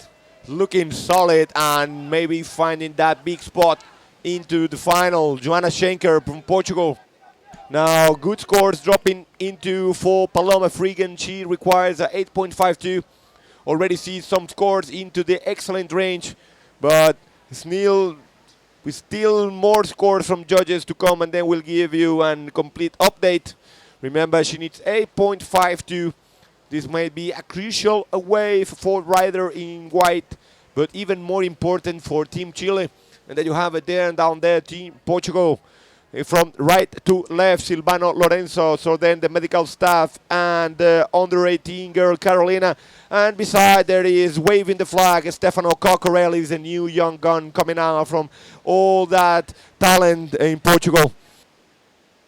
So we've got the new situation, the latest score from Paloma Frigen, 8.33. So not just enough to take that second position. She's just below. She needed 8.57. Right now, at least, she needs a lot less, 4.70. Still lots of time, 5 minutes. But now Carolina Botteri could get a better score than that 5.17. Not with that wave, that's for sure. So missing the cue there, mistiming the arrival to the lip to get that roll properly done. So Paloma Fregan could still pass in second position. She only needs 4.7 right now. Luz Marie a lot more behind. She doesn't have an interference, but she needs 8.08 to take over Carolina Botteri. And it seems Joanna Schenker is pretty cool and away from all the scuffle with her two high scores, a 6.33 and a 7.17. She seems to be not bothered by what's happening between the three other competitors. Yeah, Joanna improving another score, making bigger distance to the second place. Well, now, good job by the Chilean Paloma Fregan. Look at this. It's a pretty achievable score, only 4.7. So after an interference and an excellent wave requirement, Paloma Fregan is like finding out that doggy door at the end, that light at the end of the tunnel. She has as a backup a 2.17, and after that ARS 8.33. Let me tell you, 4.7 is nothing. So let's take a look at the replay. So let's see, it seems that here comes Paloma Fregan with that 8.33. Full rotation, ARS goes into the reverse spin. Yeah. A bit less speed. She still stays behind, but they considered it as completed. Exactly, nice landing, the good bottom turn, good size wave, set wave, so that is exactly in the requirements from our judges to attribute the best score. So Carolina Botteri under pressure with 9 waves reading already, only has 1 wave left. And there is 3 minutes and 30 seconds on the clock. So Paloma putting some pressure under the Peruvian. Let's see what happened in the next couple of minutes. There you have it. This is a beautiful scenario here in Iquique at La Punta Uno. We are in Playa Cabancha. We have La Punta Uno, Punta Dos, Punta Tres, so like 3 different reef breaks.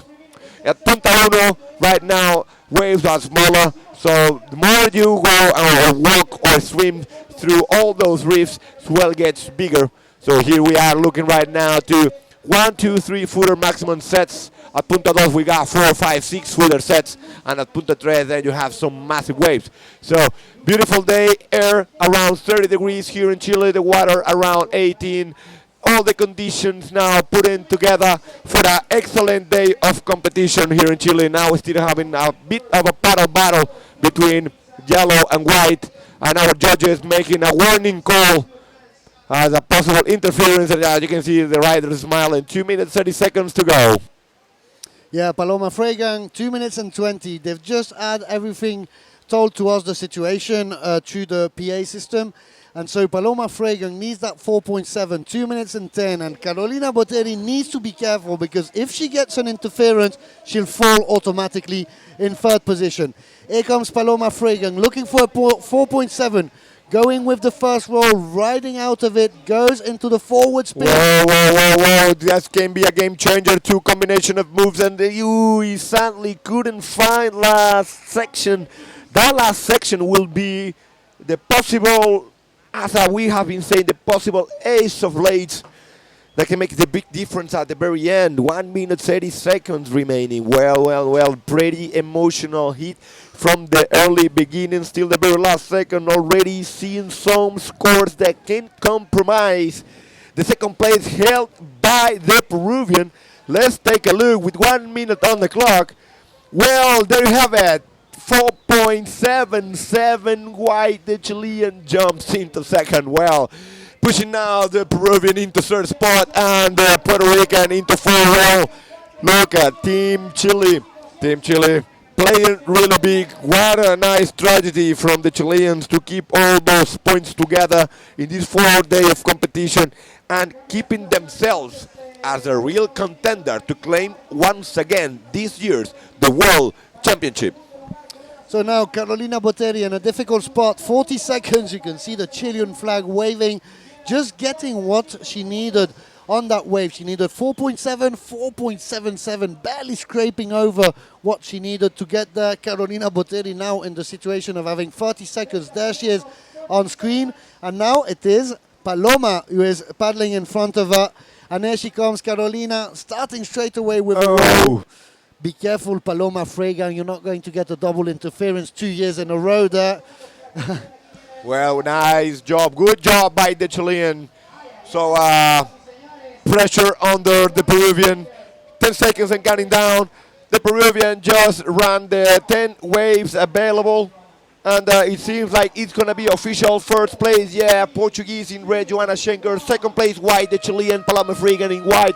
Third place, yellow from Peru, Carolina Botori. And fourth place, eliminated, going back home earlier from Puerto Rico, Luz Mary Gran Perez. There you see the Portuguese claiming the first place. And now we're going to see, stay tuned for the oncoming mind-blowing heat in the repechage round number 7 in the men's open division. 10 points for Joanna Schenker, marking a perfect 10. Let's see if it's in the heat recap. We didn't see that wave. Oh. This is the wave from before. That's the 7-point ride from Joanna Schenker, first place. Might be this one. No, I don't think so. That was the 7.17. Here comes Carolina Botteri. She had a maximum of 10 waves.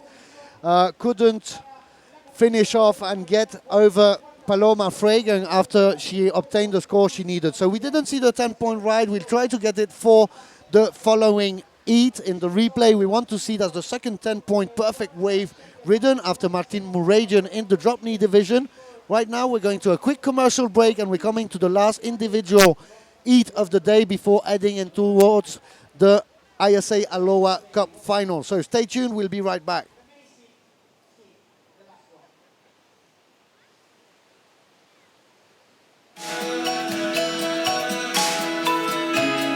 Hola, los saludamos de Venezuela, les invitamos a que vengan aquí a Playa Iquique, a Punta 1, a que disfruten del mundial, que está buenísimo, no se lo pierdan. ¡Arriba!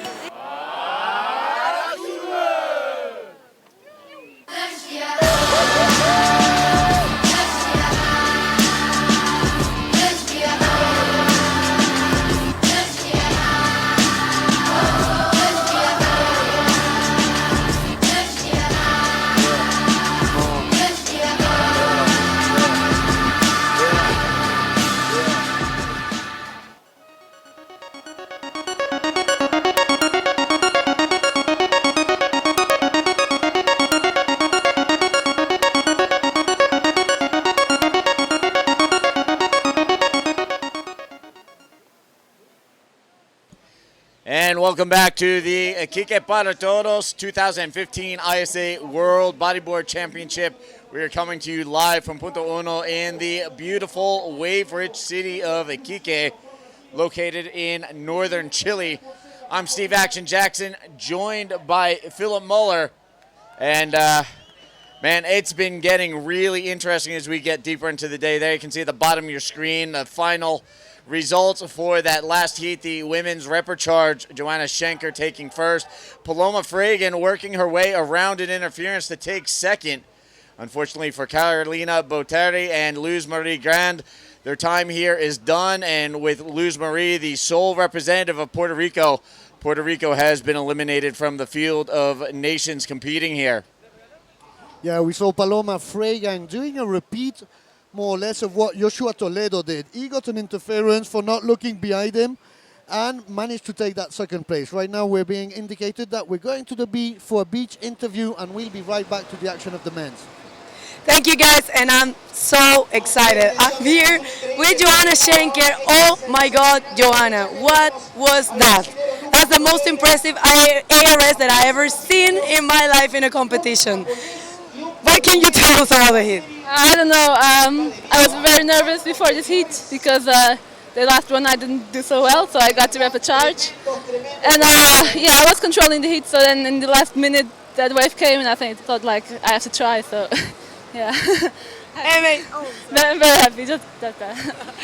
Amazing performance by Joanna. Joanna, you are already in the podium. No, this is not the final, right? Final before the final of the repechage, yeah. But I mean, you guys have done an amazing job here, and I'm very, very proud of you. You've done an amazing job. I don't know if you want to say hi or thanks anyone back home. So I want to say hi to Chico, Stage Ver, to everybody who's cheering for Portugal, and yeah, keep on going. Well, congratulations, Joanna, and back to you guys on the board. All right, and right into the men's action here, we can see Eder Luciano, the two-time gold medalist, going to work here in this repechage round 7 open men's. And here we have Daniel Fonseca from Portugal with the wave exchange. So Luciano Fonseca back-to-back Nice wave exchange from these guys, both putting up pretty solid scores, getting the heat started. A minimal score for Lucas Nogueira there. You can see in the red jersey making his way back to the lineup. And to round out the field out in the water right now, Hayato Enokido in the white jersey. So we've got two Brazilians, a rider from Japan and a rider from Portugal, battling it out here in a repechage. Two of these guys will continue on. Two of them will be cut from the field. Exactly, so this is repechage. Obviously Brazil going to try to get both of their men through towards the next round. This is round number 7 of the repechage. Men, after this you go towards the repechage final. There, sitting, waiting, crouched, is Amaury Laverne from France and Matias Diaz from Chile. So no easy task. There's still one big obstacle to you getting in the grand final, where we have already Miguel Rodriguez from Peru and Alan Munoz from Chile. And here we have Lucas Nogueira flipping it out, trying to connect and get something to finish this wave off with. He's going to throw into a reverse, and this one's going to die down, so he'll kick out and make his way back to the lineup, but that'll give Lucas something more solid to work with score-wise as we wait for the first round of wave exchange to register from the judges, taking their time, taking a close look at these scores, and making sure they get the job done right. Exactly, so there you see it.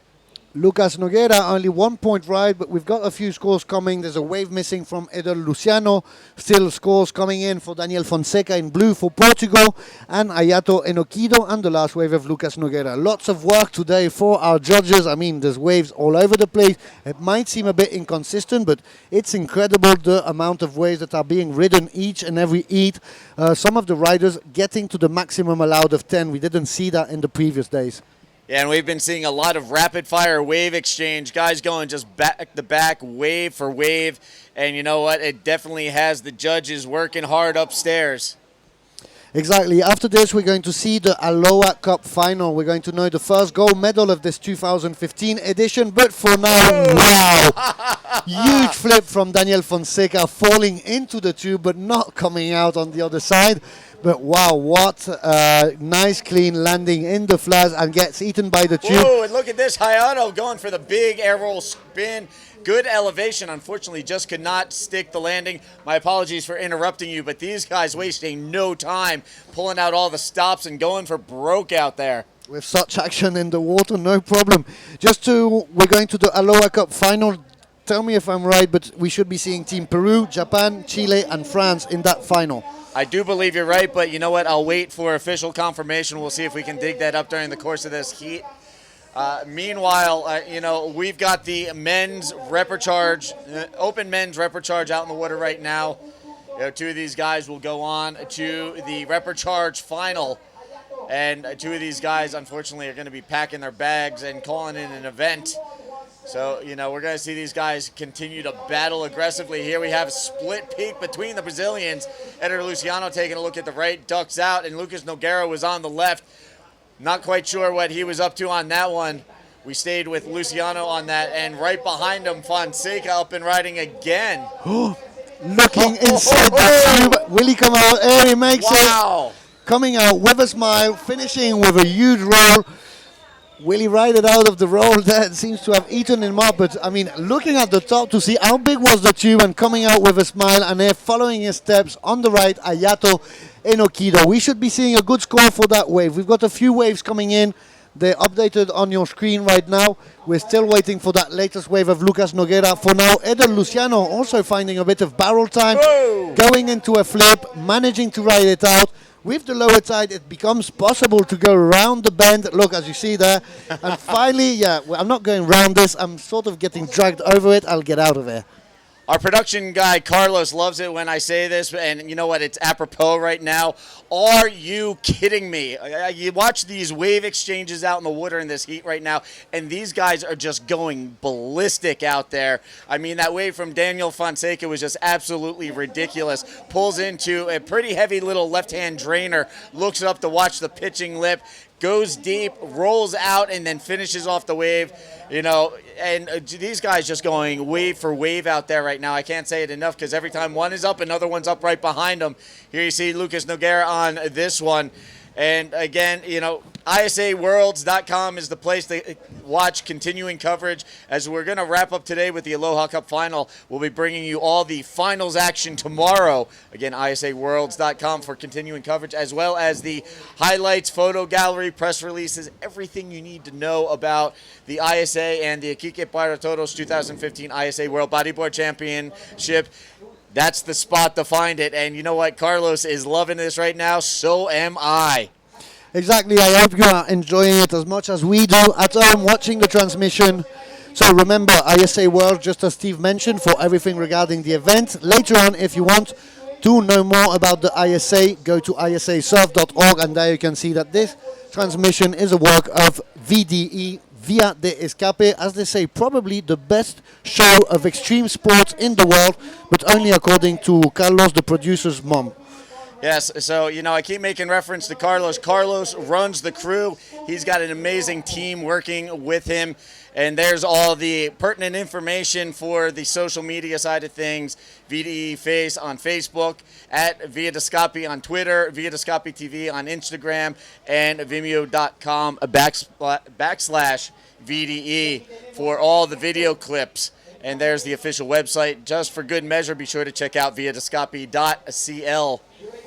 So there's a bit of a situation that's going to change the dynamics of this heat.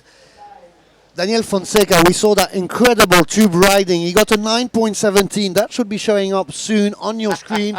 But he's got a paddling interference by blue on white. So that, look at him, watching inside the tube, then going for that roll, coming out with a huge smile, going into 1 second roll. So 9.17, but he's got a paddling interference. That's going to affect his score. And look, there you see it. Edel Luciano now is in first position. Daniel Fonseca gets his second wave, a 7.67 cut in half, and that leaves him in second position. Yeah, you know what? If I were scoring a barrel ride like that, I'd be wearing a Cheshire Cat grin myself. But unfortunately, reality setting back in, that interference cutting his second score in half.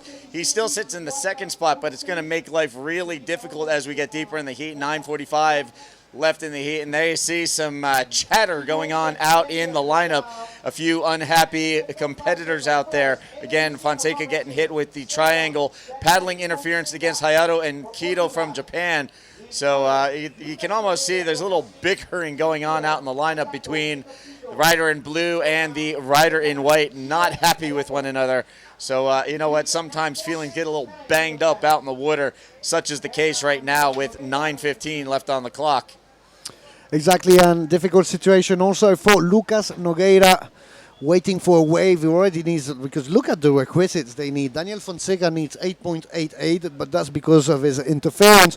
Lucas Nogueira needs a good wave of 7.25, and Ayato Enokido needs an almost perfect wave of 9.69 to go back to second position. This is repechage, so two guys are moving forward to face off Amaury Laverne, as well as the other surfer in round 8, Matias Diaz from Chile. And so obviously Brazil trying to pass both riders, but now needing a 7.25. Still 8 minutes and 30 seconds to do so. And there you can see Team Portugal down at water's edge cheering on Daniel Fonseca. They were loving that 9.17. The interference call, not so much. And look at this melee out there. 3 guys looking at the wave. Nogueira up and riding. Throws out the flip. Comes around clean. He's going to combo with the roll. And he's not done yet. A little check turn there. Cuts it back. Thought about getting one more maneuver in, but rolls up on the reef. And here we go. The Japanese representative, Hayato Enokido. Huge ARS for Ayato Enokido. Looking surprised even landing that maneuver.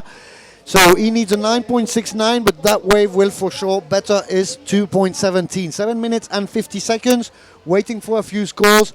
Daniel Fonseca, 9.17, but his second wave, a 7.67, cut in half. Otherwise, he would have been in first position. Right now, it's Edel Luciano who benefits from that interference the most. Ayato Enokido there in white, still trying to come out. He's getting a good score for that latest wave. That might change the situation.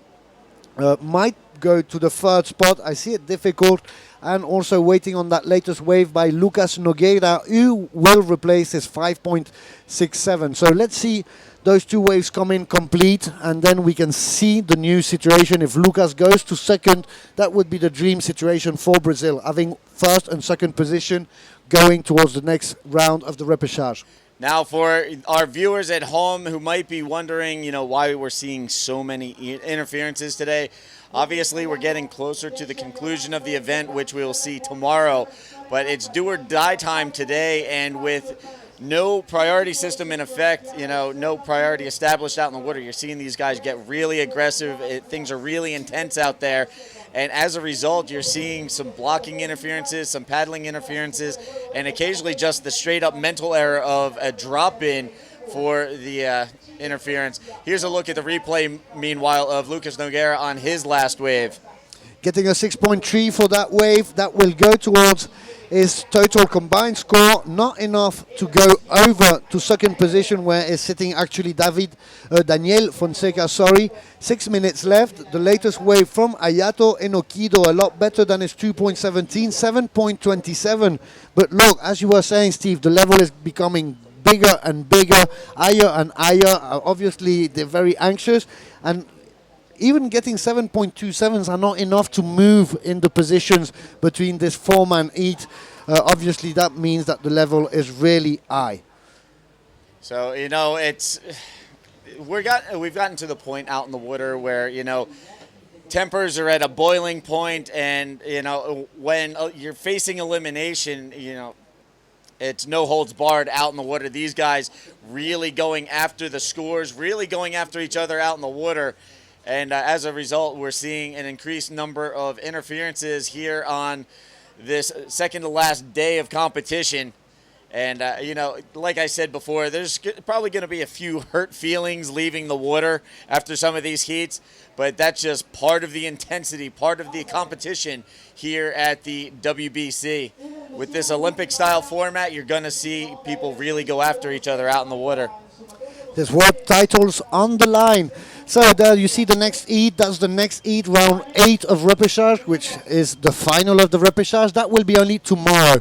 Right now we're going to go to the ISA Aloha Cup final. For now, let's see that latest wave from Eder Luciano, 6.17 for that wave. Not enough to go into his total combined score. He is still in first position. Daniel Fonseca in second. No change in situation or the required scores, as we've been bought the names of the competitors that will be in the ISA Aloha Cup final, and I listed Peru as being one of the 4 countries. It is Portugal that will be alongside Japan, Chile and France.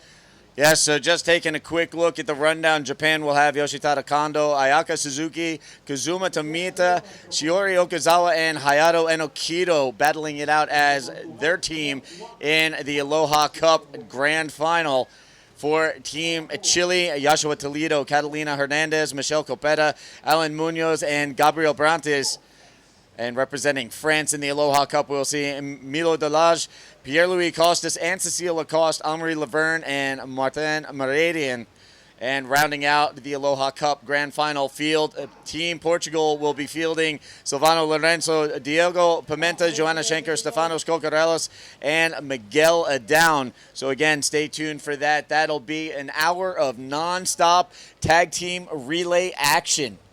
We're going to see that coming up, a 1-hour final, and here comes a huge flip by Eder Luciano. Oh, he flips it again. So 2 flips, we only saw Pierre-Louis Costas doing that, 2 flips on the same wave up until now. Eder Luciano shows that he can do it too. And we just saw his last wave, incredible surfing by Eder Luciano. And when he got his score, he seemed a bit surprised. Wow, that was not enough to better one of my 2 waves, so I'll step up my act, and here he comes with 2 backflips. Again, Eder Luciano, 2-time gold medalist, winning gold in both editions of the World Bodyboard Championship in Venezuela. And you know what? This guy is a small wave tactician, an absolute master at competing in small waves. And what we're seeing today, these conditions, this plays right into his wheelhouse. He holds the lead right now. On the other side of that, we saw Lucas Nogueira. So split peak wave exchange between the Brazilians one more time. So we see also the difficulty of making a team, because Eder Luciano is the small wave specialist, but Lucas Nogueira really shines in bigger, heavier conditions. So you do your team And you might think, yeah, Chile is big waves, and I just prepare a specialist big team wave, and you come here, and this would be the wave. Well, you're not going to win gold medals. So we see the teams how they have to make a few specialists in small wave, few specialists in bigger, heavier conditions to try to round out your team for any condition that is on offer once you're in Chile. And that's the tactics and the strategy you have to adopt, no?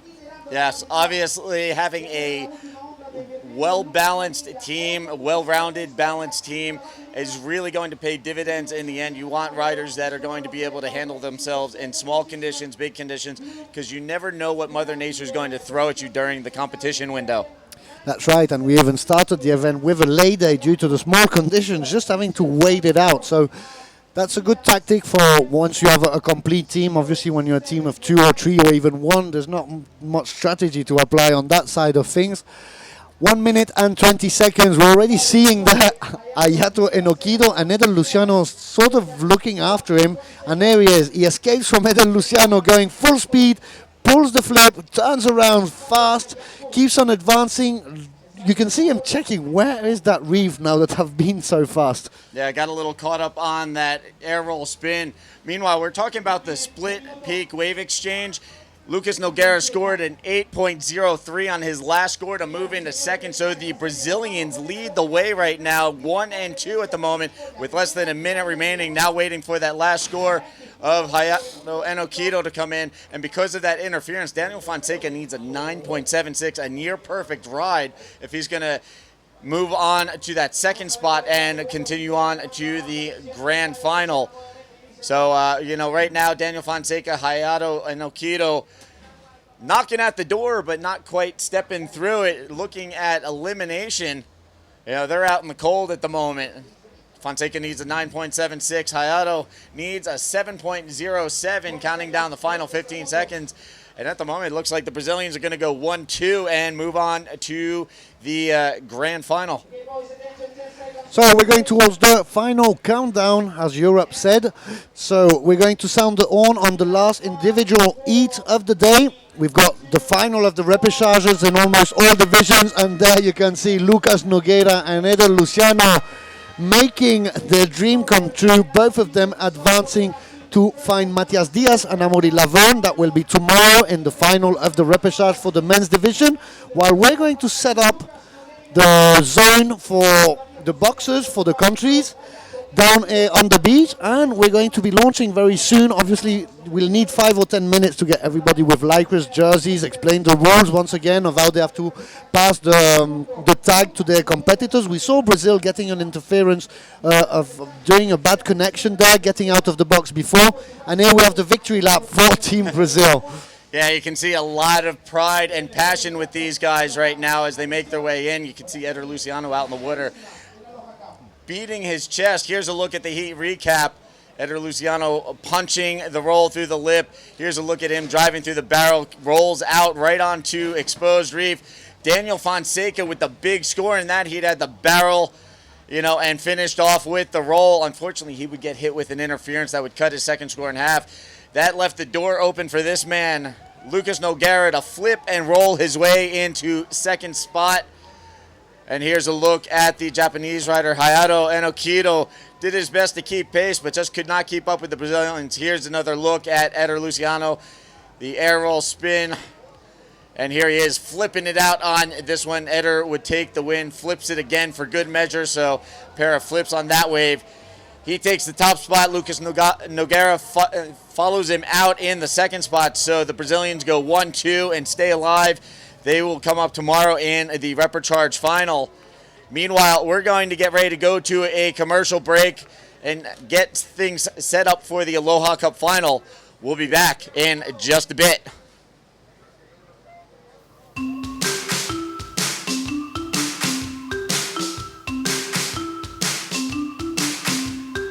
Lo invito al Museo Regional de Iquique a conocer la historia y los encantos naturales de nuestra región.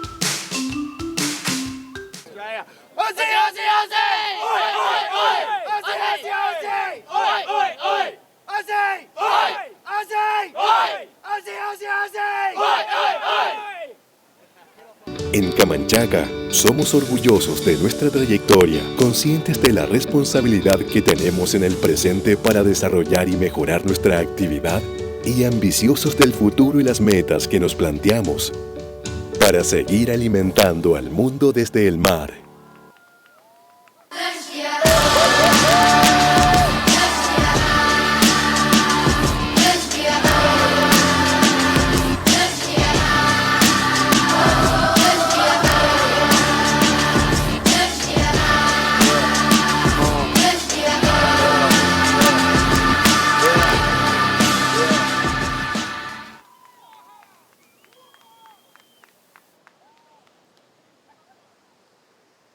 And welcome back to the Iquique para Todos 2015 ISA World Bodyboard Championship. Coming to you live from Punta Uno here in Iquique, Chile, located in the northern part of the country. We're going to throw things down to Yo-Yo. He's with the Brazilians, finishing 1 and 2. Take it away, Yo-Yo. Boys, here we are. The action is on fire. Here we are with the winner, Mr. Eder Luzano. It was a dobladilla, it was a double pass of the Brazilian. Eder, very happy guys to be on the next hit. So stuck, bro. I have no words to explain my feeling now. We need to place together for these hits for the next to help our team. And I think this hit was really, really important for us. So stuck to advance in first place. We make a good job, Lucas and me. Let's go. Lucas, it was a hard situation in the water, you two together from the same country against two amazing competitors from another nation. What you can tell us about that? First of all, I want to give all the glory to the King of Glory for here. And I'm so stoked as Eder. We made a great hit. I was in the dangerous situation, but I was waiting for my wave. I know that I will come to me, but I just wait for them, and that's it. We make me and Eder. Yeah, Brazil, good job. Eder, you guys going to the final. What's the plan from Brazil with two guys on the final on this event? The plan is the same of this hit. You're gonna compete together again, and I think two Brazil in the same hit can happen each one. Let's see what happens tomorrow. We can do a good job again and go above to the final, the big final, and fight for the gold medal. Okay, boys, congratulations for this victory, and we're going back to the booth with all the action with the Aloha Cup boys. ¡Viva Brasil! ¡Tremendo Praia Chico!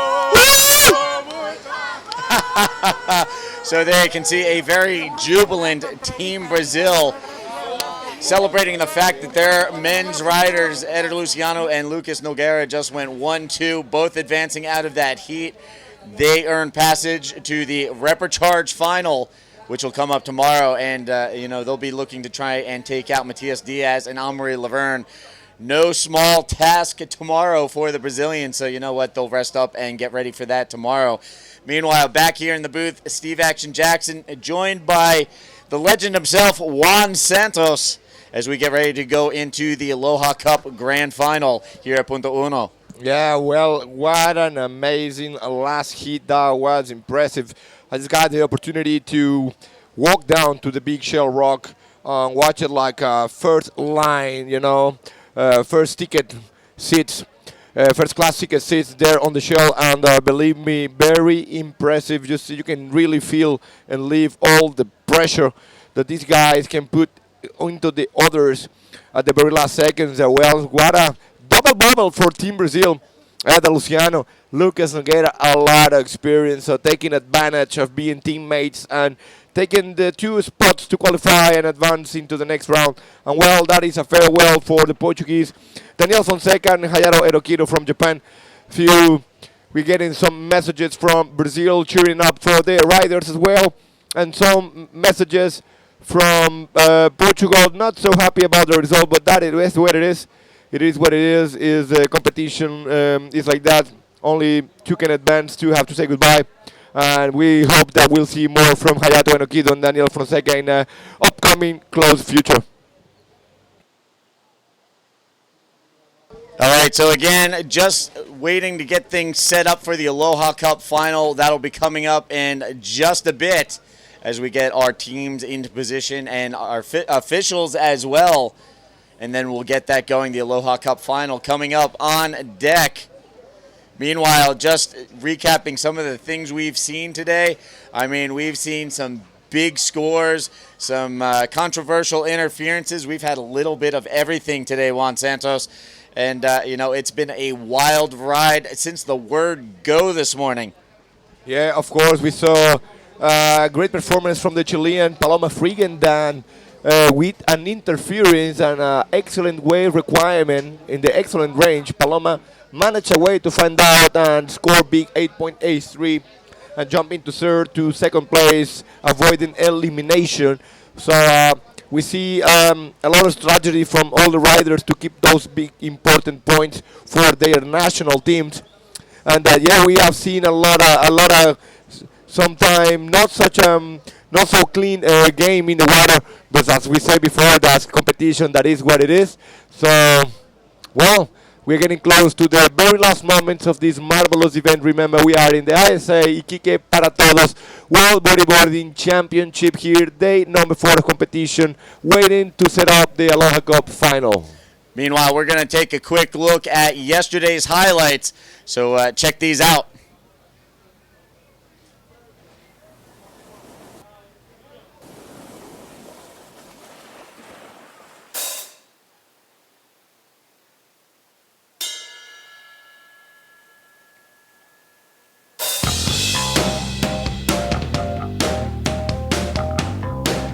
Hi guys, Juan Santos here coming to you from La Punta Uno at beautiful Chile. This is the Iquique para Todos ISA World Bodyboarding Championship. So day number 3, action-packed day. So have a look at some of the action.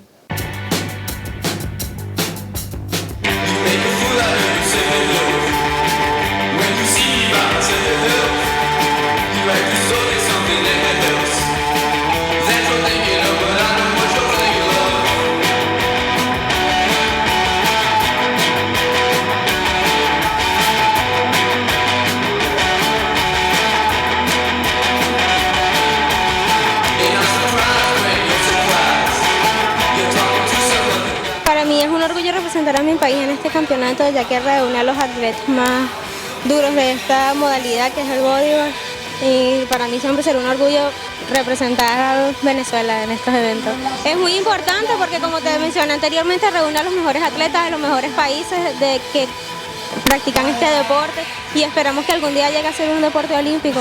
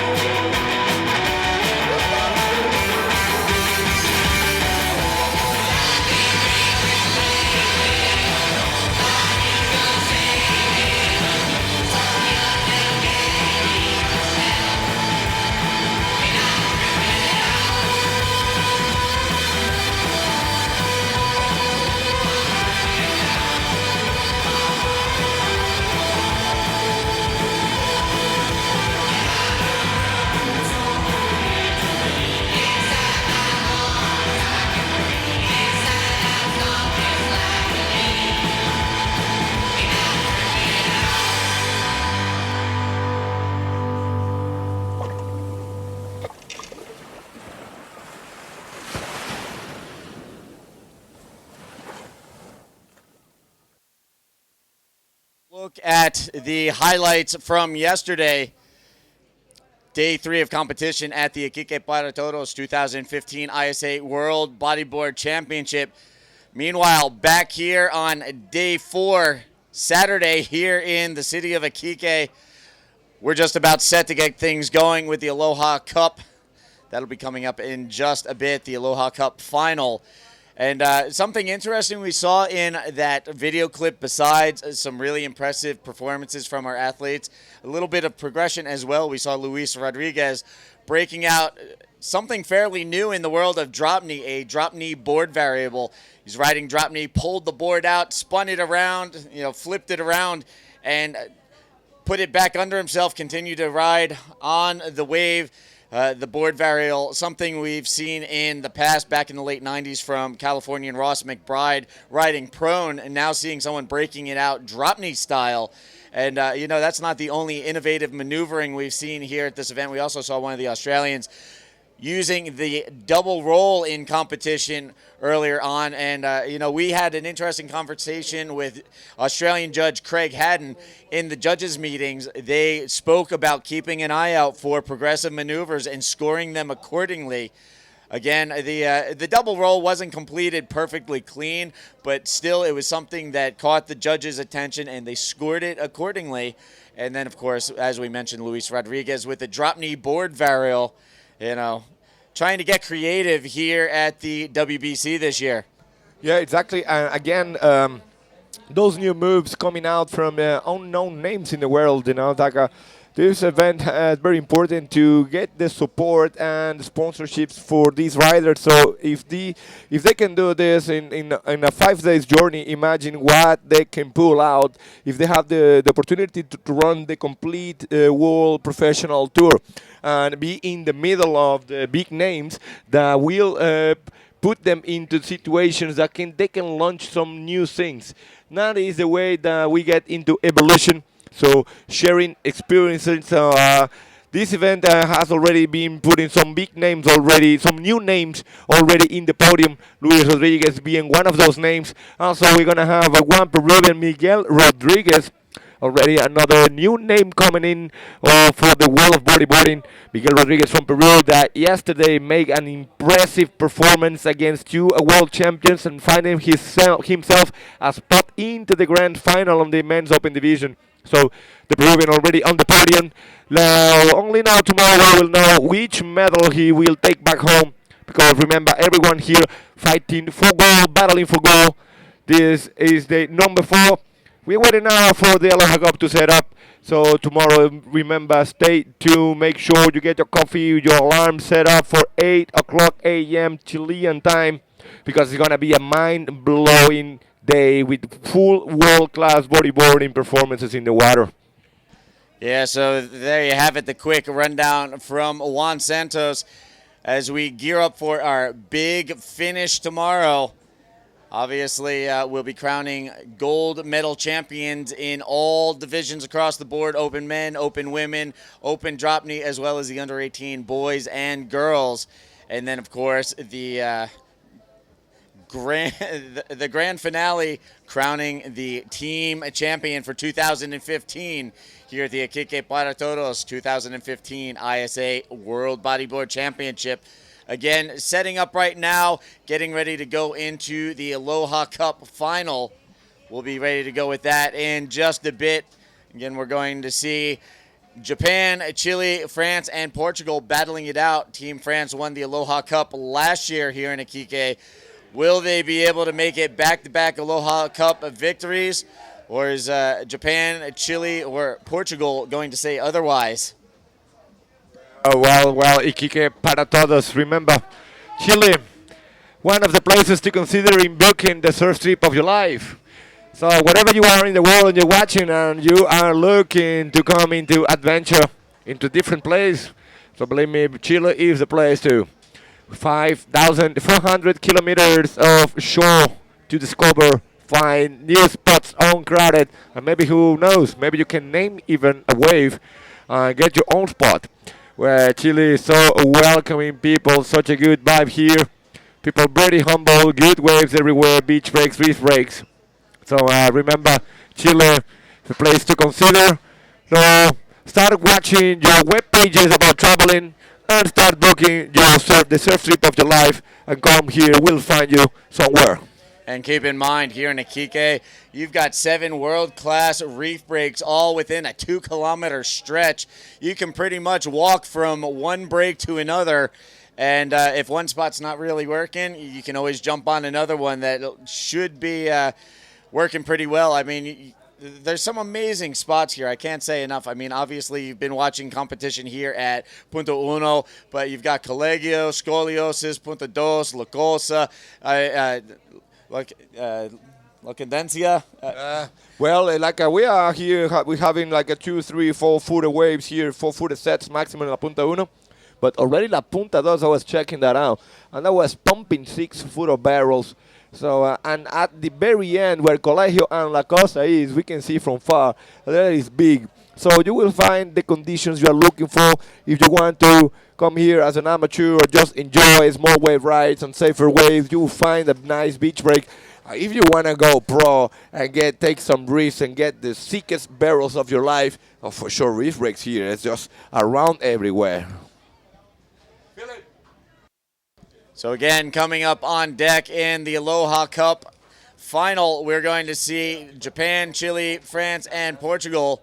Japan will be sending out to the water Yoshitada Kondo, Ayaka Suzuki, Kazuma Tomito, Shiori Okazawa, and Hayato Enokido. Again, each team will have 5 riders, 1 hour for each rider to run to the water, paddle out, catch 3 waves, come back in, run back to the tent, make a clean tag, and send the next rider out. Each rider has to get 3 waves. All 5 riders have to get 3 waves and complete their mission in 1 hour's time span. And keep in mind, if you leave the box early, 5-point penalty. If you fail to complete your 15 total waves for the team, that's a 5-point penalty as well. We saw it in the semifinals of the Aloha Cup. Team Brazil actually won their semifinal, but due to a 5-point penalty for leaving the box early, it dropped them to 3rd, and they failed to make the Aloha Cup final. Yeah, that's right. Well, Aloha Cup, 5 riders, 3 waves per rider, and under a 1 hour mark, so 1 hour, 60 minutes, so they have to complete this task. Today, one of these 4 teams is going to raise the cup high, looking into the sky. And today we start giving the retributions of champions. Welcome to the land of champions. Welcome to the Iquique Para Todos International Surfing Association, ISA, WBC. This is the World Bodyboarding Championship with all the best bodyboarders in the world. Come compete for gold. And just to continue the rundown of teams, I gave you the roster for Team Japan. The roster for Team Chile, they'll be sending out Joshua Toledo, followed by Catalina Hernandez, Michelle Copeta, Alan Munoz, and anchoring the team will be Gabriel Brantes. And you know what, right now, before we go into Team France and Team Portugal's lineups for the Aloha Cup final, we're going to take a look at the opening ceremonies. This is where everything got kicked off, opened up the event. Take a look at this.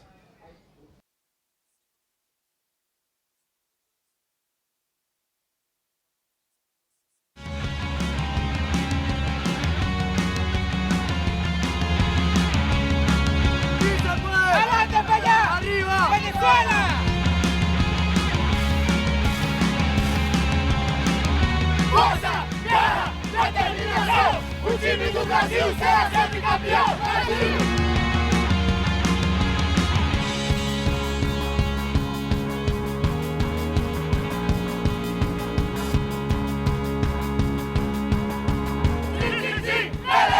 Viva Chile!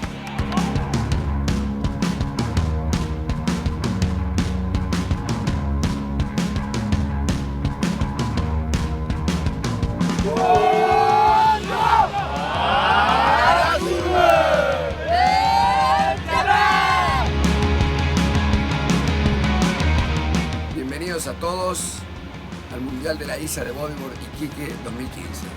Estamos realmente muy contentos de recibirlos en Iquique, en este increíble evento con las grandes olas de Iquique, el calor de su pueblo y por supuesto esta es la ceremonia más importante, la ceremonia donde La unión de las arenas del mundo representan la paz a través del bodyboard. La ISA está pasando por un año muy especial, donde ya hemos estado incluidos para los Juegos Panamericanos del 2019 y seguramente para los Juegos de Tokio del 2020. Por otro lado, estamos también muy entusiasmados con esta muy fuerte, muy estable y muy duradera relación con la ciudad de Iquique a través del alcalde, señor Jorge Soria, y del Consejo Deliberante de la ciudad, que han permitido la llegada del Mundial nuevamente, como el año pasado. Realmente queremos agradecerles a todos los competidores, a todas las delegaciones, y deseamos el mejor éxito en esta competencia. Que este sea un recuerdo imborrable para ustedes, y cuando se vayan de Iquique, cuando termine el Mundial, que se vayan todos ustedes como embajadores de Iquique. Muchas gracias y el mayor de los éxitos en la competencia. Adiós.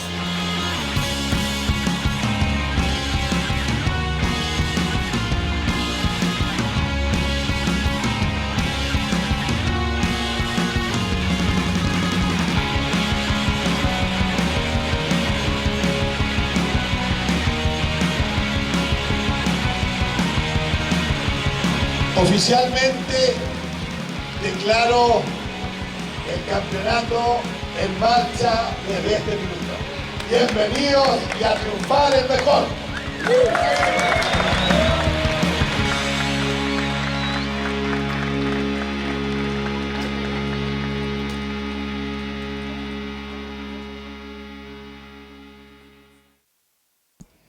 So there you have it, one more look at our opening ceremonies. That was at the beginning of our event window, kicking things off, the Parade of Nations, the Sands of the World ceremony, and of course, the Mayor of Iquique officially declaring the event open. Now here we are on the other side of things, one day away from wrapping up competition and declaring our World Bodyboard Championship champions in not only the individual categories, but the team title as well.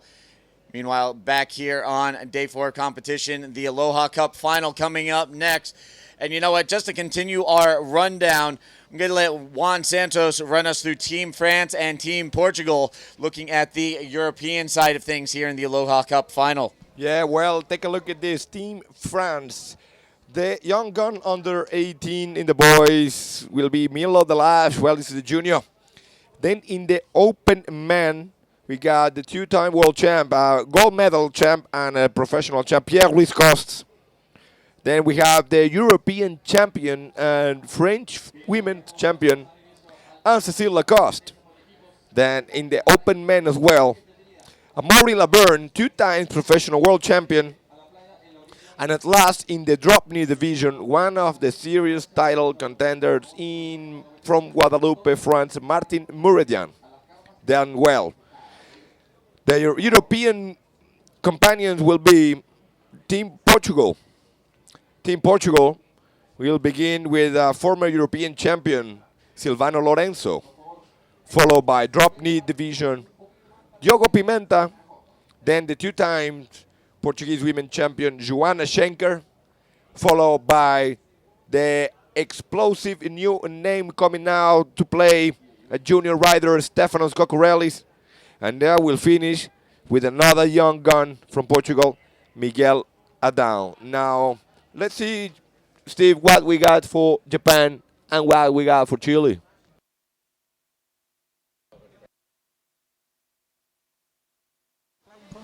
All right, so we ran through the field of competitors for the Aloha Cup for each of the teams. Now getting ready to throw things down for the start of the Aloha Cup final. Well, our officials there making sure that everything is into rules. And we're going now back to the beach with a live interview. Thank you guys in the booth. So we're almost ready. Everything is set. The teams are in the booth. We're waiting for the start off of this final of the Aloha Cup. So Team France is here in the final. Like last year, I'm with Amaury Laverne. Amaury, tell us, what do you find more entertaining, the individual competition or the Aloha Cup that you don't find in any other event? Yeah, I really like the Aloha Cup. In the French Championship, we used to have a tag team like this since a long time. And with the team of Reunion Island, we used to compete a lot like that, so I really like this contest. And I think it's a great part of the ISA games because bodyboarding is mostly an individual sport, but when it came to tag team, it's really like a team spirit, and it's everybody have to put a bit of energy for the final result, and I really like that. Exactly, so thank you, Amori. Any strategies that you apply with the team? Every guy has got a selected time? Oh yeah, we had a good strategy with the order. I think the order it's really important to manage the time, and today the waves are pretty cool. It's pretty consistent, so I think everybody's gonna have fun. But yeah, a lot of tactics in there, and I'm confident on our tactics and see what's happening. Thank you, Amari. So best of luck. And right now we're going with Yo-Yo, who's with Team Chile in the booth right next door. Take it away, Yo-Yo. Boys, here I am with the Chilean team. I am here with the captain of the Chilean team, one of the legends of Iquique, one of the guys, to my point of view, the guy that serves better on this spot, Gabriel Brantes. Muy buenos días, muy buenas tardes, ya estamos aquí en la finalísima de la Aloha Cup. Un experiente como tú aquí en la punta, ¿qué nos puedes decir de eso? What you can tell us, Gabriel, about what's going to happen right now with the Chilean team? Bueno, a lo que vamos es a ganar. Lo único que queremos es llevarnos el oro ahora. Y las condiciones del mar igual están buenas.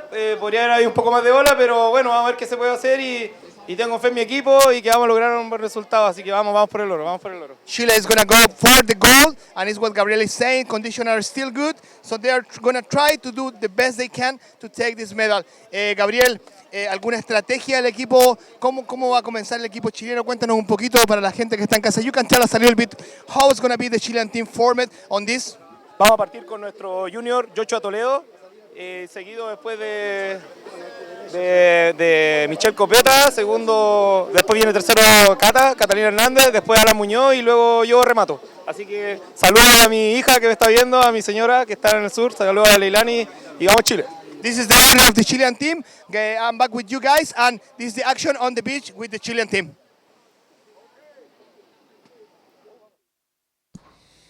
All right, so there you have it. Some interviews coming to us from the beach, right down in the thick of things, down in the competitors' tent, as we count down towards the start of the Aloha Cup final. Again, we're going to see Japan, Chile, France, and Portugal battle it out. Yeah, well, any of these teams can be a winner. They are the four best teams so far that we come from two semifinals. So this can be a very tight situation. Only it will be, like we said before, it will be decided at the very last seconds. It seems like we're going to start soon. Let's take a look. There it is. There it is, starting horn, and they're off and running, literally down to the water's edge. We are underway, 1 hour to get all 5 team members on the board. Each one has to get 3 waves ridden, get back in, make a clean tag, and send the next rider out in the water. So 5 riders, 3 waves required, a total of 15 waves in the course of an hour. And again, keep in mind, early exit from the booth will result in a 5-point penalty. Failure to get all 15 waves registered will be a 5-point penalty. And you know what? It's going to be a full-on race. We saw it in the semifinals. We literally had our reporters running with the competitors, doing their best not to take a facial, tripping in the sand. Yeah, exactly. Well, this is going to be fun to watch. And believe me, here there are some riders that are still in competition. So we're going to see maybe someone's playing safe, trying to avoid injury or something, because they don't want to compromise their performances coming up in the next day.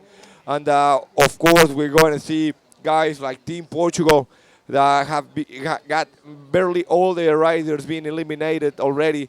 So for sure, Team Portugal very hungry to get some championship, some like trying to play as a revenge. Maybe I can tell. And maybe Team Portugal will try to go very, very big in this Aloha Cup.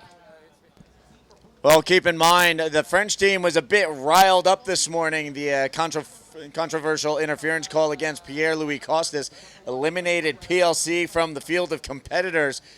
We'll see if France tries to shoot for a little redemption here. Meanwhile, we're going to throw things back down to Phil. Take it away, Phil. So here I am with Diogo Pimenta, and you were here last year for the Aloha Cup, and you told me, wow, it's incredible being in the second Aloha Cup. How can you compare the conditions from last year's edition to the conditions of La Punta this year? This year in Aloha Cup, the conditions are very much better because the swell is a little bit bigger.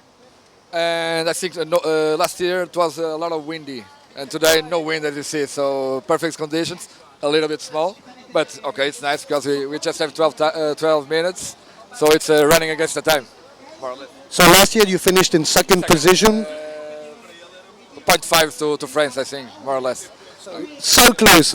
Have you changed a few things this year to try to get to the gold medal? The same, everybody is confident, get a lot of trust, and try to do the best waves. Exactly. Do you want a quick time to send a message to all the people in Portugal, in Portuguese if you want? Yeah, of course. Queria agradecer a todos, força Portugal. Vamos ver se estamos a volta a isto e ficamos em primeiro. Até já. Obrigado, Diogo. So, thank you, Diogo. And right now, we're going back to you guys in the booth for more commentating on what's happening in the wave. All right, meanwhile, out in the water, we've got wave action going on right now. Milo Delage from Team France working on the left-hander. Before that, we saw Yoshitada Kondo from Japan going to work on the left-hander as well. So Japan and France getting on the board early here. And if you break it down mathematically, we're looking at 5 riders. Each has to go out and get 3 waves. It gives each rider roughly 12 minutes time frame to go out there, bang out 3 solid scores, and get back in. Remember, all waves will be counted. You get 3 attempts. Whether it's a good wave or a not so good wave, the score will count. That's right. So they only have 3 waves, and each wave will be there in the scoreboard. So this is not the kind of game that you can go there and fail or give you like a 20 minutes to in 10 waves 3 will count. No, this is go in, catch 3 waves, and come out. So whenever you have 3 wipeouts, 3 low scores, well, that is a bit of a bad job, you know, because those 3 low scores will be counting on your team scoring board. So that's the very difference between the normal competition and this tag team competition. There you have it. Remember, white Team Chile, Joshua Toledo is representing Chile. In blue now we see his upper rider Lorenzo, and in yellow this is a junior from front, Milo Delage. Already we saw good score from the French 7-point wave ride. Silvano, the Portuguese first wave at 3.6. The Chilean Joshua Toledo, as we spoke, 2 points, and now getting out on a good barrel. Joshua Toledo, the defending gold medal for the under 18, yeah. Wow, barrel to spin to reverse, now rolling off the end. And Joshua Toledo, this kid has looked absolutely incredible today. You know, just really strong riding throughout the course of this event. And you know what, now trying to hold up his end here in the Aloha Cup Tag Team Relay Challenge. Yeah, well, now Team Japan there in red. Team Japan ready. Yoshitada Kondo scooping into this one. Nice barrel, drives out with a roll. Wow.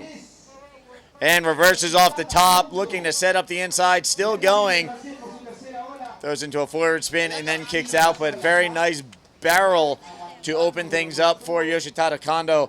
Still waiting for finalization on his first score. Now they'll have a second score coming in. Yeah, Yoshitada, all-timer from Japan. Yoshitada has been in the game for quite a while. Wow. Milo Delage throwing out the air roll spin. This kid is dropping bomb scores out there. He opened up with a 7.0. Still waiting for his last score to come in. And we're going to throw things down to Phil one more time. He's with Team Japan. Take it away, Phil. Thank you, Steve. Here I am with Ayaka. We're watching Yoshitada Kendo in the waves. How is he doing up until now? He's already got 2 waves, is that right? Yeah, she made a long barrel, and then after he get a low, I think it's going to be a really good point. It's really good for Japan. Yay! Exactly. And so when he comes in, who's going out? You're going out straight away, no? Yes. What's going to be your strategy? Just I focus to get a average point. Anyway, we'll let you concentrate. You're going out soon. One more wave from Yoshitada Kendo, and best of luck. Thank you. Domo arigato. Back to you guys in the booth. And right back to it, Joshua Toledo for Team Chile. Big flip off the left-hander, combos it with a forward spin. And here he is kicking into this end section. He's going to loop the roll off of the closeout section. And Joshua Toledo looking to dial it in. He's already got an 8.33 on his last wave, a 2.0 opening things up. So minimal score to start, but, you know, really stepping up his game out there for his last couple of waves. Now he'll look to make his way in and tag the next rider. And here we go, last wave of Yoshitada Kondo. Nice little barrel to roll, combos it with another roll. Now he's going to reverse it. There you see Team France making the tag. And PLC on his way down to the water. Pierre-Louis Costas up for Team France, as France already has their first 3 boards registered and accounted for. Now it's PLC's turn. Well, PLC for sure. Now that he's out of the main competition, actually he lost him being eliminated. For sure, PLC, Pierre-Louis Costas is going big in this Aloha Cup big final. For sure, Team France coming here to claim the titles. Team France, the 2011 edition champions. When we see now Silvano Lorenzo scooping into this one. Nice spin, good speed. Now goes up, nice roll, lands in front of the whitewash, and that's it. Wave number 3 for the Portuguese. Silvano already with a 3.6 and a 4.5. This will be his last score. And now it will be time for Silvano Lorenzo to come back into the beach, run to the box, tag one of his teammates, and let's see, it seems like it will be now the chance for Diogo Pimenta in the drop knee to go in. Now we see Yoshitada Kondo leaving his board in the back, running to the box, tagging Ayaka, and there she goes. Ayaka Suzuki, rider number 2 in this Aloha Cup representing Japan. So each team working through their first rider. There you can see Joshua Toledo trying to scrap his way in so he can make the tag. And on her way out, Ayaka Suzuki passing Toledo. She will head out to the lineup and be the second in order for Team Japan. And here we see Joshua Toledo exiting the water, running up the beach.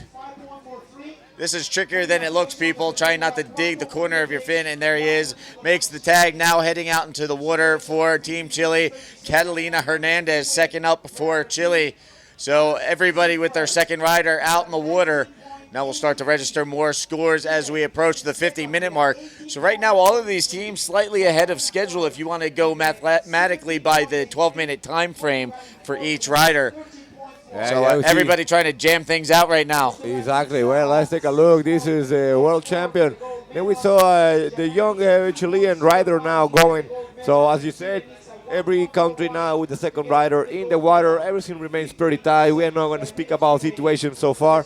And it seems like we have now Philip in the beach with Joshua Toledo for a live interview. Take it away. Cheers, guys. So here I am with Joshua Toledo, out of breath. I mean, he had 12 minutes to get his 3 waves. He did it in 9 minutes. I'll ask him the questions in English, he'll answer in Spanish, and then I'll translate.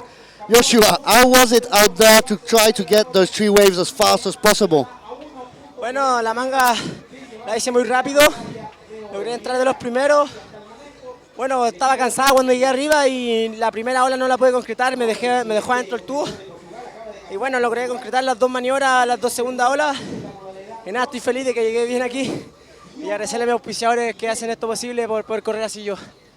So he says that when he was at the top of the lineup, he was a bit tired. His first wave left him inside the tube, but he could get good scores on the 2 next waves and come back fast and do the tag in 9 minutes when he had 12. Just a quick time to give a quick word to everybody watching you in Chile and all over the world in Spanish. Bueno, no sé qué decir, no tengo más aire para hablar. Estoy contento de estar aquí participando por el equipo de Chile. Y un saludo a toda mi familia que me está mirando, a los auspiciadores, a Todd Wilker que está ahí mirando también, que se motive con las tablas. Y bueno, ahí contento y saludo a mi auspiciador South American United y Erizo Surf Brand. So thank you, Joshua Toledo, for the interview. Right now, we're going back to you guys in the booth and see what's happening on this final of the Aloha Cup. Well, now so we saw right now. Thank you, Philip. We saw right now first wave from the gold medalist in the 2011 edition and 2011 world champion, the French in yellow, Pierre-Louis Costes, throwing another good score. So Team France with no fails, giving no space for mistakes. So the lowest score so far is for first wave number 1 by the Chilean Joshua Toledo, 2-point wave ride. All the other scores are in the medium to the excellent wave rides. We have already a few big scores from Team Chile by Joshua Toledo, 8.33 and 8.1. Well, Team France looking very solid so far in the lead. And there you see Team Japan. And now the share in the lineup. There are 2 girls and Pierre-Louis Costes. Well, people watching live, remember this event is possible by the sponsorship of the Ilustre Municipalidad de Iquique. Iquique para Todos. Thank you very much to the Chilean Surfing Federation. Thank you to all our media partners, Surfline, Vía de Escape, RTC Televisión. Thank you as well to Erizos Bodyboard here and to everyone that make this event possible. Thank you, of course, to all the ISA officials who have been doing such a great job here in these 5 days journey. Tomorrow, make sure you tune in. 8 o'clock sharp start, 8 a.m. All right, so right now, counting down, 46:40 left on the clock. Team France leads the way. They've got 7, 6, and 6.83 and 5.40 as their scores. There you can see the 7.0 and the 6.83 are their top 2 scores. Combined total of 25.23 leads the way. Here, Portugal trying to play catch-up.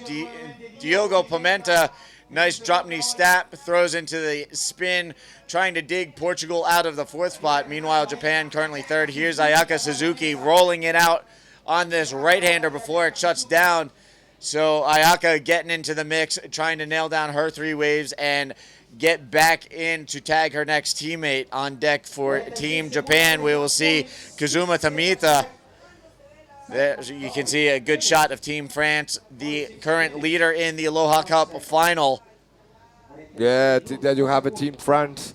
They're waving the flag. You see at the left the flag, the Team France coach. And at the right, you saw the under 18 girl from Team France. So now we're going back to the beach once again with a live interview with Team Japan. Here I am with Yoshitada Kondo, first representative of the Japan team. How was your presentation on the water? Yeah, I got nice wave, 1 wave, and deep bar to roll. Yeah, it's so lucky. Tired, no? Very tired? Yeah, so tired. Running so hard. Congratulations for your first presentation of the Japan team. This is the action here with the Japan team boys on the booth. What a legend. Well down. Look at this. Taking off, scooping into a nice, good-looking left. PLC just flipping there and now going for the big move to finish wave number 5 for France and 2nd from Pierre. So Pierre making sure that he put another solid score on the scoreboard. So we see like Team France really coming really big in this Aloha Cup final, huh? Yeah, the defending Aloha Cup champions leading the way. Before that, we saw Catalina Hernandez from Team Chile putting together a nice roll to spin combination. And you know what? I think we're going to throw things down to Phil one more time. Take it away, Phil. Thank you, Steve. So here I am with Eduardo, better known as Duda, the coach of the Portuguese team. So right now the 2nd rider is in the water, Diogo Pimenta, doing a good score right there. You're in 2nd position right now. Do you consider sometimes making changes in the middle of the Aloha Cup? We're used to do this kind of competition, and well, if no one knows, we leave the strongest guy for the last.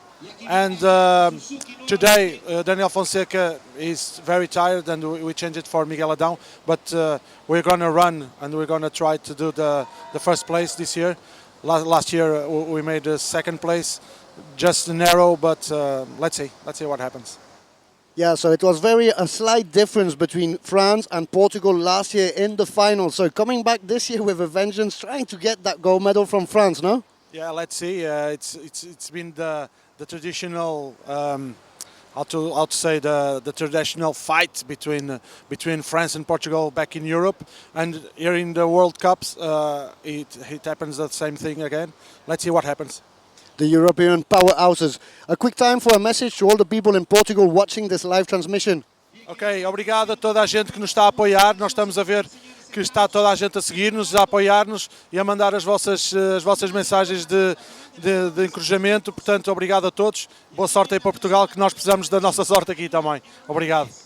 Thank you, Duda. Back to you guys in the booth. All right, and right back to the live action out in the water. Catalina Hernandez continuing to work through her time in the water.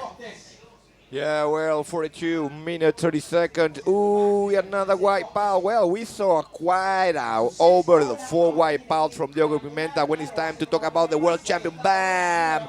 Nice backflip just into dry rock. Pierre-Luis Costes, look where he just kicked out. I bet he's just paddling and shaving urchins with his very hands. There, well, a lot of attitude by the world champ. There you see Diogo Pimenta, 1 point wave right. He just got a massive wipeout, being hit by a slab, huh? Yeah, and here we can see Diogo Pimenta running up the beach, looking to tag in the next member. Remember, they have to be all the way into the booth before sending out the next rider. And here we go with Joanna Schenker. So Team Portugal on their 3rd rider now. Yeah, that is Joanna, the 2 times Portuguese Open Women Champion. Joanna Schenker doing a great campaign. Well, Joanna is a very experienced competitor, let me tell you. She's not the kind of girl that no lady wants to find in the heat. She is very experienced and is very talented. Well, so cheers to everyone watching in Portugal. Cheers to everyone watching in Chile, in Japan, and in France. So big message of success and happiness and peace here from Iquique, Chile, in this day number 4 of the ISA Iquique para Todos World Bodyboarding Championship. So again, Joanna Schenker making her way out. Meanwhile, there you can see PLC making his way back in. PLC rider number 2 for Team France. He's looking to get in as quickly as possible and tag in Cecile Lacoste. Get her in the water for the 3rd portion of this team's 5-person relay. Yeah, well, let's take a look now. This is the one of the best parts to watch is when they come out of the water running. You can see how fit these guys are. Like after 12-minute rush in the water to catch and perform good pressure of good performances, then they have to come running here. Look, chasing by dogs. Hey, PLC, Dennis Al-Cecile, the European champion. Yeah, it looks like the local dogs that live here on the beach are looking to join in the Aloha Cup. Yeah, apparently they don't want their own team. I bet the dogs are playing for Chile, you know, trying to help the Team Chile and put things a bit of a pressure into the French girl. And there you can see Ayaka Suzuki passing Anne Cecile and heading out. Ayaka heading in, looking to tag in the next member of Team Japan. That'll be Kazuma Tomita. Here she is running up the beach, looking to make the tag. She'll jump into the booth. And there we go, Tomita on his way, the Japanese drop knee specialist, making his way out to the lineup. Well, there you goes rider number 3, Team Japan. Okay, there it is, Team Japan, Kazuma Tomita. So drop knee rider now. Team Japan. Japan looking good. Well, so far, so good for Team France. 40 points, 40.40. So a double 40 on the scoreboard. So 8.91 more points. 8.91 more points than Team Japan. So let's throw things once again to the beach with Philly with another live interview. Take it away.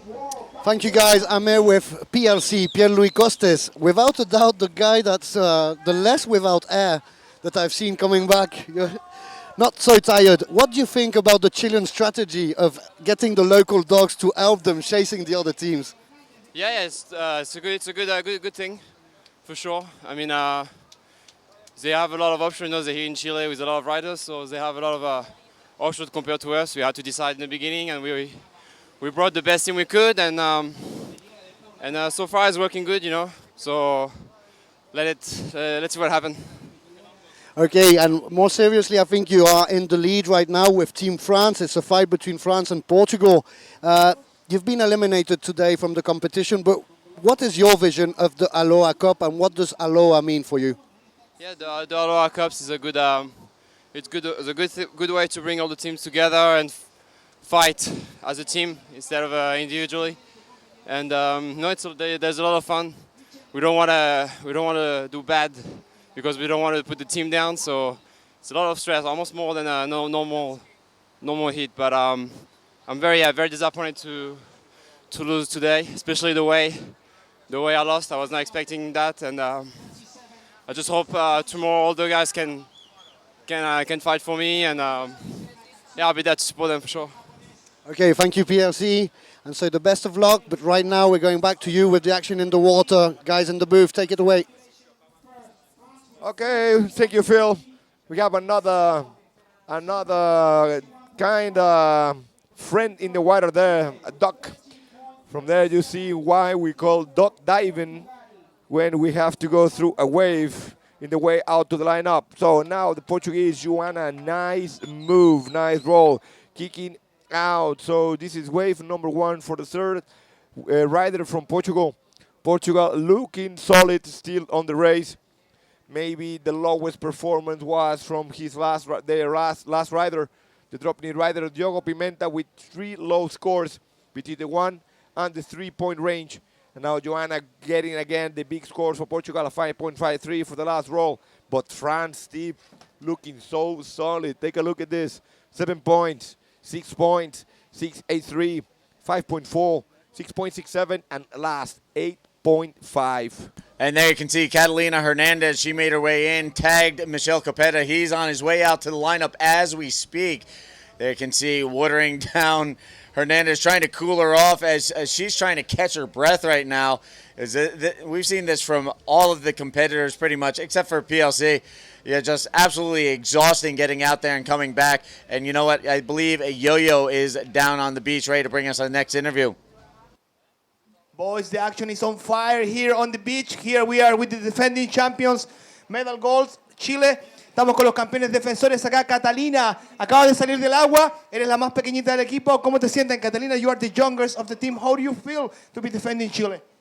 Me siento súper cansada y feliz igual porque llegamos a la final y queremos hacerlo todo, dejarlo todo en el agua.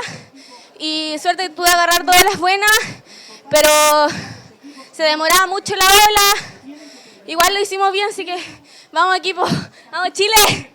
She feels a bit tired. She wants to give all of her best on the water. She was saying that the waves were a bit slow, but she wants to do it the best that they can. Catalina, ¿algún mensaje para todos los que están asistiendo a Chile acá en el Aloha Cup en la finalísima? You want to leave a message to everybody that is watching the final of the Aloha Cup at home? Que gracias por venir a los que están acá y a los que nos están siguiendo la transmisión, que es un apoyo súper fuerte para nosotros. Y nada, que vengan a ver cómo está esto, porque está súper emocionante. Queremos quedarnos con el oro. Así que vamos. She wants to say everybody that is home, thanks very much for the support. And Chile wants to keep the gold. Thanks, guys, on the booth. And this is the action on the beach with the defending champions of this ISA 2015. Gracias. All right, thank you, Yo-Yo. So down there in the tent with Team Chile, the defending team champions. Meanwhile, the defending Aloha Cup champions, France, continues to lead the way right now with just over 34 minutes left on the clock. And there you can see a very eager Alan Munoz waiting for his chance to hit the water. Meanwhile, back out in the lineup, here we are. Joanna Schenker throws into the reverse, trying to dig Team Portugal out of the 4th spot. They've got a pretty sizable deficit if they're going to catch up with Team France right now. Yeah, Joanna. Second wave from Joanna, 2.5. So Team Portugal so far very close of the leader, Team France. When we see again Tomira scooping into this one, setting up with a nice tail slide and a little floater re-entry for Team Japan. There is currently sitting in second. So Japan in the chase of France. Japan needs now 2.81, but remember Japan has 2 more waves. So for sure that when Team France score, they are doing the thing of getting very good score, only solid scores. And it seems like Anne-Cécile Lacoste didn't catch any wave yet. So Anne-Cécile is spending a bit more than time than usually. So 33 minutes, and France still have 3 riders to score. So Anne-Cécile in the water, and they still have the Ace of Blades in the water, in sands, waiting, Amaury Laverne, 2-time world champion, and the legend himself, explosive rider in Drapney, Martin Muridian. And here we can see Anne-Cécile Lacoste kicking into her first wave. We heard Catalina Hernandez say it's a little slow out there. Anne-Cécile finally gets her first wave, and unfortunately she rolls off the back. And here we see Michelle Capetta up and riding, the drop knee representative for Chile. Big snap off the top. Yeah, what a nice bottom turn, full speed, good commitment, going to the lip and just smashing all the lip, sending the water all away from the rail. So nice move from the Chilean. For sure the judges are going to like that. They're going to reward it with a big score. And right behind him, Tomita for Japan, up and riding drop knee. A nice, strong mid-phase turn, but not nearly as explosive as that previous wave from Michelle Capetta, that drop knee snap off the top, just chucking buckets out the back. Yeah, that's right. Well, again, so Team Japan, Team France in the lead, Team Japan in the chase, Chile in the chase, Portugal in 4. So we have a tie right now, Chile and Portugal with the same points, 40.41, 40.41. So 31 minutes and 30 seconds. This is the first low score for Team France, 1.5, and this is good news for Chile, 8 points last of white. So Copeta, of course, one of the one of the big names of Chilean drop knee bodyboarding. And this is one of the critical parts of the Aloha Cup. Every wave is essential. So one low score can really open the door of opportunity for the other teams. Here you see running up the beach, Tomita looking to make the tag. Meanwhile, pulling into the barrel, no exit, unfortunately, for Michelle Copetta. So he goes from a solid scoring drop knee ride to an incomplete score. And here we go with the next ride for Joanna Schenker. She rolls it out on that one. Now looking to make her way back in as quickly as possible as we count down 30 minutes and 30 seconds on the clock. So good contribution from Joanna Schenker. There you have her coming out, driving through that shell rock where is the border between the reef and the sandbar. Joanna Schenker making 3 scores, good scores, also good contribution by Joanna Schenker for Team Portugal. So Team Portugal already with 30 minutes remaining, so half of the heat is gone. And Team Portugal now has the 2 last riders, so they can play smarter even. They can have a better wave selection right now, same as Team Japan. And as we saw, Shiori Okazawa already on her way back out, so Tomita makes his way back in. Okazawa heads for the lineup, and here Joanna Schenker trying to scramble in as quickly as possible. She's going to be looking to tag in Stefanos Cocarelos, the Portuguese Super Grom. So he'll be the next one up for Team Portugal. Yeah, now let's see, there comes Joanna on the run, smiling, happy with her performance. So it's Stefano Coccarelli is now waiting on the box, and there is a tag. There you have it, Stefano. Well, watch out for this kid, for sure he's coming for something pretty big and pretty impressive. Now I'm going to give my place here on the live booth for Philip Muller, and I'm jumping down in the beach to report some of the action. All right, so we'll get things switched up, get Juan down on the beach, get Phil here in the booth. Meanwhile, I'll stick around and continue to anchor things through the remaining half of the Aloha Cup final. There you see Anne-Cécile Lacoste, a nice looping roll. That'll be a little bit more to her liking. Now she needs to get a move on, try and get that third wave registered so she can run in and tag that man. There you can see putting on his swim fins, Amaury Laverne getting ready to hit the water. And welcome back to the booth, Phil. Cheers, Steve. a little bit calmer and a little bit cooler up here in the booth. But wow, how is it intense there to be next to the nations as they're seeing the teammates riding, they're seeing the other countries' waves right in front of them, and the excitation is palpable down there. So there you can see on screen Stefanos Kokarelis making his way out to the lineup, kicking hard to get out there so he can nail down these 3 scores for Portugal. Try and dig Team Portugal out of the 4th spot right now. 28 minutes left on the clock, and France continues to lead the way. Exactly, so France taking the lead there. We're just going right by the mid-time here on this 1-hour final of the Aloha Cup. We saw it during the second semi-final that was 2 days ago. 2 countries didn't manage to get in on time and got a 5-point penalty. So you want to make sure that everybody gets through. And like everybody said in the countries, there's 60 minutes, 5 competitors, that means more or less 12 minutes. If you do it fast, you're giving a lot more time and a lot less stress to the teammates that will run last for your team. And right now we see Anne-Cécile Lacoste. She's kind of stuck waiting out there as time burns off the clock. Likewise can be said for Team Chile as they wait for Michel Capetta to wrap up his time out in the water. Japan is already on their 4th rider, as is Team Portugal. So Chile and France, France in the lead, Chile in second, but they've fallen a little bit behind on their time frame. Now here we see Michel Capetta taking a peek. Didn't like the way that was lining up for him, so he'll let it roll on by. Meanwhile, here's a look at our competitors' tents here for the Aloha Cup Tag Team Relay Challenge. Exactly, very interesting format from the ISA regarding this tag team format. Talking with the team riders, I mean, this is something you will not find on the APB, you will not find on the WSL.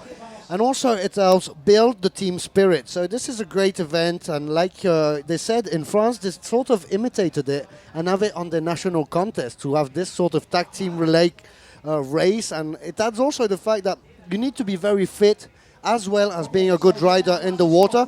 Like you said, they're running a bit behind France and Chile. It seems they're taking the time to slowly select the waves because you don't want to be first or second. You want to be first, get that gold medal. They're taking the time, but if we look at the time, the 3rd rider should be finishing before 24 minutes left on the clock. Right now, here we see Team Japan up and riding. Shiori with a nice clean forward spin combo, and combos with the forward spin. Shiori Okazawa, former gold medalist out in the water for Japan at the moment, rider number 4. She's looking to nail down her 3 scores, get in and tag the anchor for the team, Hayato Enokido. As we heard, these teams trying to anchor their team with the strongest rider, so whoever's been performing the strongest getting the nod for the anchor spot, that 5th and final rider trying to bring things home for each of these teams. Exactly. Well, the anchor for Team Portugal should have been Daniel Fonseca, but he's had 2 or 3 heats today. He's extremely tired. Miguel Adin was eliminated already, so he took that place of anchor. And here we see the Chilean Michel Copeta with a good snap, and in that later spin just falls off the board. We'll see how many points he gets for that wave. If I'm right, he should be coming out right now. Yes, that's it. That's his 9th wave for Team Chile, so the 3rd of Michel Copeta. He'll be on his way out to tag Alan Munoz, who's already in the final of the main event for the men's division. And as we see Team France there, the next guy on Team France is going to be Amaury Laverne. So Alan Munoz and Amaury Laverne will be battling it out together in the water as the 4th member of their respective teams. Yeah, and on that last wave, we saw Anne-Cécile Lacoste now paddling over, trying to make her way in, as is Michel Capetta. Anne-Cécile getting a little caught up, incomplete maneuver on that last wave.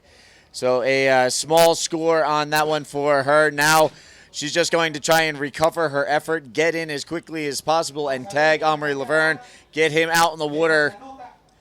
And likewise for Michel Capetta. So, Team France leading the way. And we have a situation change out in the water. Japan moves ahead of Team Chile.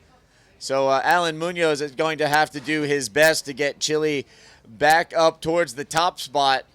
Again, right now running order with 23:30 left on the clock. France first, Japan in the fourth spot.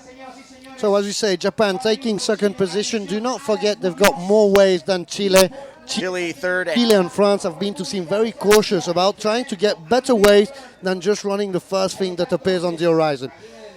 Barely on time. I mean, Chile, they're sending Alan Munoz. If you've got 12 minutes per person, Copeta should have been giving that tag to Alan Munoz about a minute ago. Same thing for France, but they are on time.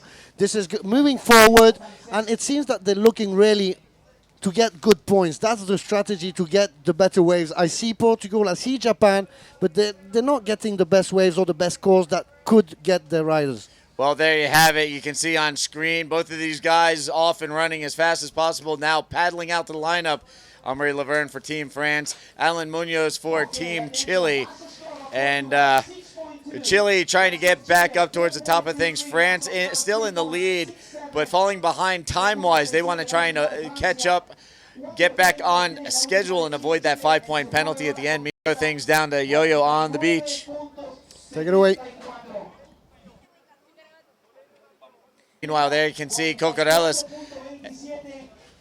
And we're going to... Here, boys, at the beach. I'm here with Michel Copeta. Michel, ¿cómo están las cosas para Chile? Súper bien. Estamos contentos de estar acá en el Aloha Cup. Tenemos un increíble equipo y feliz de poder representar a mi país, aunque sean en la Aloha Cup. Y vamos Chile, que ganamos. Chile is very happy. He's very happy to be representing Chile. Michel, you just got 8 points. You had an incredible presentation in the Aloha Cup. Michel, tuviste 8 puntos, una increíble presentación en Aloha. ¿Qué nos puedes decir de esa buena maniobra? What you can tell us about this good maneuver that you had in your heat? Okay, I see the tide and it looks like por la punta, and so I stay there. It's getting low, so you must do it right, straight, go the bottom turn and go straight to get and hit the lip. I concrete my maneuver, so I'm really happy to show what I can do for this team. This is the Michel Copeta from Coquimbo, Chile. The action here at the beach. Thank you, Yo-Yo. There with Michel Copeta. Being the third rider, he just gave the tag to Alan Munoz, and Portugal is already sending their last man to the water. So Stefanos Kokorellis just tagged Miguel Adão. He's replacing Daniel Fonseca. I mean, he's been eliminated today from competition at a few series. So Miguel Adão taking that placement. Wow. Alan Munoz with the barrel rolls out. So as Phil was saying, Portugal already on their anchor. Miguel Adão making his way out to the water. There we saw an incredible barrel ride from Alan Munoz, rolls out. And here we have Amaury Laverne up and riding. Spin to roll combo there off the end. Quickly ducks out, tries to get back out to the lineup, save some time. France trying to play catch up, just over 20 minutes remaining. That's Anne-Cécile Lacoste. Juan getting ready there to interview Team France. 20 minutes left on the clock. We're going to wait for that wave of Chile, because right now Chile needs 2.60 to go to second position. That might change. But right now we're going to the interview on the beach with Mr. Juan Santos.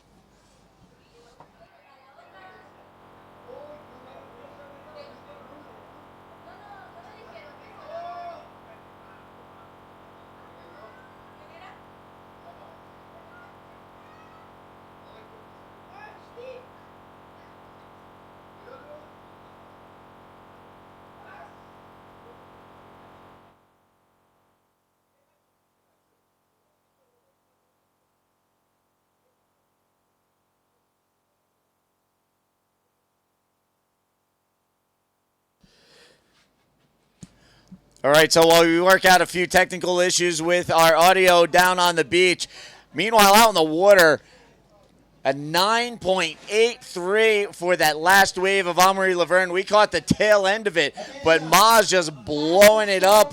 The biggest score of the Aloha Cup so far, a 9.83. Chile had moved to the top spot on the strength of a 7.67 from Alan Munoz. Amaury Laverne and Team France grabbing the top spot right back. And there you can see Shiori making her way back in for Team Japan. Here's a look at the replay of that last wave. Maz pulls into the barrel, driving deep, rolls out, throws into the forward spin, and then finishes with the roll. Again, a 9.83, a big piece of the puzzle for Team France. That's their top scoring wave. Moves France back to the top spot with 18:25 remaining on the clock. It's France, Chile, Japan, and Portugal here in the Aloha Cup. And there you can see Shiori making her way back in for Team Japan. Yeah, so there you go. That's a battle of the titans between Alan Munoz from Chile and Amaury Laverne. And the highest wave of the whole Aloha Cup, 9.83 from Amaury Laverne. As we see there, the competitor from Japan, Chiori Okasawa, tagging the last man in Team Japan, Ayato Enokido. That's the anchor from the country of the rising sun. So Japan, Portugal, sitting third and fourth respectively. They have their anchors out in the water. These guys are really going to have to drop some big scores if they're going to get Japan and Portugal back into the mix. France and Chile continue to lead the way.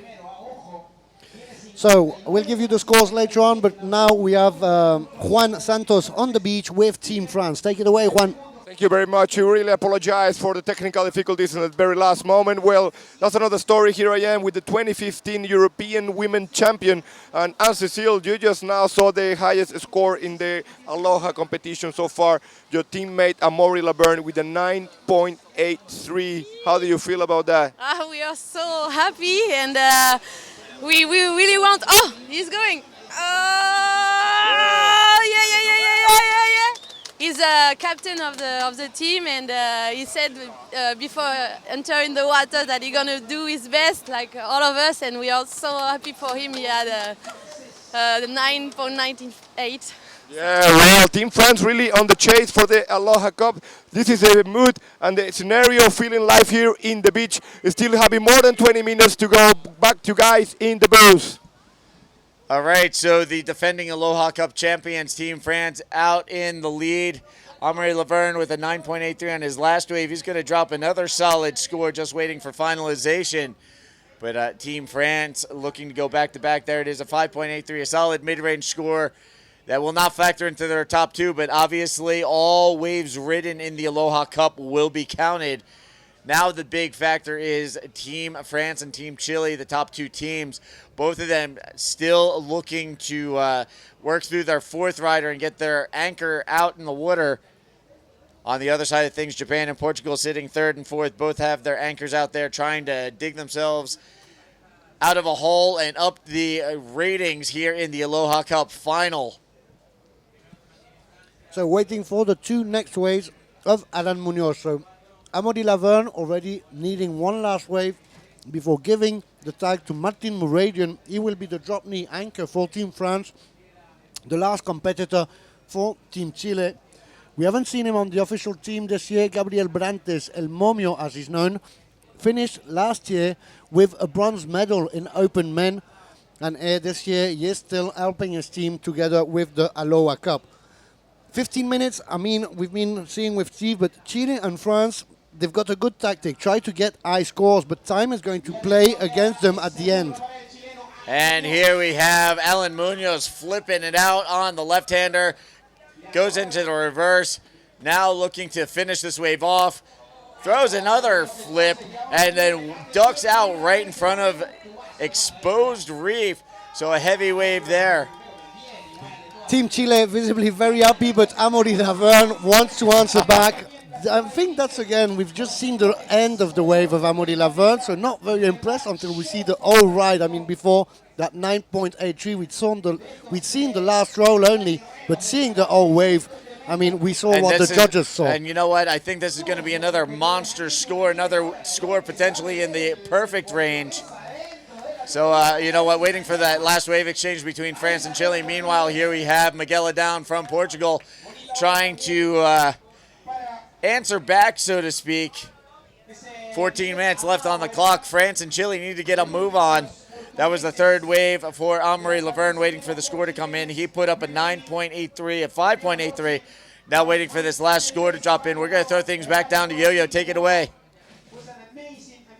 Boys, everybody at home, this is Gabriel Brantes from Chile, one of the guys with most experience here in La Punta. Gabriel, una de las personas con más experiencia. Vas a rematar por el equipo chileno. ¿Qué nos puedes decir sobre tu presentación y sobre el cierre del equipo chileno en la Aloha Cup?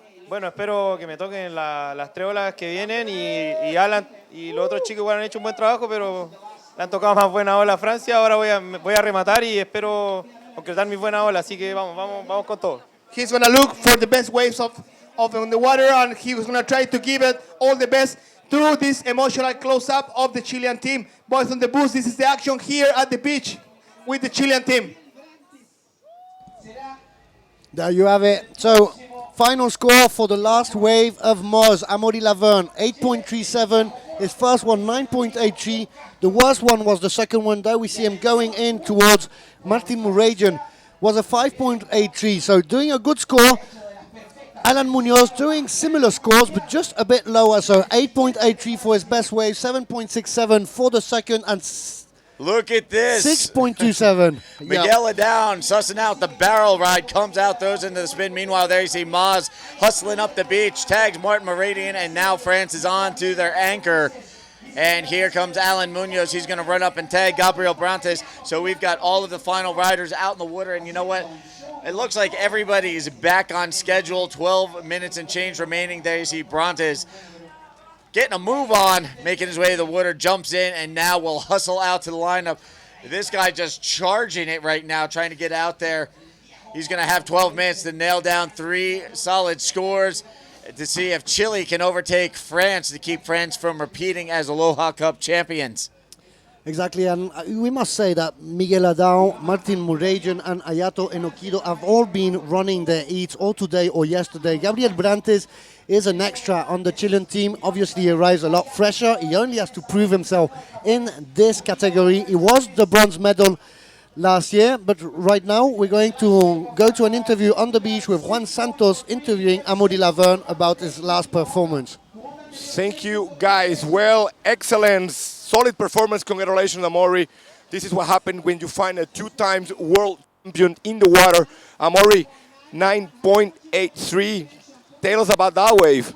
Yeah, it's just it's really fun to compete in this kind of wave. I mean, this is kind of wave made for bodyboarding. Everybody have fun. It's not big, but it's powerful and have the best shape for it. So I was just chasing the best wave. It's really important for us, this Aloha Cup. And as a captain of the French team, I had to do my job, and I'm really happy. Well, there you have it. A lot of commitment and focus. Good luck, Team France. Going back to you guys in the booth. All right, so there you have it, Team France. Now on their anchor, Martin Meridian up and riding with his first wave. Throws a hard carving reverse. Staying with the action, he's going to cut it back, set up this inside section. Nice snap there. And whoa, diving for urchins. Not something you want to do at any time, especially not here in the Aloha Cup. He collects his board and he's hustling right back out there. He's like, you know what, whatever. I don't care about the reef. I don't care about the urchins. I got to get my waves. Exactly there, Martin Murajan playing with the reef. So, Chile is very close to France, 6.74. That's going to change with the latest wave from Martin Murajan, a 5-point range wave right now. We're missing one judge to give you the final result. And Chile, we're waiting to see. There he comes, Gabriel Brantes with his first wave. Gabriel throws the roll, mid-face projection, throws out the flip, the combo. Solid opening wave for the anchor of Chile. And there you can see Michelle Capetta and Team Chile are pumped. They're right there. They smell blood. Meanwhile, here we go. Miguel down flips it out. Trying to connect, looking to make his way in. He's got plenty of time. He's the final rider for Portugal. They move up ahead of Japan into the 3rd spot. 9:35 left on the clock. So Miguel Adam's already got 2 6-point rides. So a 6.27 is first, 6.43 the second, and it seems like a third wave in the 6-point range. As you said, Steve, he's already finished. He's got more than 9 minutes to come out. He could come walking out now. The time has no influence on your points. You can finish with 30 minutes in advance or get in on the last second, as we saw last year. It doesn't matter. Right now, we're going once again back to the beach with Team Chile alongside Yo-Yo. Take it away, Yo-Yo. Boys, I'm here with the Chilean team. What's the emotion with the waves of Brantes? What you can tell me about the wave of Brantes? I just have to tell you, he told me that he was going to do this type of maneuver in his wave. He's really confident in his wave, and he knew what he had to do to win this this contest. So he made what he told me that he will do. Excelente. Here we are with all the motion with the Chilean team. Last minutes of the Aloha Cups, and could be for everyone. Thank you, Yo-Yo. There with Michel Copeta. I always think he's about to break his board as soon as he sees one of his teammates doing a good score, hitting it with his hand and shouting. There you see the three last guys in the water. So Japan, Chile, and France, 8 minutes. Right now, they all need 2 waves. So Japan missing 2 waves, Chile and France 2. 8 minutes, 4 minutes per waves, and it seems like Murphy's Law, but the sea has gone flat. And Chile only 5.14 score-wise, the difference between first and second. So, you know, Chile trying to nail down that score and now increased to a 5.31. As France continues to lead the way, Chile within striking distance, though, and there you can see Miguel Adão coming in for Team Portugal. It doesn't look like they're going to be able to muster enough point-wise to keep pace with France. Meanwhile, here we go. Brantes driving through the barrel, flips it out, and he's going to reverse before sliding off the back. Another decent wave from Gabriel Brantes as he tries to nail down the score he needs to put Chile ahead of France. 7:15 left on the clock here in the Aloha Cup. And there you can see Miguel Adão taking his time, losing the fins, and he'll moderately jog up the beach as he knows there's still 7 minutes left on the clock and Portugal is done. Here comes Martin Muradian, one of the 2 perfect 10s in this event. Here he comes, big snap to start it off, trying to get into that second section, goes into the reverse pin. This time he doesn't want to get as close to the reef as he did last time. And we've got the score from Gabriel Brantes, 7.5 right now. We're waiting for the score of Martin Muradian because Chile went to first position, but it's only provisional, and then it will come to these 2 men, Gabriel Brantes and Martin Muradian. So 6.83, Chile is 4.64 behind France. Wow, so Chile takes the lead. France is going to take it right back. 6:20 left on the clock, and it's going to come down to the last wave of Chile and the last wave of France. How's this for intense? So France is the winner last year of the Aloha Cup. They are the gold defending champion from last year. Portugal just came within reach, really very little difference when we see that. Inokido jumping all around the place with an excellent air. We didn't see the beginning of the wave, but here comes Gabriel Brantes on a very nicely sized wave. Gabriel driving through the barrel, flips it out, big flip. And here he is making his way in. He's still going. He's going to throw the roll on the inside, see if he gets around the bend. Looks like he's going to try and connect for one more maneuver. Throws the roll. That's going to be a huge score for Chile. This could very well put Chile back ahead of France. So now, Martin Muradian, as we hear the shout of Chile there. An amazing moment, people. The Chilean team here is celebrating because the boys are still in the show. Gabriel Brantes on his last wave. He was giving an amazing score here. Boss, how do you feel about Gabriel Brantes? I think Gabi. Equipo chileno, muchachos. Vámonos celebrando. They're celebrating about the last wave of Brantes. Gabriel, how do you feel? Tell us about the last movement. Nada, agarré la última ola muy buena y espero que dé buen puntaje y vamos Chile. He's got in the last wave and he's so emotional. We are waiting for the last score. They got a 9 point, boys. 6 boys. This is the action on the beach. Wow, this is going to be nuts. A 9.17 for Gabriel Brantes. And that last wave for Martin Muradian. Let's see what this comes in as. Will it be enough to keep Team France in the lead, or will Team Chile steal the top honors? Counting down, still 4:20 left on the clock, but all of these teams are looking to wrap up ahead of schedule. And wow.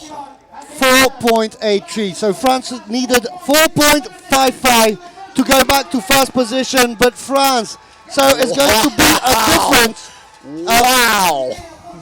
3 decimals of a point.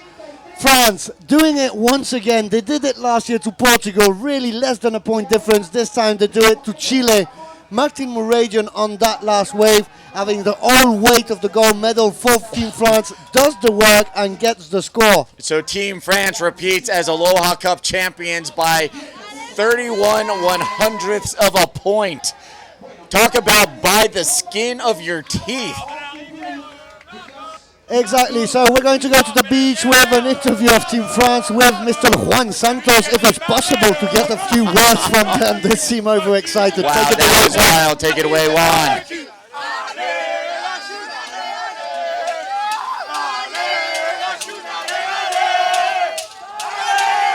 Yeah, it seems it's going to be difficult to get Juan in the middle of that. Anyway, there's 2 minutes left. Be careful with Japan. Japan is already in 4th position. But I mean, you don't want 5 points less to all the work they've done. Well, there we go here on the beach after a very emotional finish in this Aloha Cup. Situation just changed with Gabriel Brantes, the local at Punta Una, scoring big at 9.17. But suddenly, last wave from Martin Mouradian just getting the requirement. So it seems like Team France is claiming the Aloha Cup at this 2015 Iquique para Todos WBC. How do you feel, Team France? Yeah, we feel amazing. It's a real teamwork. I lost my voice right now. But it's a real team spirit, and we're all working hard for this and believe in our team, and our last rider did the job. And yes, thanks, Martin. So Martin, very crucial. Congratulations for the job. Last wave was really crucial for Team France, and think like your last shot was exactly what you guys needed. How do you feel? Je sais pas quoi dire. Je suis juste trop content, quoi, vraiment parfait, quoi. Of course, very happy with it. So make some noise.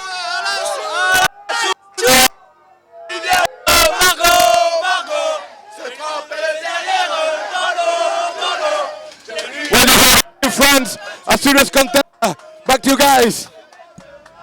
Wow, I can't stop saying it. What a finish to the Aloha Cup. Japan not done, looking to get its last wave under its belt. They will finish 4th. France has already clinched the win. But how was that floor finish? Like I said, Team France winning by 31/100ths of a point. So close. It came down to the very last wave of Martin Mouradian, and he nailed down the score. I'm surprised you haven't said it yet, but are you kidding me? Let's go down to the beach with an interview there of Team Chile also. Hold the motion with the Chilean team. Here I am with Brantes. Brantes, what a last wave. ¿Cómo te sientes, Gabriel? Tu última ola fue espectacular. En segundo lugar, Chile, ¿qué nos puedes decir? Bueno, luchamos por el oro, lo dimos todo por el todo, pero la ola no, de repente no conectaron bien a todo el equipo, pero bueno, esto es una competencia, ganó el mejor ahora y nada, feliz por lo menos sacar segundo lugar y dar el todo por el todo para mi país, Chile. Chile Superstar to be in second place. ¿Cómo va la hora chilena? ¡Sachi! ¡Ele! ¡Chi! ¡La! ¡Viva Chile! This is all the motion on the Aloha Cup, boys. So Chile got copper medal last year. Portugal was the silver medal, and this year, well, France still takes gold. And Chile and Portugal just inverting positions. So Chile going one step, Portugal losing one position. They were going for gold, but they were very far behind. Final positions: 90.93 for France, 90.64 for Chile. You've got it at your top of the screen, and very far behind Portugal, 62 and 16, and very close to Japan in 4th position with 57.13. Martin seems a bit tired there. Yeah, Martin Mouradian, the hero of the day for Team France, needed the score, nailed it down, and put Team France on top, just ahead of Team Chile, and what a finish. And yeah, just unbelievable. They're not kidding you. So, right now we've got on the 4th day of competition, tomorrow we're going to define the rest, but we've got the results of the first gold medal going to a team, but going to Team France for the Aloha Cup gold medal. They're asking for the lycras back. You cannot take them back as souvenirs. You have to leave them there, guys. All right, so we're going to take a look at the Aloha Cup final heat recap. Take a look at this. So the recap. or highlights of this Aloha Cup. First, the beginning of the race, Joshua Toledo there right next to Yoshitada Kondo. Also going out, Milo Delage and Silvano Lorenzo. They were the first guys, and here comes from Chile, Joshua Toledo with an incredible tube riding, keeps on advancing. First for the forward spin, then a reverse spin, and doing the first important scores for Team Chile. Then we saw Japan, Yoshitada Kondo there going well, followed by that flip and a forward spin by Joshua Toledo. Here comes the team from Portugal, that was Silvano Lorenzo. And here we take a look at Pierre-Louis Costas rolling it out, and Ayaka Suzuki for Team Japan rolling it out as well, comboing with the spin. Japan fought valiantly, but just could not keep up with the other teams in this match. Here you see Catalina Hernandez for Team Chile, and here's the big drop knee snap off the top from Michelle Capetta. Kept them competitive. Here's a look at Tomita for Japan. And here's another look at Team France and Cecile Lacoste. Michelle Capetta running in, tagging in Alan Munoz. And it seems like once we got to Alan Munoz and Anne-Marie Laverne out in the water, things really picked up in intensity for Team France and Team Chile. Here's a look at Maz with his big scoring wave. And then again, Team Chile, Alan Munoz flipping it out. Yeah, so 9.83 for Amaury Laverne, and there he is coming in, going to pass the tag to the man, the hero of Team France, Martin Mouragian, coming down to the last wave. This was the card, the anchor for Team Chile, Gabriel Brantes, copper medal last year, doing the work, getting a 9.17 on that last wave, where we saw Miguel Adão still very active, and here it is, 9.17 for this wave, a huge flip coming out of the tube, and he'll manage to put. So that was the one just before. Here is the 9.17 from Gabriel Brantes. Almost a repeat of the first wave, but this time, on his way out, he manages to add 2 rolls. I think even a third roll. Here goes the first one, and then on the inside section of the beach, managed to place 1 small more, giving him a bit of extra points, 9.17, and this is the wave. He needed 4.55, ends up with a 4.87, giving the victory to France for Martin Mouragian. So there you have it. Team France repeats as Aloha Cup champions here in Iquique. They go back-to-back for 2014 and 2015. A very elated Team France. You could see them, all the joy and emotion of them celebrating down in their tent. And that was a wild run through the past hour. 75 waves ridden, 15 waves per team. And that was just unbelievable as all of these teams really went after it. They all finished under the deadline, and it was Team France coming out on top once again. So that was the end of day 4 of action. We are at the Iquique para Todos 2015 ISA World Bodyboard Championship. Tomorrow is Sunday, will be day 5 of competition, but also the last day we're going to see all the new medals and the new world champions. So stay tuned, we'll be starting at 8 o'clock sharp. We've got a few final of the repechage, and then we've got one final straight line with the 5 finals to see the new champions 2015. That's all from me now, so I'll say goodbye. Steve, we'll see each other tomorrow. Yes, so stay tuned to isaworlds.com for photos, video highlights, the latest press releases, and again, continuing live coverage tomorrow, the final day here at Punta Uno in Iquique, Chile, the Iquique para Todos 2015 ISA World Bodyboard Championship. I'm Steve Action Jackson on behalf of Phil Muller. We're out of here.